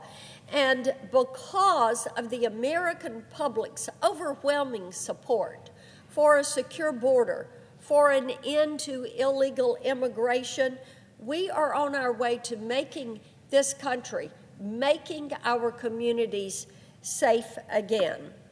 Now, we all know that border security is a critical part of national security. Indeed, that southern border is where national security and our foreign affairs actually meet, because that border is being overrun by people from about 150 different countries every single year. Now, we also know that when it comes to national security and how the world views us, that President Trump is showing that strong leadership that is needed, and he was able to secure the release of 2 Americans that were held by the Taliban within hours of taking office. I think that the American people are realizing that President Trump means business when it comes to our foreign policy and putting the interest of the American people in front of everything else. Another issue that we're focused on for the American people is getting the cost of living back under control. We all know that for the 4 years of the Biden administration, we saw record inflation, we saw reckless spending, and Tennesseans and indeed our citizens all across the country are still reeling from inflation. You know, Mr. President, to me, it is just so interesting. When people talk about the rate of inflation, they know it's not 2.9%, which the Biden administration was touting as they left office.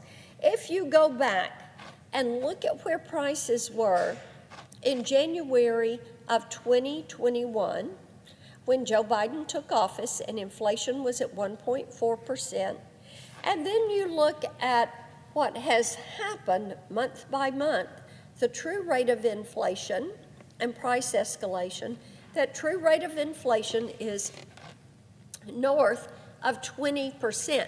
Indeed, I looked up what it is costing Tennessee families, and Mr. President, the numbers were astounding, because if you look at a basket of goods and services that a Tennessee family would buy in January 2021.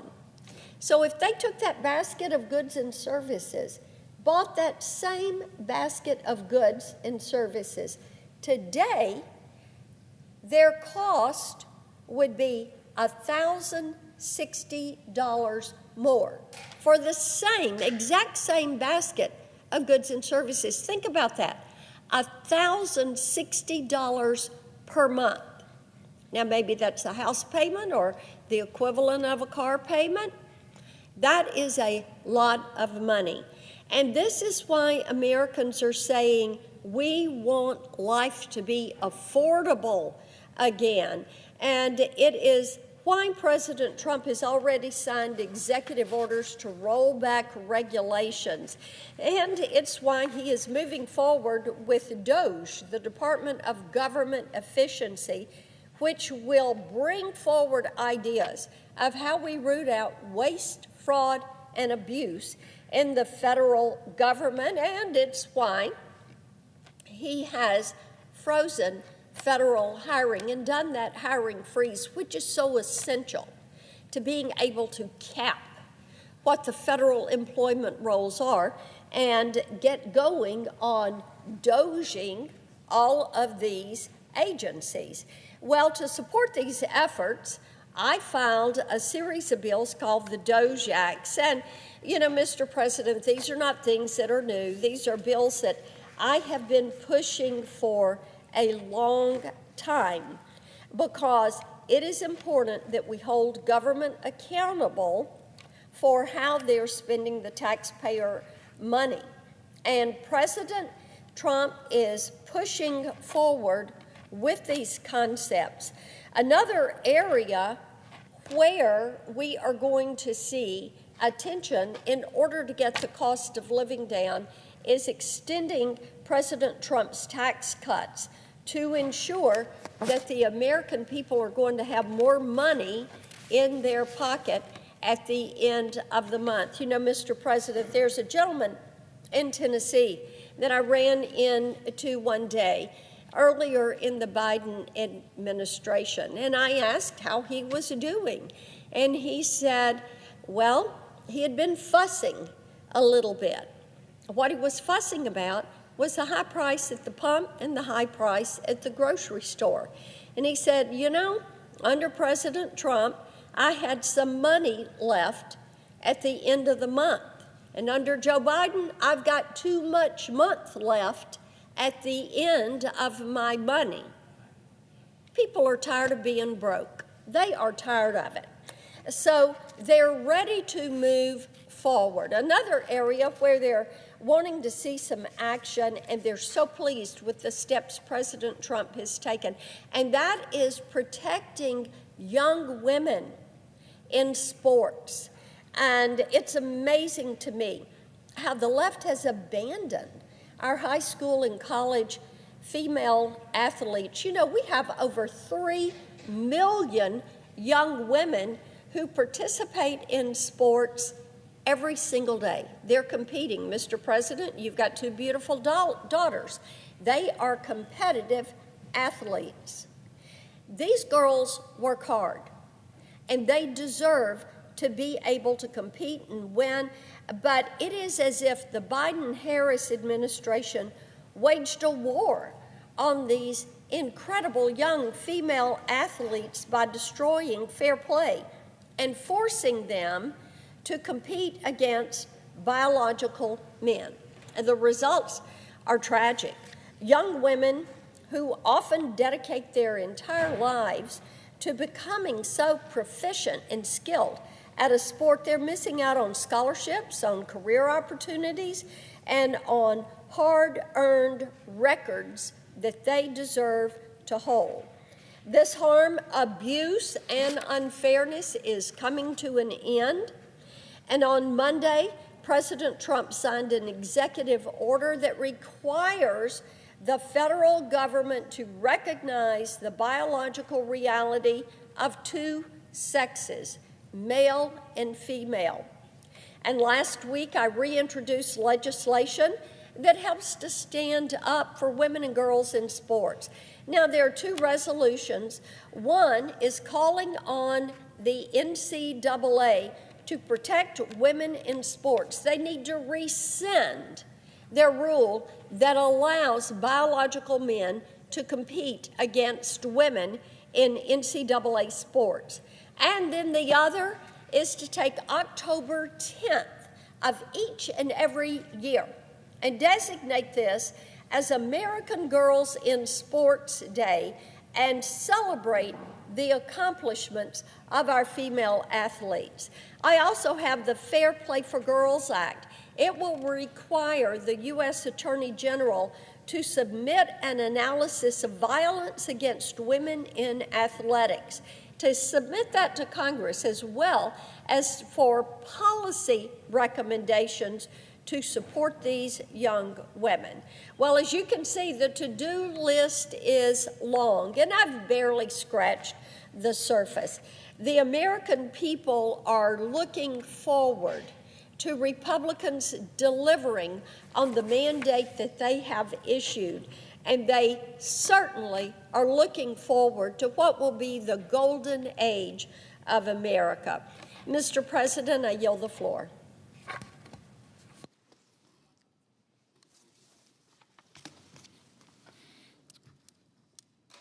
Mr. President.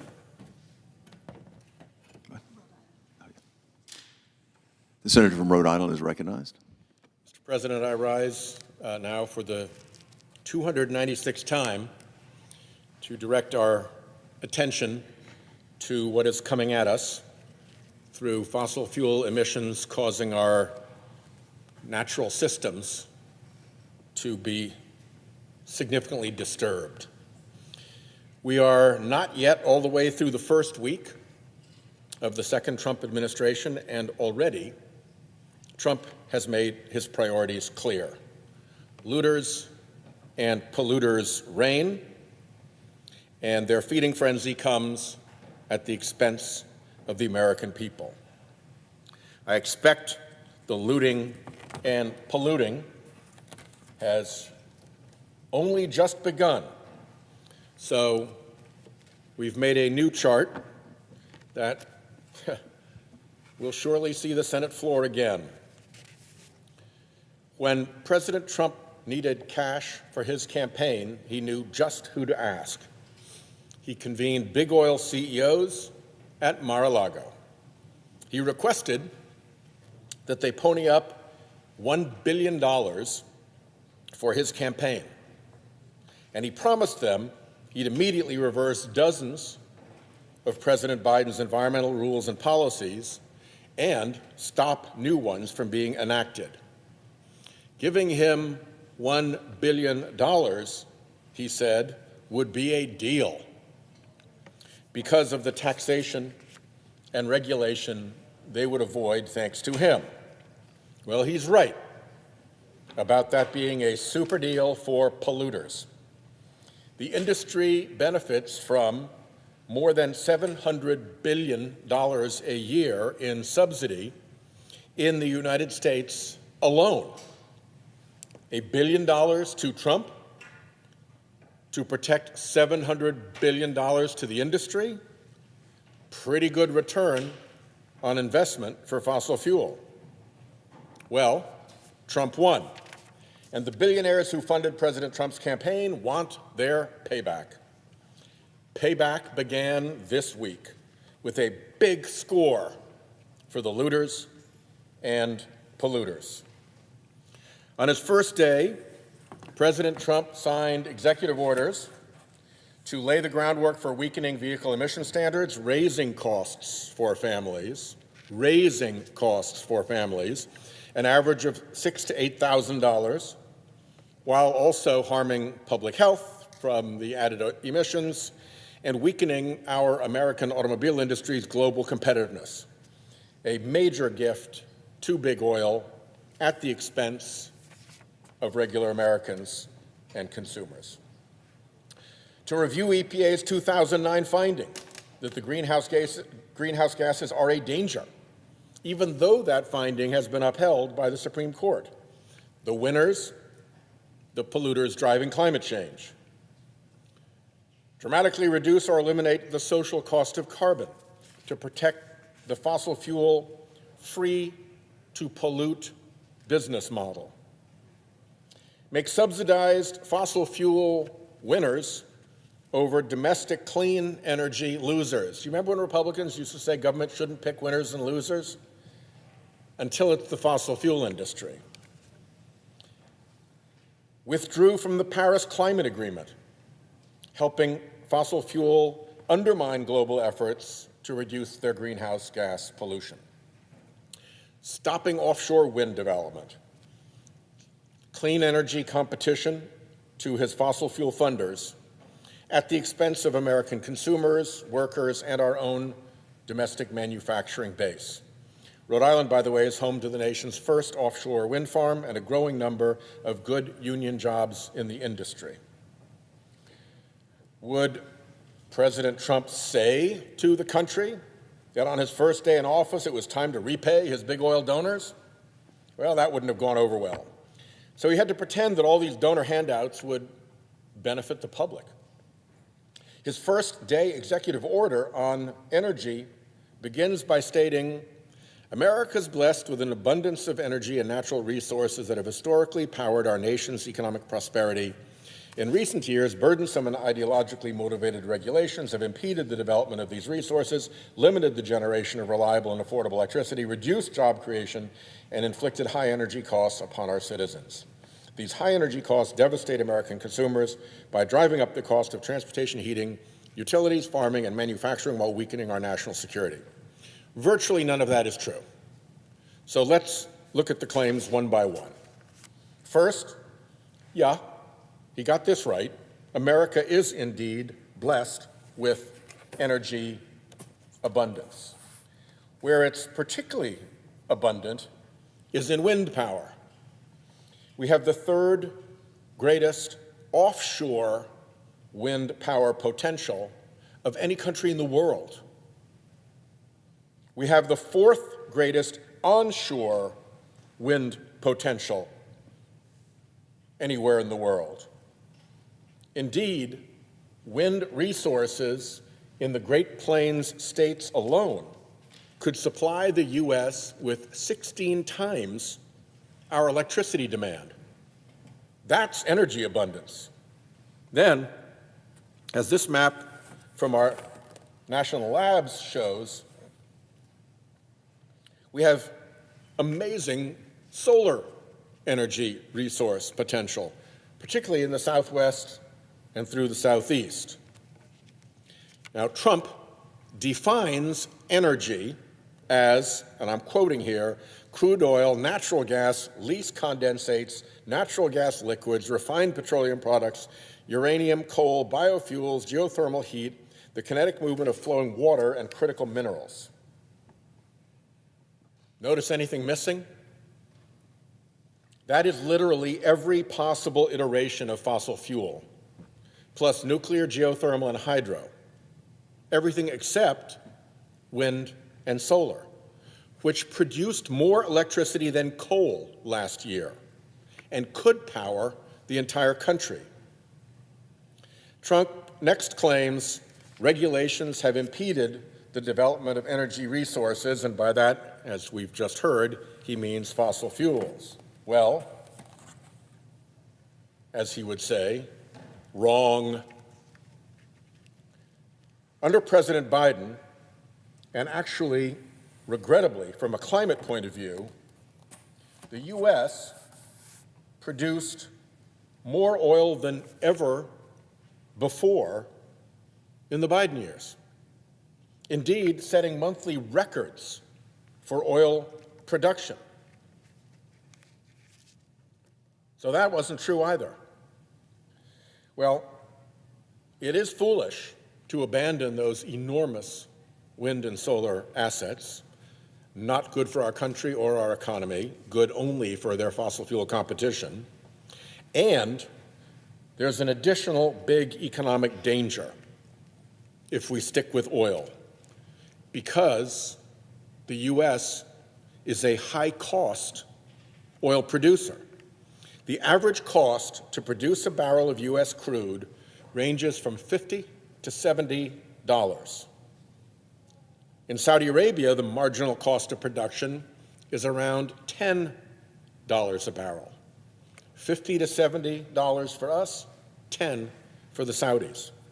That means our industry will always be vulnerable to cheaper foreign producers. And by the way, it has happened before. In 2015, the Saudis decided they didn't like America producing so much. So they turned on their spigots, causing a big hit to American oil and gas companies. Once they had tanked American production, they reduced their own back to normal levels, and the price of gasoline spiked for our consumers. They can do that again anytime they want. It is basic business and economic sense not to put all your eggs in an industry where you're the high-cost producer. We have competitive advantage in wind and solar with those massive resources and continent-straddling range that spans multiple time zones, allowing wind and solar energy to be sent wherever the wind isn't then blowing or wherever the sun isn't then shining. We have massive clean energy opportunities. Trump claims that existing energy policies have reduced job creation. Again, wrong. Oil patch jobs have been reduced not by regulations, but by automation. Where the country has seen a job boom is in the low-carbon energy sectors, with more than 400,000 jobs created since the passage of the Inflation Reduction Act. Low-carbon energy now employs more people than fossil energy. It's where the jobs are. Not that big oil cares about that for 1 minute. Trump claims that renewable energy is driving up energy costs for Americans. Wrong again. Solar and wind have for some time been the least expensive forms of energy that there are. Wind is the bottom blue line. Solar panels is the bottom yellow line. They have been the cheapest since 2015, or if you go back further, 2013. We've had a solid decade of wind and solar being the least expensive forms of energy for the American public, but big oil doesn't care. They just want to sell their dirty product. What does actually drive up energy costs for Americans? The greed of big oil. After the Russian invasion of Ukraine, OPEC, the international cartel, jacked up prices, and U.S. oil producers rode along to epic profits off of those events. You just have to look at their sworn financial statements filed with the Securities and Exchange Commission about what profits they earned. They earned the biggest profits in the history of the world. In a nutshell, they gouged. Electricity bills also rose when the price of natural gas spiked after that Russian invasion. Climate change means Americans are spending more to cool their homes because it's hotter than it's ever been. If you're living in Phoenix or Houston or Tampa, you're likely running your air conditioner nonstop for months on end. And that's on your electricity bill. And that's just going to get worse as Trump's looters and polluters have their way. Climate change-fueled wildfires are forcing utilities in the West to spend billions burying transmission and distribution lines to avoid sparking more fires. That increases electric bills, another climate cost to consumers. And obviously, Trump's decision to let his big LNG donors export more LNG will drive up natural gas prices here at home. When there's less at home because more is going overseas, prices go up. That's supply and demand 101. And here again, under Trump, fossil fuel wins, American families lose, and big oil doesn't care.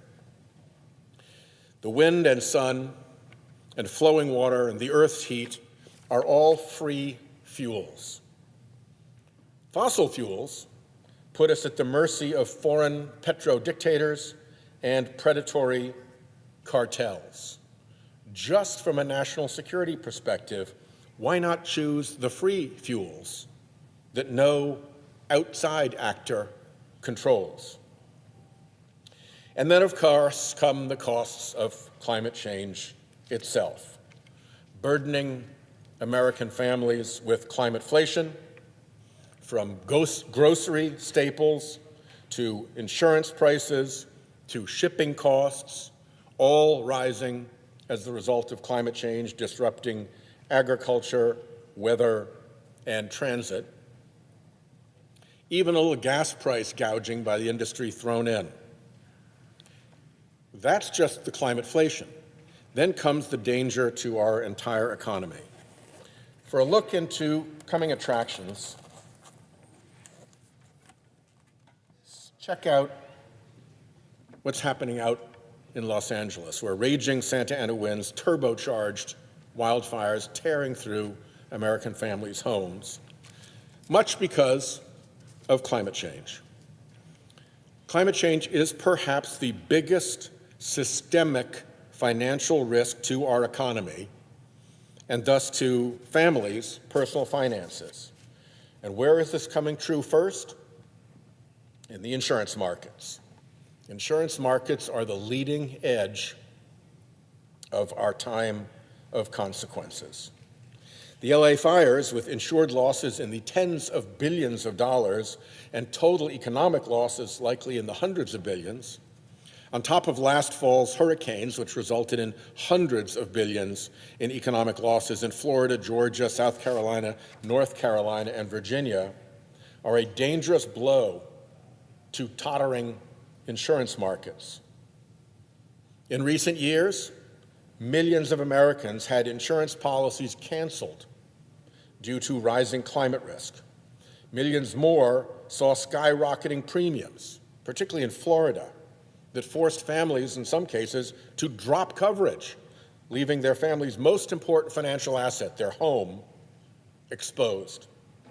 Insurers are pulling out of some markets altogether. Insurers are going bankrupt. Insurers are flooding mailboxes with price hikes and notices of cancellation and non-renewals, and that all hits property values. So the concern here is cascading failures. Cascading failures from the insurance market to the mortgage market to a property values collapse. And that ends in economy-wide catastrophe. Along the way, Home ownership will move further out of reach for the middle class as homes are burdened with more risk and expense. Property owners will have homes that they aren't able to sell because they can't be insured. So a buyer can't get a mortgage to afford the house. There's a lot of pain before the collapse. We've been through a long period of climate lies. And now, unfortunately, we're entering the period of climate consequences. To stave off the worst consequences, we must eliminate the carbon pollution that is the root of it all. President Trump's executive orders do exactly the opposite, exposing us to grave economic dangers, and for the worst of reasons, to reward wealthy special interests who donated to his campaign. The American people need to watch their wallets. When President Trump says he's fighting for you, think twice. He's actually fighting for the big oil donors, the fossil fuel billionaires who got him elected. The looters and the polluters are looking to get ever richer, and they will loot working families, pollute Mother Nature, and damage our families' futures to do it. So, we fight on. I yield the floor. Senator from North Carolina is recognized. Thank you, Mr. President. I come today to, this weekend I was thinking about all the criticism President Trump is receiving right now for some of what the liberal media, some of my colleagues on the other side of the aisle, kind of looking down their neck. I'm smarter than you. You're all wrong, you silly person. These sorts of narratives are going on all over the place. And as I heard it this weekend, it reminded me of a book that I read back in the 90s about President Reagan. It was a biography that said Ronald Reagan, how an ordinary man became an extraordinary leader.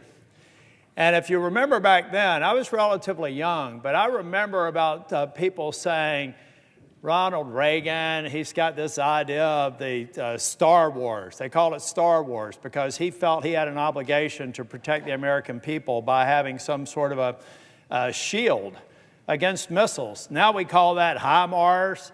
Israel calls it Iron Dome. We have technology deployed in space that are effectively a realization of that vision.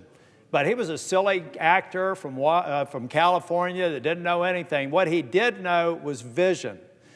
And what he did know were adversaries. And what he did know were other countries failing to do their part in defending and protecting democracy. How does that relate to President Trump? President Trump over the past couple of weeks have said things, and you got to admit, when President talks, he talks in big, beautiful words. But he said something about Canada being the 51st state. He said something about Greenland maybe being a territory of the United States. He said he wants to rename the Gulf of Mexico to the Gulf of Americas, which he did through an executive order because of his frustration with Mexico. And he also talked about the Panama Canal. Now, if you're a member of the liberal press, you're just going to look down your nose at him and say he's a silly guy and he's just saying dumb things. If you're somebody who lived through those criticisms of Ronald Reagan, I've got a little bit different take on it, Mr. President. Let's start with Canada. Why is President Trump frustrated with Canada? If you were to total up the shortfall of the Canadian government's contribution to NATO over the last 24 years, they have fallen short by $1/3 trillion, almost $300 billion for our mutual defense. They've decided not to pay into because why? Because they happen to have the world's strongest, greatest, enduring democracy right to their south. They know that the United States would prevent anybody from invading Canada, and they're taking it for granted. President Trump is tired of being taken for granted. I don't care if he uses language like Trudeau is the next governor whatever gets the Canadian people's attention to let them understand we've got a serious problem with our mutual defense in North America, and Canada needs to pay attention. Canada needs to end their unfair trading practices when it comes to beef, when it comes to milk, when it comes to the way that they benefit from value-added transfers in the automobile industry. All of those are legitimate criticisms by President Trump, and I'm glad that he's had the courage and the insight to call them to account. Now let's move to Greenland. I want to go back, and by the way, I take this personally because I am the Republican leader of the Senate NATO Observer Group, have been since 2018. I spend a lot of time with our allies, and I believe that the NATO alliance is the most important treaty that's ever existed. And it's why we have free democracies today in the Western world. But when he's talking about Greenland, he's also trying to say, folks, wake up. Russia and China, for the first time in history, had joint military exercises in the Arctic. Many people may not know that. We do. China is flexing its muscles. Russia is flexing their muscles. They are in our space in the Arctic. We should take that seriously. He's sending a message to Europe to say, take care of our mutual defense, project power in the Arctic, check up against what we've already seen over the last year between China and Russia. So yeah, if he wants to use the language that he uses, he's communicating a very important point. We need to project power in the Arctic in a way that we haven't before. So those are the crazy comments about Canada and Greenland. Now let's go to Mexico. Mexico currently has right now an additional co-equal branch of government. They call them the cartels. If you go to the southern border, you will see the cartels in action. They have these things called plazas. So the cartels have decided that they're going to break up the geography on the southern border. They're going to charge people a premium to come across the border illegally, anywhere from $5,000 to $50,000. In plain sight, they let China import precursors in their ports. They transport them to factories where cartels manufacture fentanyl that they carry across the border and kill over 100,000 people a year here. The vast majority of that comes from Mexico. So of course the president should threaten tariffs, and of course the president should say you should get organized crime out of the decision-making process in Mexico. And if it takes the United States referring to the Gulf of Mexico as the Gulf of America to get the Mexican government and the Mexican people's attention, I'm fine with that. They need to work with us on sealing the border. They need to focus on their southern border. They need to wake up because we have a new administration that's going to treat them like adults and not like what arguably sometimes could be petulant children. They have safety and security because of where Carter's sold, but the mistake we made was making sure that the governance and the protection of the Panama Canal could never come under control of a communist nation. Now we know that China has actually business contracts on either end of the Panama Canal with the ports. They basically control the ingress and the egress to the Panama Canal. Now people will say, oh, he's so silly. He said they control the canal. That's just not right. I saw that on CNN. Here's what they didn't tell you. They have contracts at either end of the Panama Canal, folks. We've got to wake up. The president gets it. It's the most strategically important waterway in the world. So, Mr. President, I'm going to wind up my remarks so that the gentleman from Florida can come.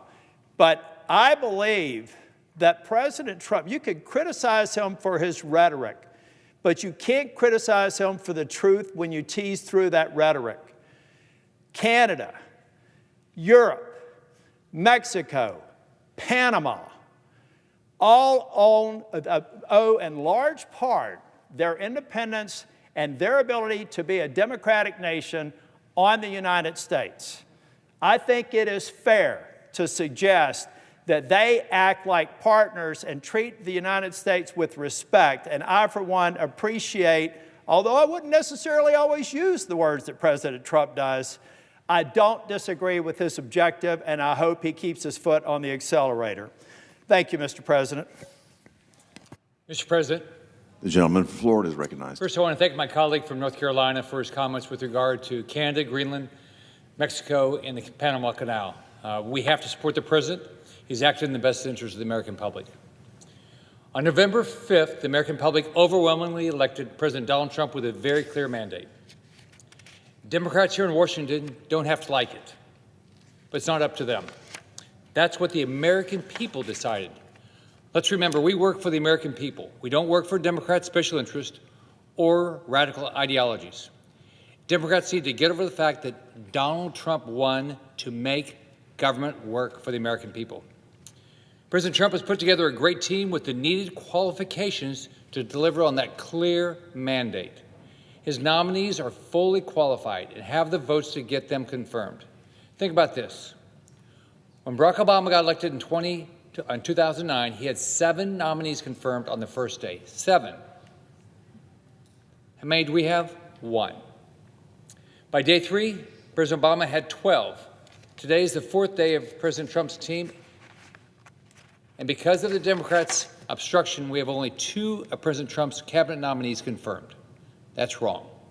In 2021, Joe Biden's defense nominee, Lloyd Austin, was confirmed 2 days after Biden took office.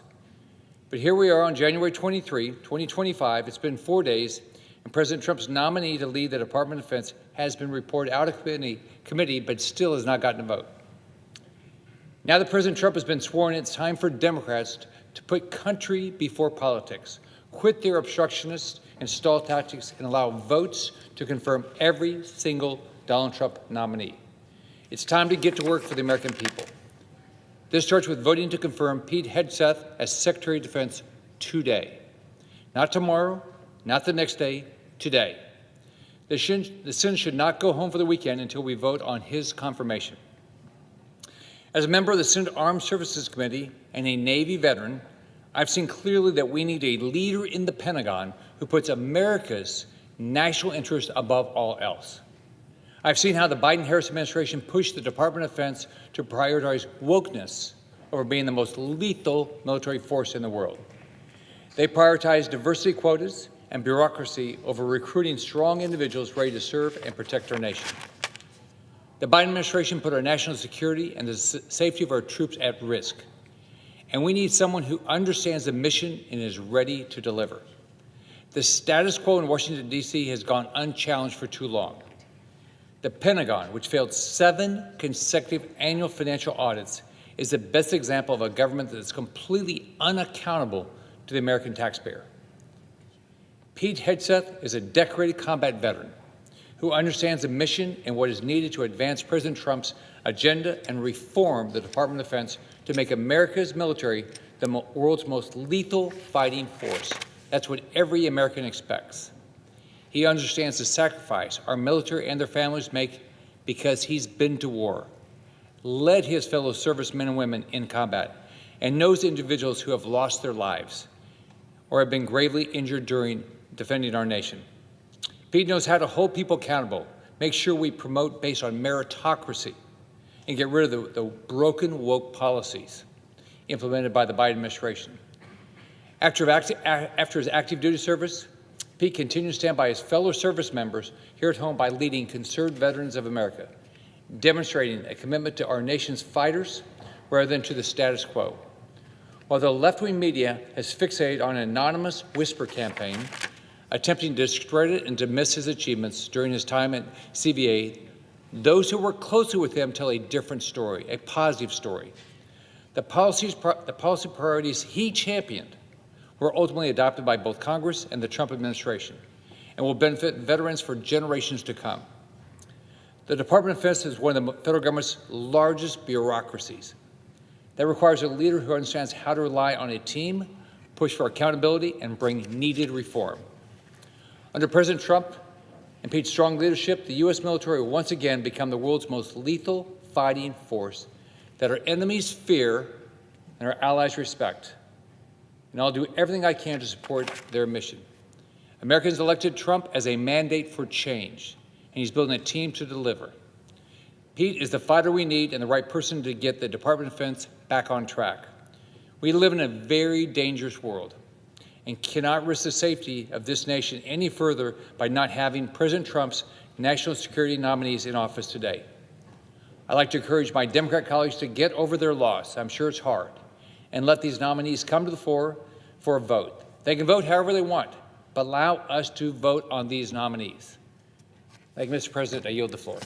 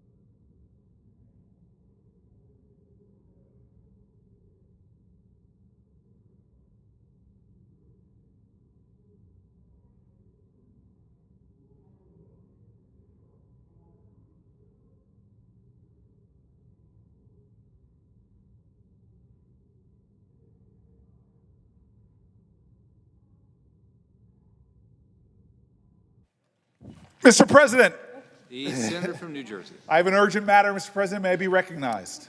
You are absolutely recognized. I appreciate the great senator from the state of Florida with a haircut that's almost as good as mine. Thank you, sir. Every year, the pages come through in cycles. I shouldn't say every year. There's multiple classes of pages. They're usually all extraordinary. This is an extraordinary class of pages. I have some issues with them, which I'll air later. But one of the traditions that we have resurrected in this new Congress is the page poetry contest. And this time we had just a very small, a paucity of pages participated. That's alliteration, a paucity of pages participated. And we have a number of them. Katie Britt, in her eminent brilliance, and I have picked our top ones. Katie has picked one that I will mention, but we want to give these 4 of the 6. I feel bad for the 2 we've left out. We want to give them our highest honors. But first, the runner-up in the 3rd position is Kaya. There you are. You are the number 3. I would read your poem, but we don't have time. You are articulate. You are eloquent.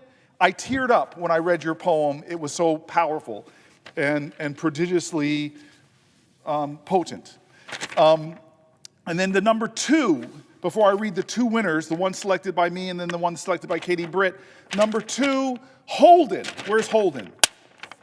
Holden over here as well. Holden, your poem too brought me to depths and heights. It took me to the nadir and to the zenith. It was very, very poetic, sir. You have talent as well. And then the 2 winners. Katie Britt has chosen Jake. Where is Jake?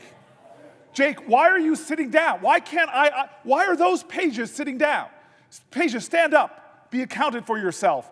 Jake, you are now going to forever go into the Senate record. Are you prepared for this, Jake?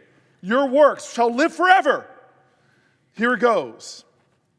5 months I've walked these halls of history, where wisdom lingers woven in the air. To serve the nation, humble though it be, I've witnessed duty's weight and leaders' care. The echoes of debates in chambers vast, where laws are forged and futures shaped with might, have shown me how the present shapes the past and kindled faith in government's light. I watched as leaders certified the will, a testament to voices heard and strong. Though times are tense, resolve can guide us still, a steadfast march to right what once was wrong. The service marks the start of dreams anew, to shape the world with honors hue. I'm going to pause. This might be the first time the presiding officer has ever cried.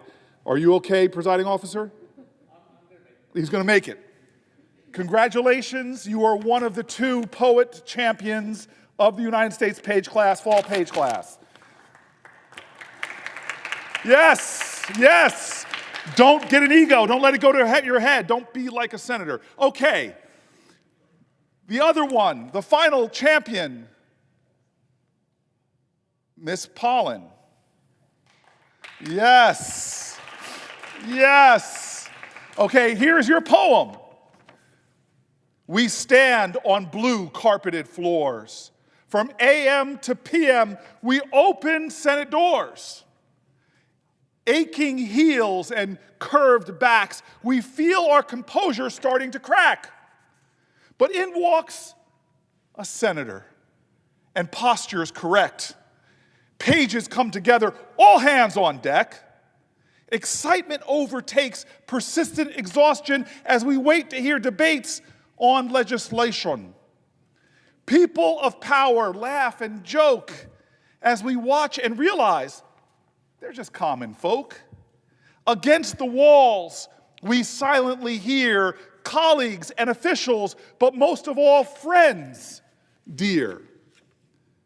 Within this room, there stands a central divide.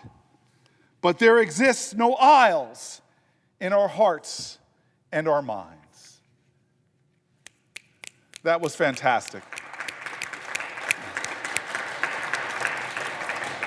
I am grateful for the poetic effort. I'm grateful for our poetry champions who will forever live in the annals of senatorial history. But there are a lot of people on this floor right now who have come to anticipate how I will proceed to demonstrate that these page writings are good, but now I will show them by reciting my own original poem. Before I do, let me make at these pages an angry poke. Dear God, you all have been here for 5 months and you couldn't tell me one good joke? Come on, come on. Painful, you all are the worst joke tellers, heaven knows, but I'm done. I've got my poem to read, so here goes. Pages, with your suits so navy. Understanding what you signed up, some people might think you're crazy. You clearly are the opposite of lazy. Up at 5 a.m., your teenage brains must be hazy. Taking a full load of classes, English, history, calculus, with its parabolas. So wavy. But that isn't the end of your days. See, you work full time on the job, on the floor, serving Republican senators like Mitch and Democrats like Mazie. You man phones and open doors. You tirelessly do the Senate's unglamorous chores in this job away from your fam, who can only see you if they join the 17 other Americans who regularly watch C-SPAN.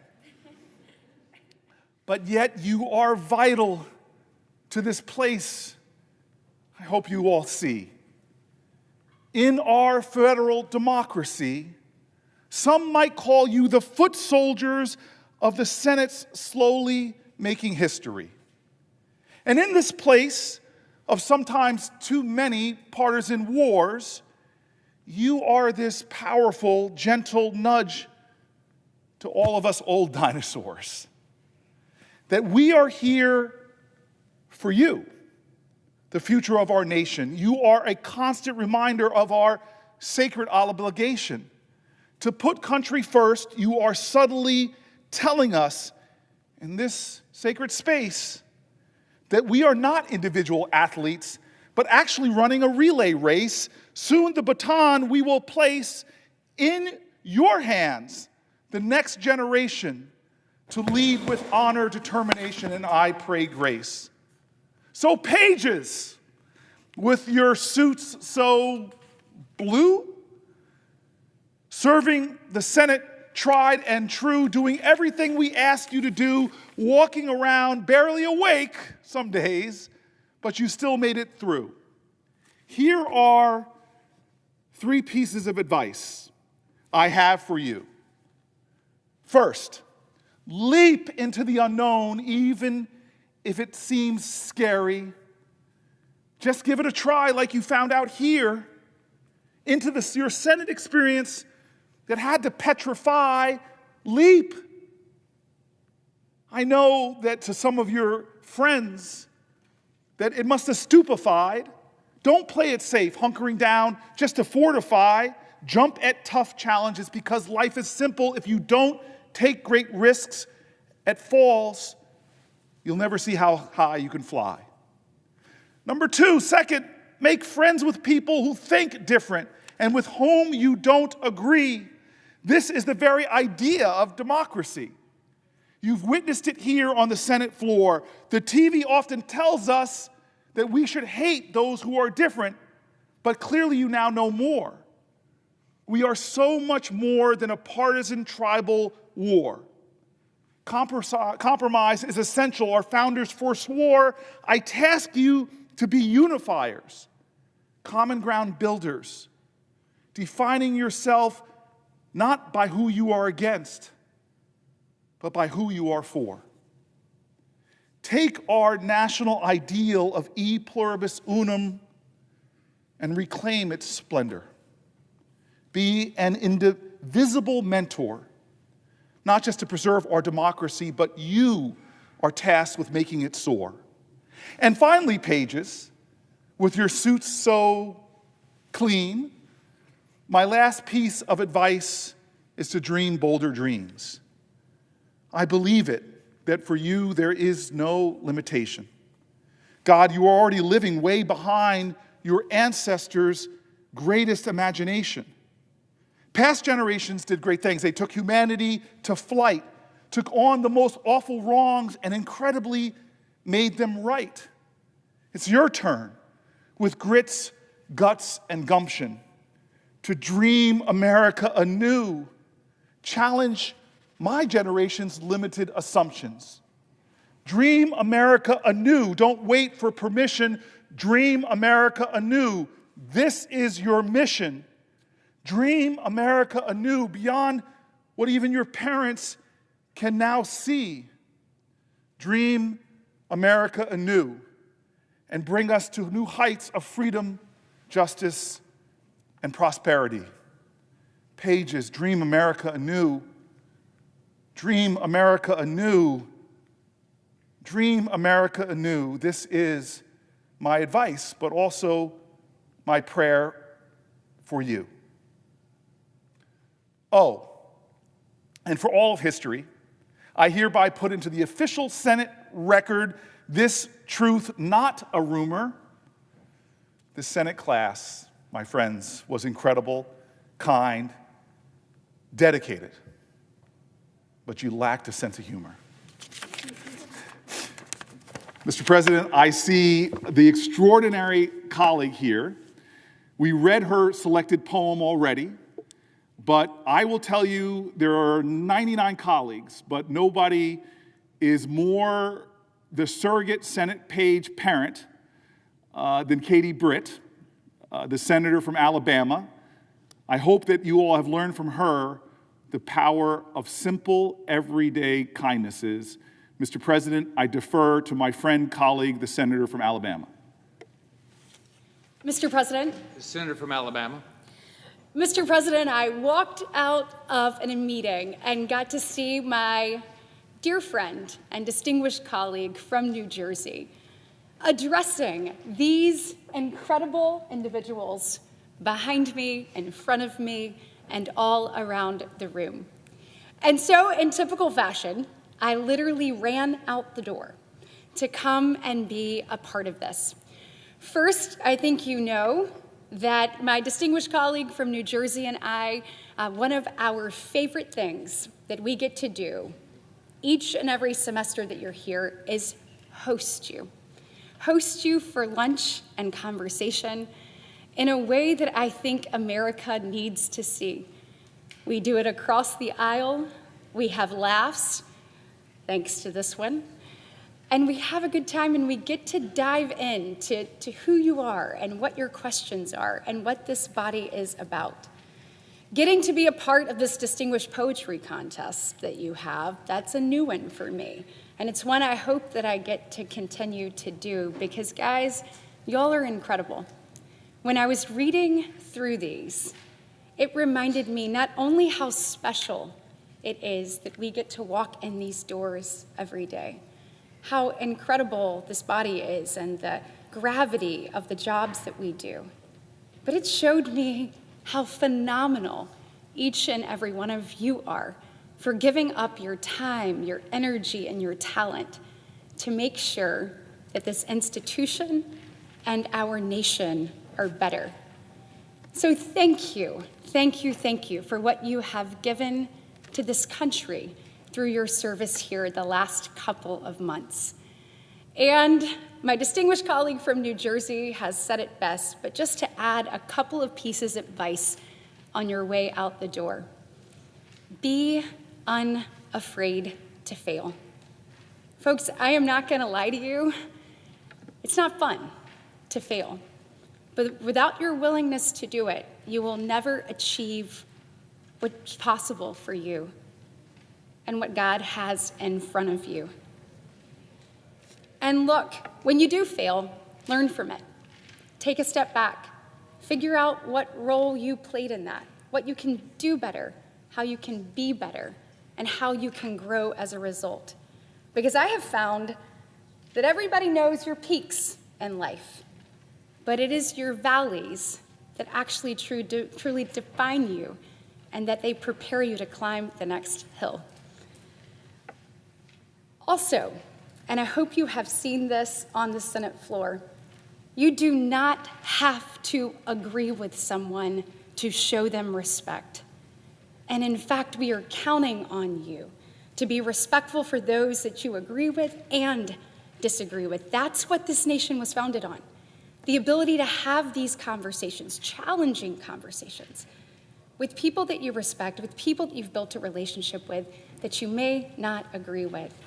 We need your generation to help us continue to bring that back. I have seen that from each and every one of you, and I'm inspired by the way that you've conducted yourself. And then last but not least, get in the arena, right? Now, everyone's arena is different. Everyone's lane is unique, and that's not just okay, it's necessary. But we need you to be unafraid to jump in and to move this nation forward, because at the end of the day, we need you to achieve what we need to for the American people, not only just in your communities and state, but truly across the country. You've all been given a special gift, but it's up to you to utilize that to affect as many people as you possibly can in a positive way and make the world around you better as a result of who you are and the way that you conduct yourself. And so all of that to say, it has been an honor and a privilege to get to know you. From the bottom of my heart and on behalf of all of our colleagues, we are grateful for you. And I am grateful for my friendship with a senator from New Jersey. And I hope that our friendship has served as an example for you of what is possible when you maybe put differences aside. You get to know each other as people. You can have tough conversations, find common ground, and move good things forward. Thank you. And Mr. President, I yield the floor back to my distinguished colleague from New Jersey. Thank you to Katie Britt, the tough as nails senator who will never quit. Before I sit, I just can't stop myself. I'm sorry. Let me stop here. I just thought it right, and thanks to Elizabeth, we should have all the poems into the Senate record. So with that, I'd like to ask unanimous consent that all 6 participants, including the 2 I didn't name, Gabriel, where is Gabriel? Gabriel, solid piece of work. I was splitting hairs. The only thing that dissed you was the Capitol subway is my home. It rises underneath the Great Dome. I just thought it was a lie that the Capitol subway is your home. I see you rarely on the subway. So your poetic genius was there. I dinged you because it was not truthful. And then the other name I want to give is Xavier. Where's Xavier? Where's Xavier? Xavier's not here. That's why Xavier did not get in. I knew he would not be here. It is terrible. It is terrible. That's what we pages are meant to observe and to learn from others, the pride to serve. I see no pride in his not being here right now. But I will say that they deserve to be in the Senate record. So again, all 6 poems, all 6 participants will be there. Katie Britt, thank you for your kind words. And Mr. President, we turn the Senate back over to its usual programming, although I do not think anything that will happen on this floor will be as fun as the fun that Katie and I just had. Thank you very much. Without objection.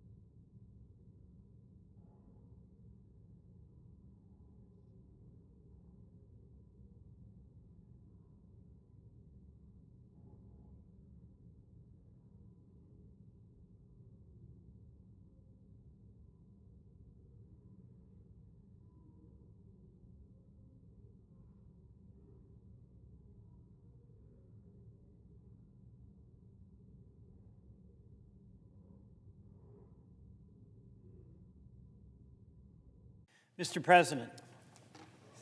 Senator from Vermont. Mr. President, in the United States, we believe in the peaceful transfer of power. Mr. President, in the United States, we believe that the people, not elected politicians, decide who is their president. And both of those principles have served our democracy very well through thick and thin, through strife and turmoil for the past 248 years. Mr. President, both of those principles were challenged on January 6, 2021.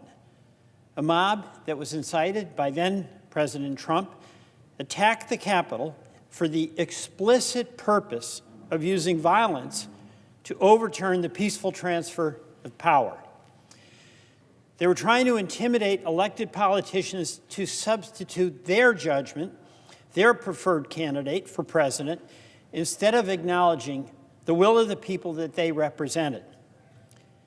But our democracy endured. That is the very good news. And in testament to that, we just witnessed a renewal of America's commitment to the peaceful transfer of power with the inauguration of Donald Trump as our 47th president. However, Mr. President, I speak today, sadly, about one of the first actions of President attack on January 6th. Mr. President, speaking for myself, I condemn that action by President Trump. Mr. President, I was there that day. Many of us were. I was in the gallery of the House of Representatives. It's a day I won't forget, but America will never forget. It's had a deep impact on our country, the citizens, the folks who work here, and that honorable tradition of the peaceful transfer of power. You know, I was very amazed and proud to see officers, men and women, who withstood this assault.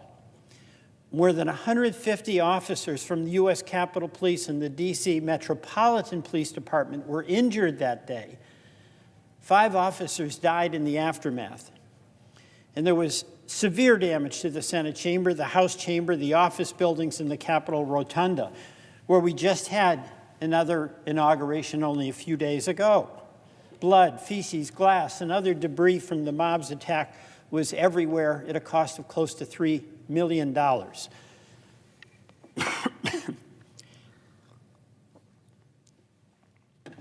Mr. President, how is it that one of the first acts of our president, who wants to be a unifier, was to pardon those people who acted with such violence, such anger, and such contempt? President Trump has tried to erase this attack and rewrite the history of what happened on January 6th, calling the insurrectionists, including those who fought with the police, patriots and hostages. They were neither. Mr. President, I ask, should the President of the United States pardon a person who was sentenced to 7 months in federal prison for stealing a police riot shield from an officer and then using it to assault officers? Should a person who's affiliated with a neo-Nazi group and who was serving a sentence for breaking the law in Charlottesville in 2017 and who quoted Hitler before assaulting law enforcement in the U.S. Capitol, should that person be pardoned? I say no.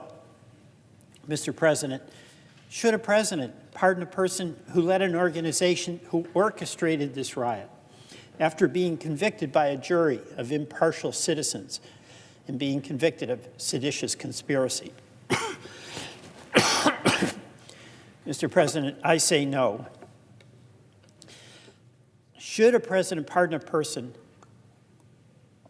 who was sentenced to more than 6 years for beating the police with a metal whip, assaulting them with bear spray, something that can cause lasting eye damage? Should that person be pardoned? I say no.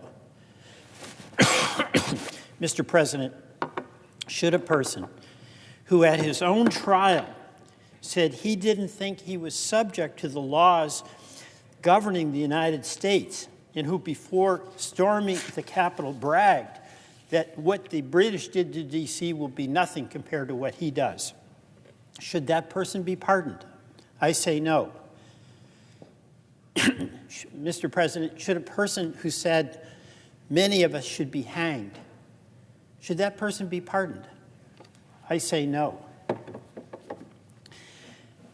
Mr. President, I am very proud of the men and women of our law enforcement community, the U.S. Capitol Police and the D.C. Metropolitan Police Department, who stood their positions and defended the Capitol and defended the peaceful transfer of power.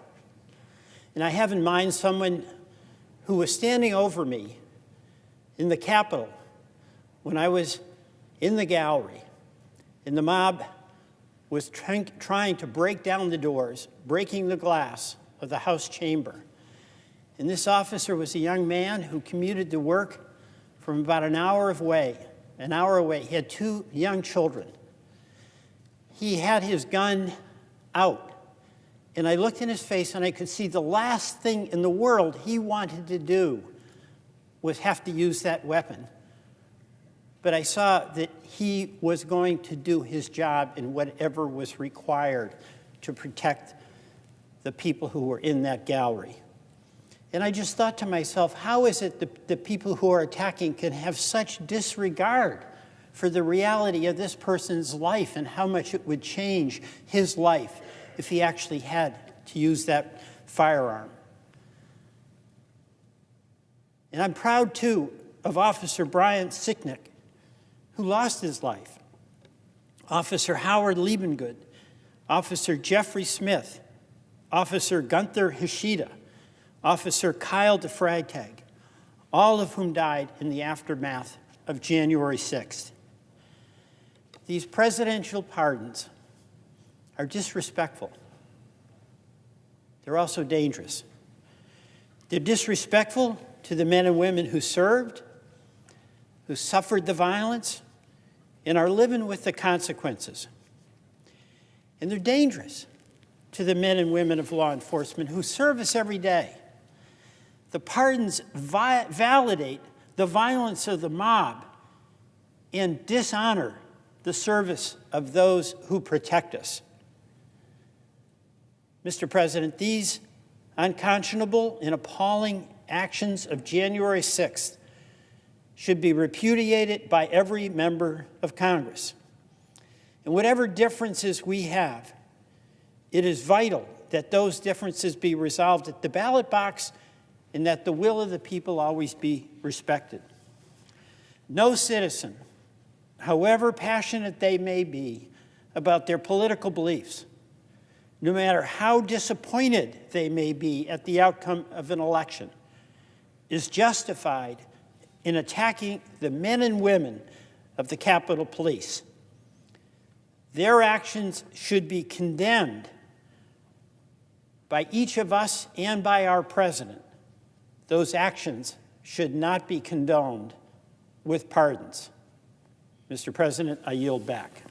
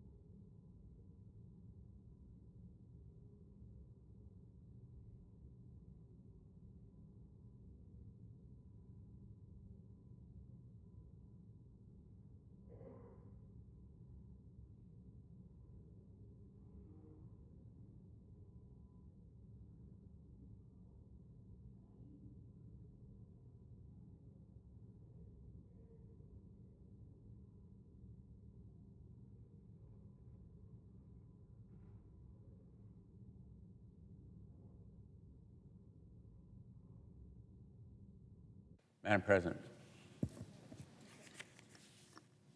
The senator from Connecticut.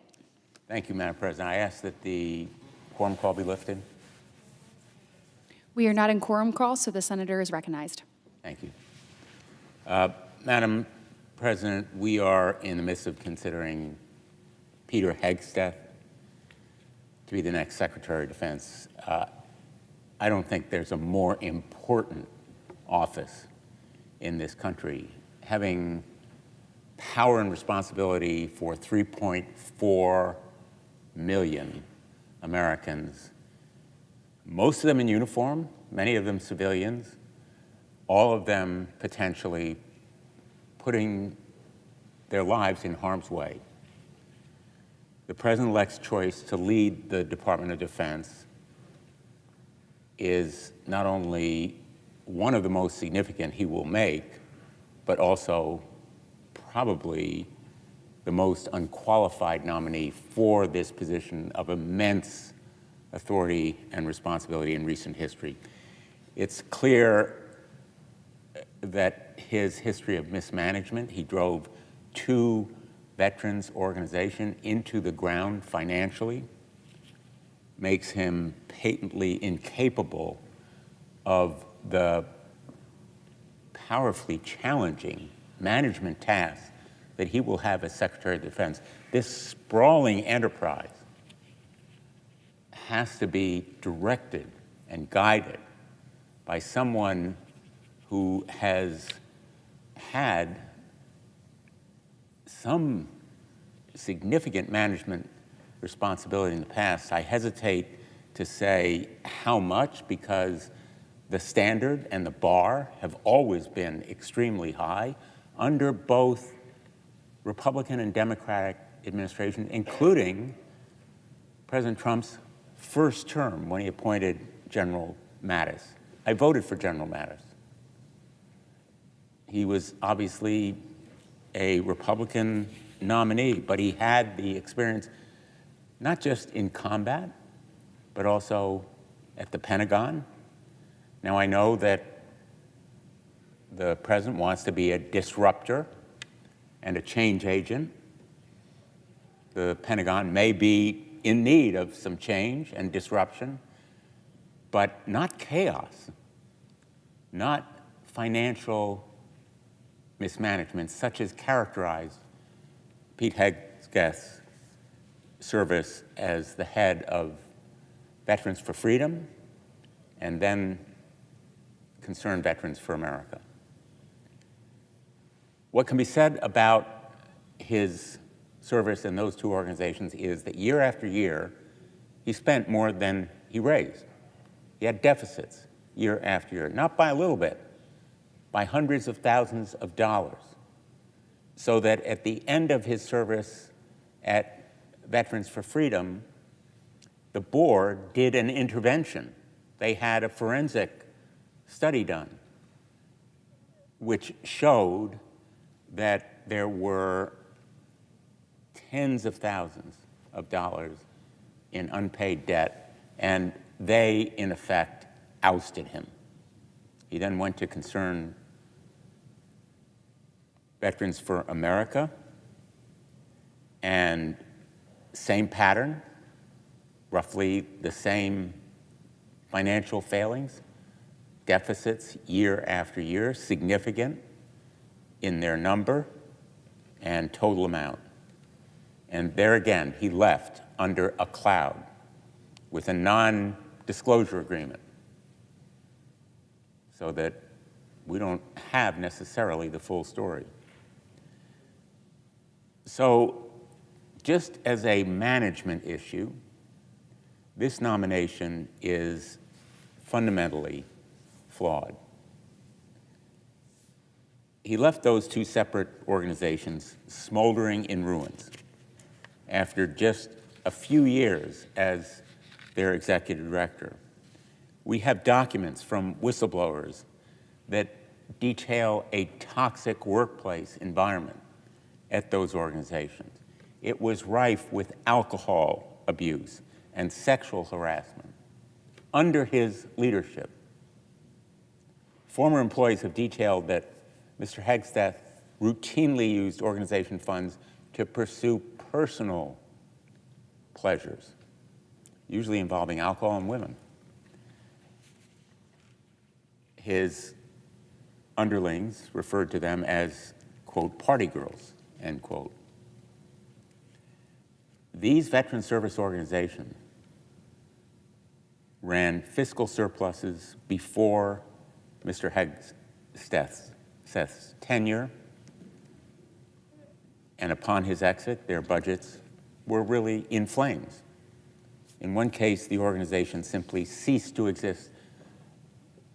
Veterans for Freedom was absorbed by another organization. He testified that he's proud of the work he did while he was at Veterans for Freedom and Concerned Veterans for America, but he made a career of advocating for policies that would, in effect, contract and even defund the Veterans Administration and harm service members, veterans, and their families. For years, he lambasted veterans who pursued disability compensation, and he advocated for for-profit colleges that make their livings preying on service members and veterans. These organizations and the policies he advocated could potentially have done grave harm to our veterans.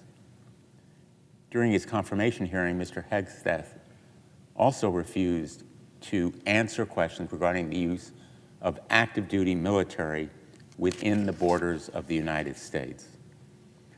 One of the President-elect's own former secretaries of defense stated unequivocally that, quote, the option to use active duty forces in law enforcement role should be only used as a matter of last resort and only in the most urgent and dire of situations, end quote. Yet the President-elect is apparently laying down plans to use the active duty military to conduct mass deportations and to quell civil unrest.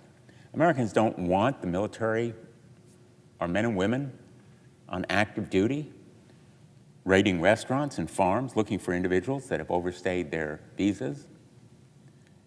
If the President is unwilling to invest in ICE, it should not be the Department of Defense, the Pentagon, our active duty men and women, going into homes, workplaces, schools, churches, hospitals,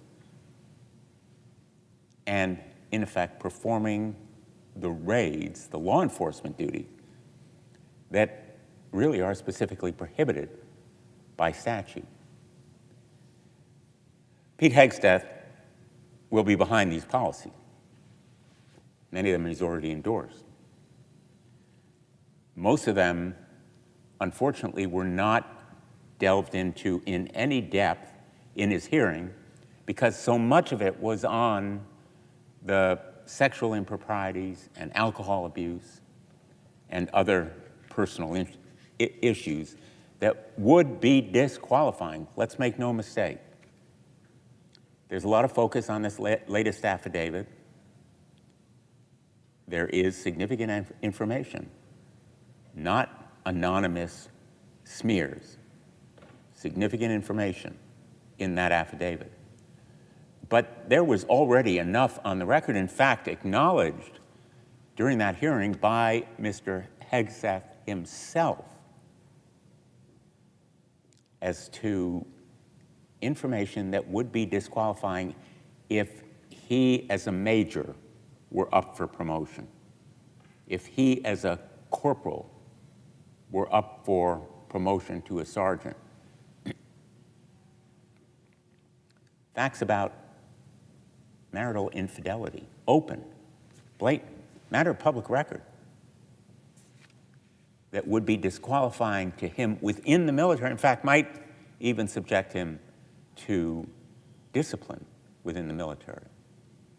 Other reported instances of drunkenness, of misconduct, all of it in the public record, acknowledged by him, at least as to the marital infidelity. So the focus on those personal aspects of his background took time. And by the way, we had very limited amounts of time because we were not permitted a second round of questioning.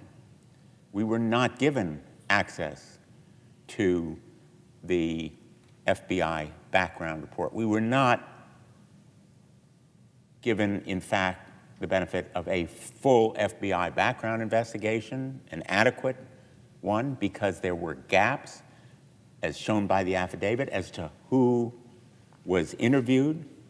And that's in part why that affidavit is important, because it shows that there were, in fact, gaps in the FBI's investigation.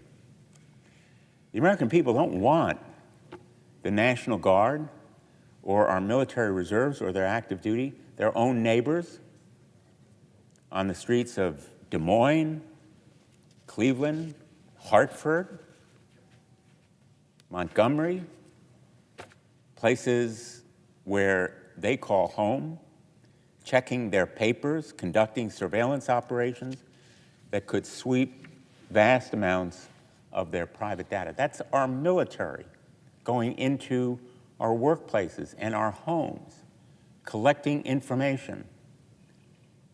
The founders of this nation never envisioned our military as a police force.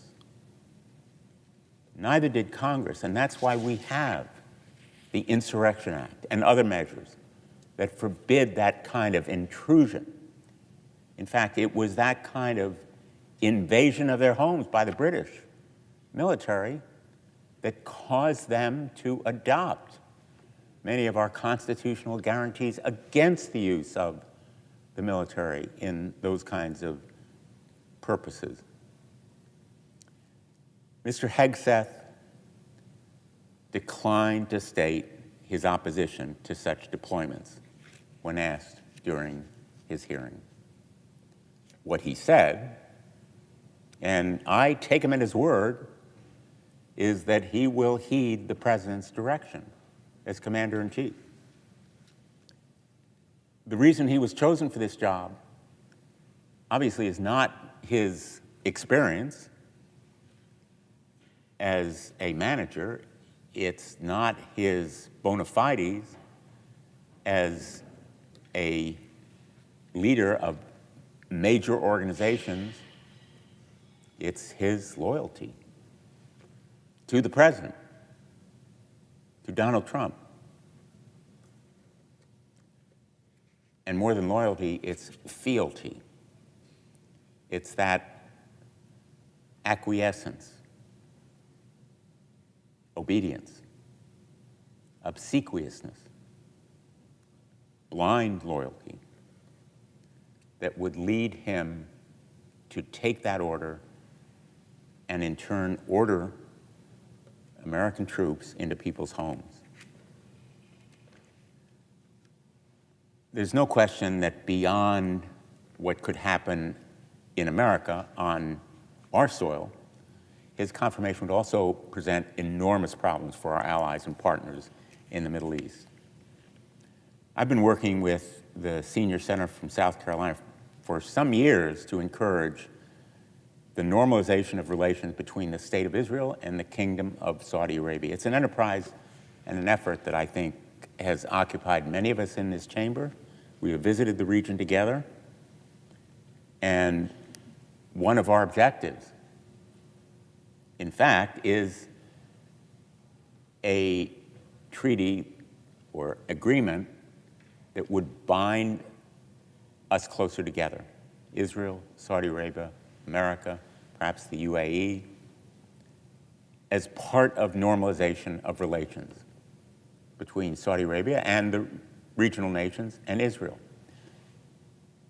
Suffice to say that the recent ceasefire announcement between Israel and Hamas is a historic shift in regional politics. I believe that Mr. Hegseth's personal beliefs would diminish our support of the peace process or derail it entirely because of comments he has made about Islam and Muslim nation. Those comments were explored in some detail in his testimony. My concern is there have been numerous reports, in addition to his own words, that appear to convey a hostility on his part, if not outright antagonism toward Islam and Muslims. A former employee of Concerned Veterans for America alleged that he shouted racist and Islamophobic chants during an official tour in Ohio, well publicized and well known in the region where Muslim nation and Islam are predominant. In his book, American Crusade, he expressed concern about Muslim birth rates and said, "The present moment for Christians is like the time of the Crusades, and that Christians must arm themselves, quote, metaphorically, intellectually, physically. Our fight is not with guns yet," end quote. Not with guns yet. Well, we are not in a time where we need a crusader in the old-fashioned sense of that word, and who says that Christians must arm themselves metaphorically, intellectually, physically, for a fight that may be coming. We are trying to engage those nations in a common purpose toward normalization, peace and stability, an expansion of the Abraham Accords. People in Israel are hoping that that progress can be made, that there can be a successful effort to build on the Abraham Accords. And the current ceasefire agreement is the result of both the Trump administration and the Biden administration coming together, the two teams, Brett McGurk and Envoy Whitcliffe, making sure that peace was the objective, not antagonism or hostility. Ambassador Wickover, I don't think, would want a Secretary of Defense talking about a crusade against Muslim nations. I don't think that a more problematic and concerning nominee has been put before this body. And I urge my Republican colleagues to review what Senator Murkowski and Senator Collins said when they announced that they were going to oppose this nomination, as they did earlier today. Senator Murkowski said, and I'm quoting, "I have met with him and carefully reviewed his writings, various reports, and other pertinent materials. I closely followed his hearings before the Senate Armed Services Committee and gathered substantial feedback from organizations, veterans, and Alaskans. After thorough evaluation, I must conclude that I cannot, in good conscience, support his nomination for Secretary of Defense." And she went on to talk about some of the allegations that have been made against Mr. Hegseth.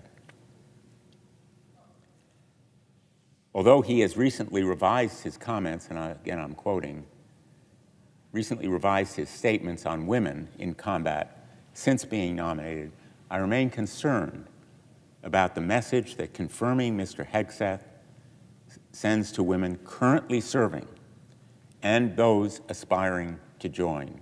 Women have served our nation with distinction, overcoming immense obstacles to excel in combat and leadership roles, and they deserve to know that their leader honors and values their commitment to our nation, end quote. Now, the reason for that comment by Senator Murkowski was statements made by Mr. Hegseth 30 days before his hearing about the lack of value in women serving in the military and the inability, lack of capacity of women to serve in combat. He reversed himself, what one of my colleagues called nomination conversion, and modified his previous remarks. But he couldn't tell you what caused him to have a different opinion. And in the course of that hearing, truly revealed that he continues to have that view of women, which is a problem for recruiting women. They're now 18% of our military force.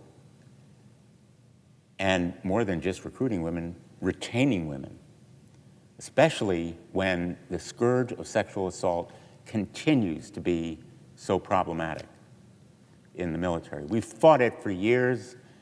A number of us on the Armed Services Committee have supported measures that would provide for more effective prosecution through a system of investigation outside the chain of command. We've adopted those reforms. And military leaders have joined us in seeking to combat sexual assault and harassment. And here we have someone who has been accused very credibly and plausibly, not just in this affidavit, but by others, and the record is replete with them. They are accusations. There are no convictions here. Mr. Hegseth denies them. But again, simply what he acknowledges having done would disqualify him from a role of command in the military. And that background and record can't help but discourage women from joining and staying in the military. Senator Murkowski goes on to say, quote, while the allegations of sexual assault and excessive drinking do nothing to quiet my concerns, the past behaviors Mr. Hegseth has admitted to, including infidelity on multiple occasions, demonstrate a lack of judgment that is unbecoming of someone who would lead our armed forces. These behaviors starkly contrast the values and discipline expected of service members. Men and women in uniform are held accountable for such action, and they deserve leaders who uphold these same standards. Mr. Hegseth complained in our hearing that the military was lowering its standards for the men and women who serve in uniform. The only standards being lowered here are the standards for the Secretary of Defense, if Mr. Hegseth is confirmed. Mr. Trump, President Trump, is in effect dumbing down the Department of Defense. And it threatens to do grave damage to that powerfully important institution. Senator Murkowski goes on to say, above all, I believe that character is the defining trait required of the Secretary of Defense and must be prioritized without compromise. The leader of the Department of Defense must demonstrate and model the standards of behavior and character we expect of all service members, and Mr. Hegseth's nomination to the role poses significant concerns that I cannot overlook. Given the global security environment we're operating in, it is critical that we confirm a Secretary of Defense. However, I regret that I am unable to support Mr. Hegseth. End quote. What a powerfully damning statement. Not damning necessarily Mr. Hegseth as a human being. I respect his service. I said at the hearing that I was grateful and respectful of his service to our nation, including leading troops in combat and advocating for veterans. But these concerns about his personal background and about his lack of experience negate that respect for his service as a Secretary of Defense. As a Secretary of Defense. We are not choosing him to be a colonel, to be promoted. We're choosing him to lead the entire United States military and to make decisions that will be a matter of life or death. I was moved as well by the statements made by our colleague, Senator Collins, very much along the same lines. And I want to repeat some of what she said. Again, in the hope that our colleagues will listen to both of them. And she said, as an expert, if I may say, on the global challenges that this country faces now, quote, "The Secretary is going to be facing a number of incredibly complex problems that are going to require highly skilled management ability. I am concerned that Mr. Hegseth does not have the management experience and background that he will need in order to tackle these difficulties. I am also concerned about multiple statements, including some in the months just before he was nominated, that Mr. Hegseth made about women serving in the military. He and I had a candid conversation in December about his past statements and apparently evolving views. I am not convinced that his position on women serving in combat roles has changed.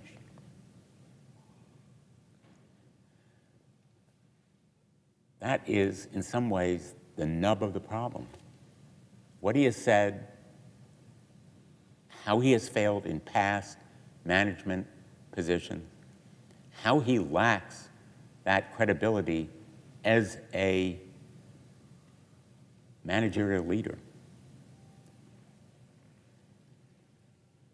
Senator Collins continues, women comprise nearly 18% of our active duty military. They continue to make critical and valuable contributions to our national defense. I have long advocated that women who wish to serve in and can meet the rigorous standards of combat roles should be able to do so, and numerous women have proved they can accomplish this difficult feat. Currently, thousands of women are serving in combat roles, and many others serve in non-combat functions. Their service is essential to the success of our military.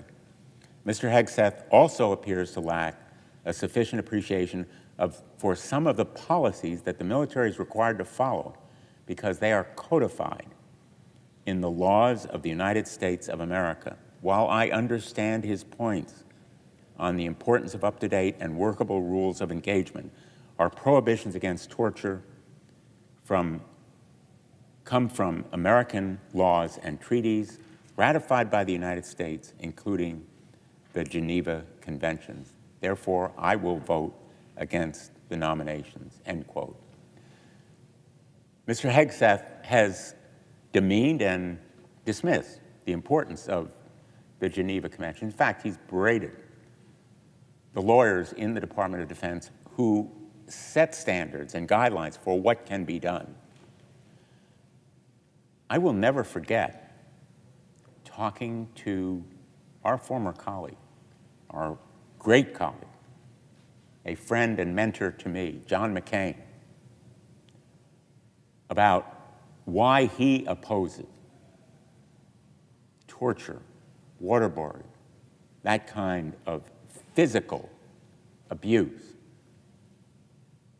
why he believed that these laws have to be followed by our military, not just as a matter of humanity, but effective military strategy.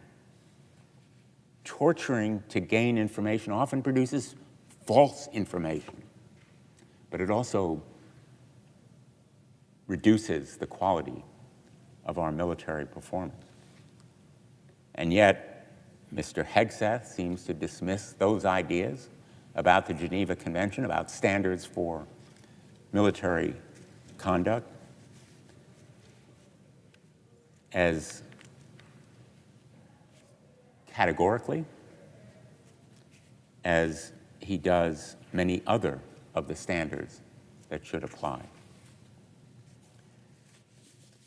I hope my colleagues will listen to Senator Murkowski and Senator Collins, because in their statements, they say more effectively than I am in this lengthier talk on the floor how important a vote against Mr. Hegseth is to the future of our national defense. Much has been written about him.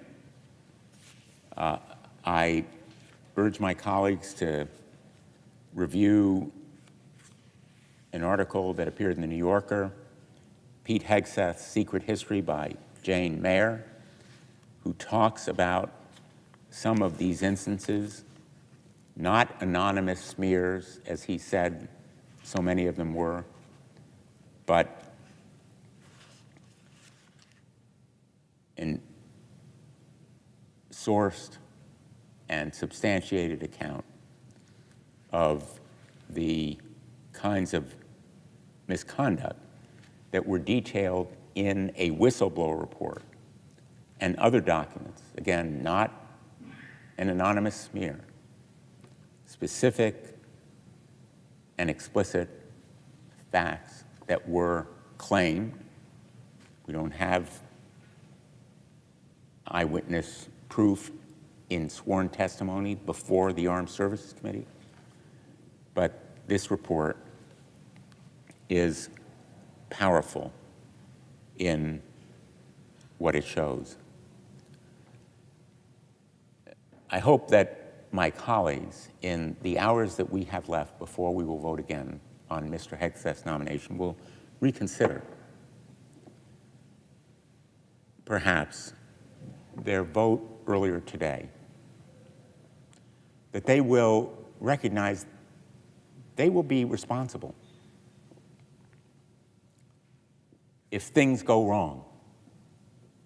And we hope to God always that nothing goes wrong, especially all of us who have family members who have served, mine in the United States Marine Corps. My oldest son is a combat veteran, and my second son, Michael, is a Navy SEAL. The responsibility of the Secretary of Defense to order men and women into harm's way is a truly awesome responsibility. Mr. Hegseth is not the person to have that responsibility. And I hope my colleagues will recognize that fact and vote against his nomination. Thank you, Mr. President. I yield the floor. I suggest the absence of a quorum. The clerk will call the roll. Ms. Also Brooks.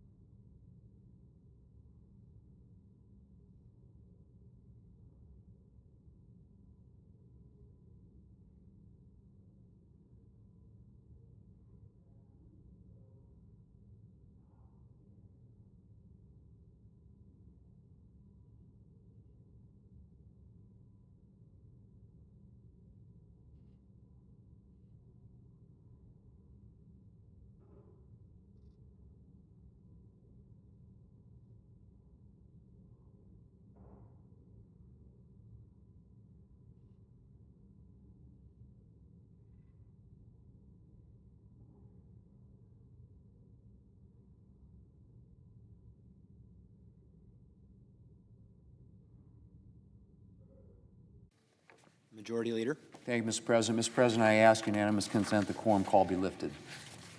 Without objection. Mr. President, I have 5 requests for committees to meet during today's session of the Senate. They have the approval of the majority and minority leaders. Duly noted. Mr. President, I ask unanimous consent to resume legislative session. Without objection. And I ask unanimous consent the Senate proceed to the consideration of S-Res 34, which is at the desk. The clerk will report. SRES 34, congratulating the Washington University and St. Louis Bears women's soccer team for winning the 2024 NCAA Division III Women's Soccer Championship. Without objection, the Senate will proceed. Mr. President, I ask unanimous consent the resolution be agreed to, the preamble be agreed to, and the motions to reconsider be considered made and laid upon the table with no intervening action or debate. Without objection. Mr. President, I ask unanimous consent that when the Senate completes its business today, it stand adjourned until 10 a.m. on Friday, January 24th. That following the prayer and pledge, the journal proceedings be approved to date, the morning hour be deemed expired, the time for the 2 leaders be reserved for their use later in the day, and morning business be closed. Further, that the Senate resume consideration of executive calendar number 3, and that all time during recess, adjournment, and leader remarks count post-closure. Without objection. Mr. President, if there's no further business to come before the Senate, I ask that it stand adjourned under the previous order. The Senate stands adjourned till 10 a.m. tomorrow. Thank you, Mr. President.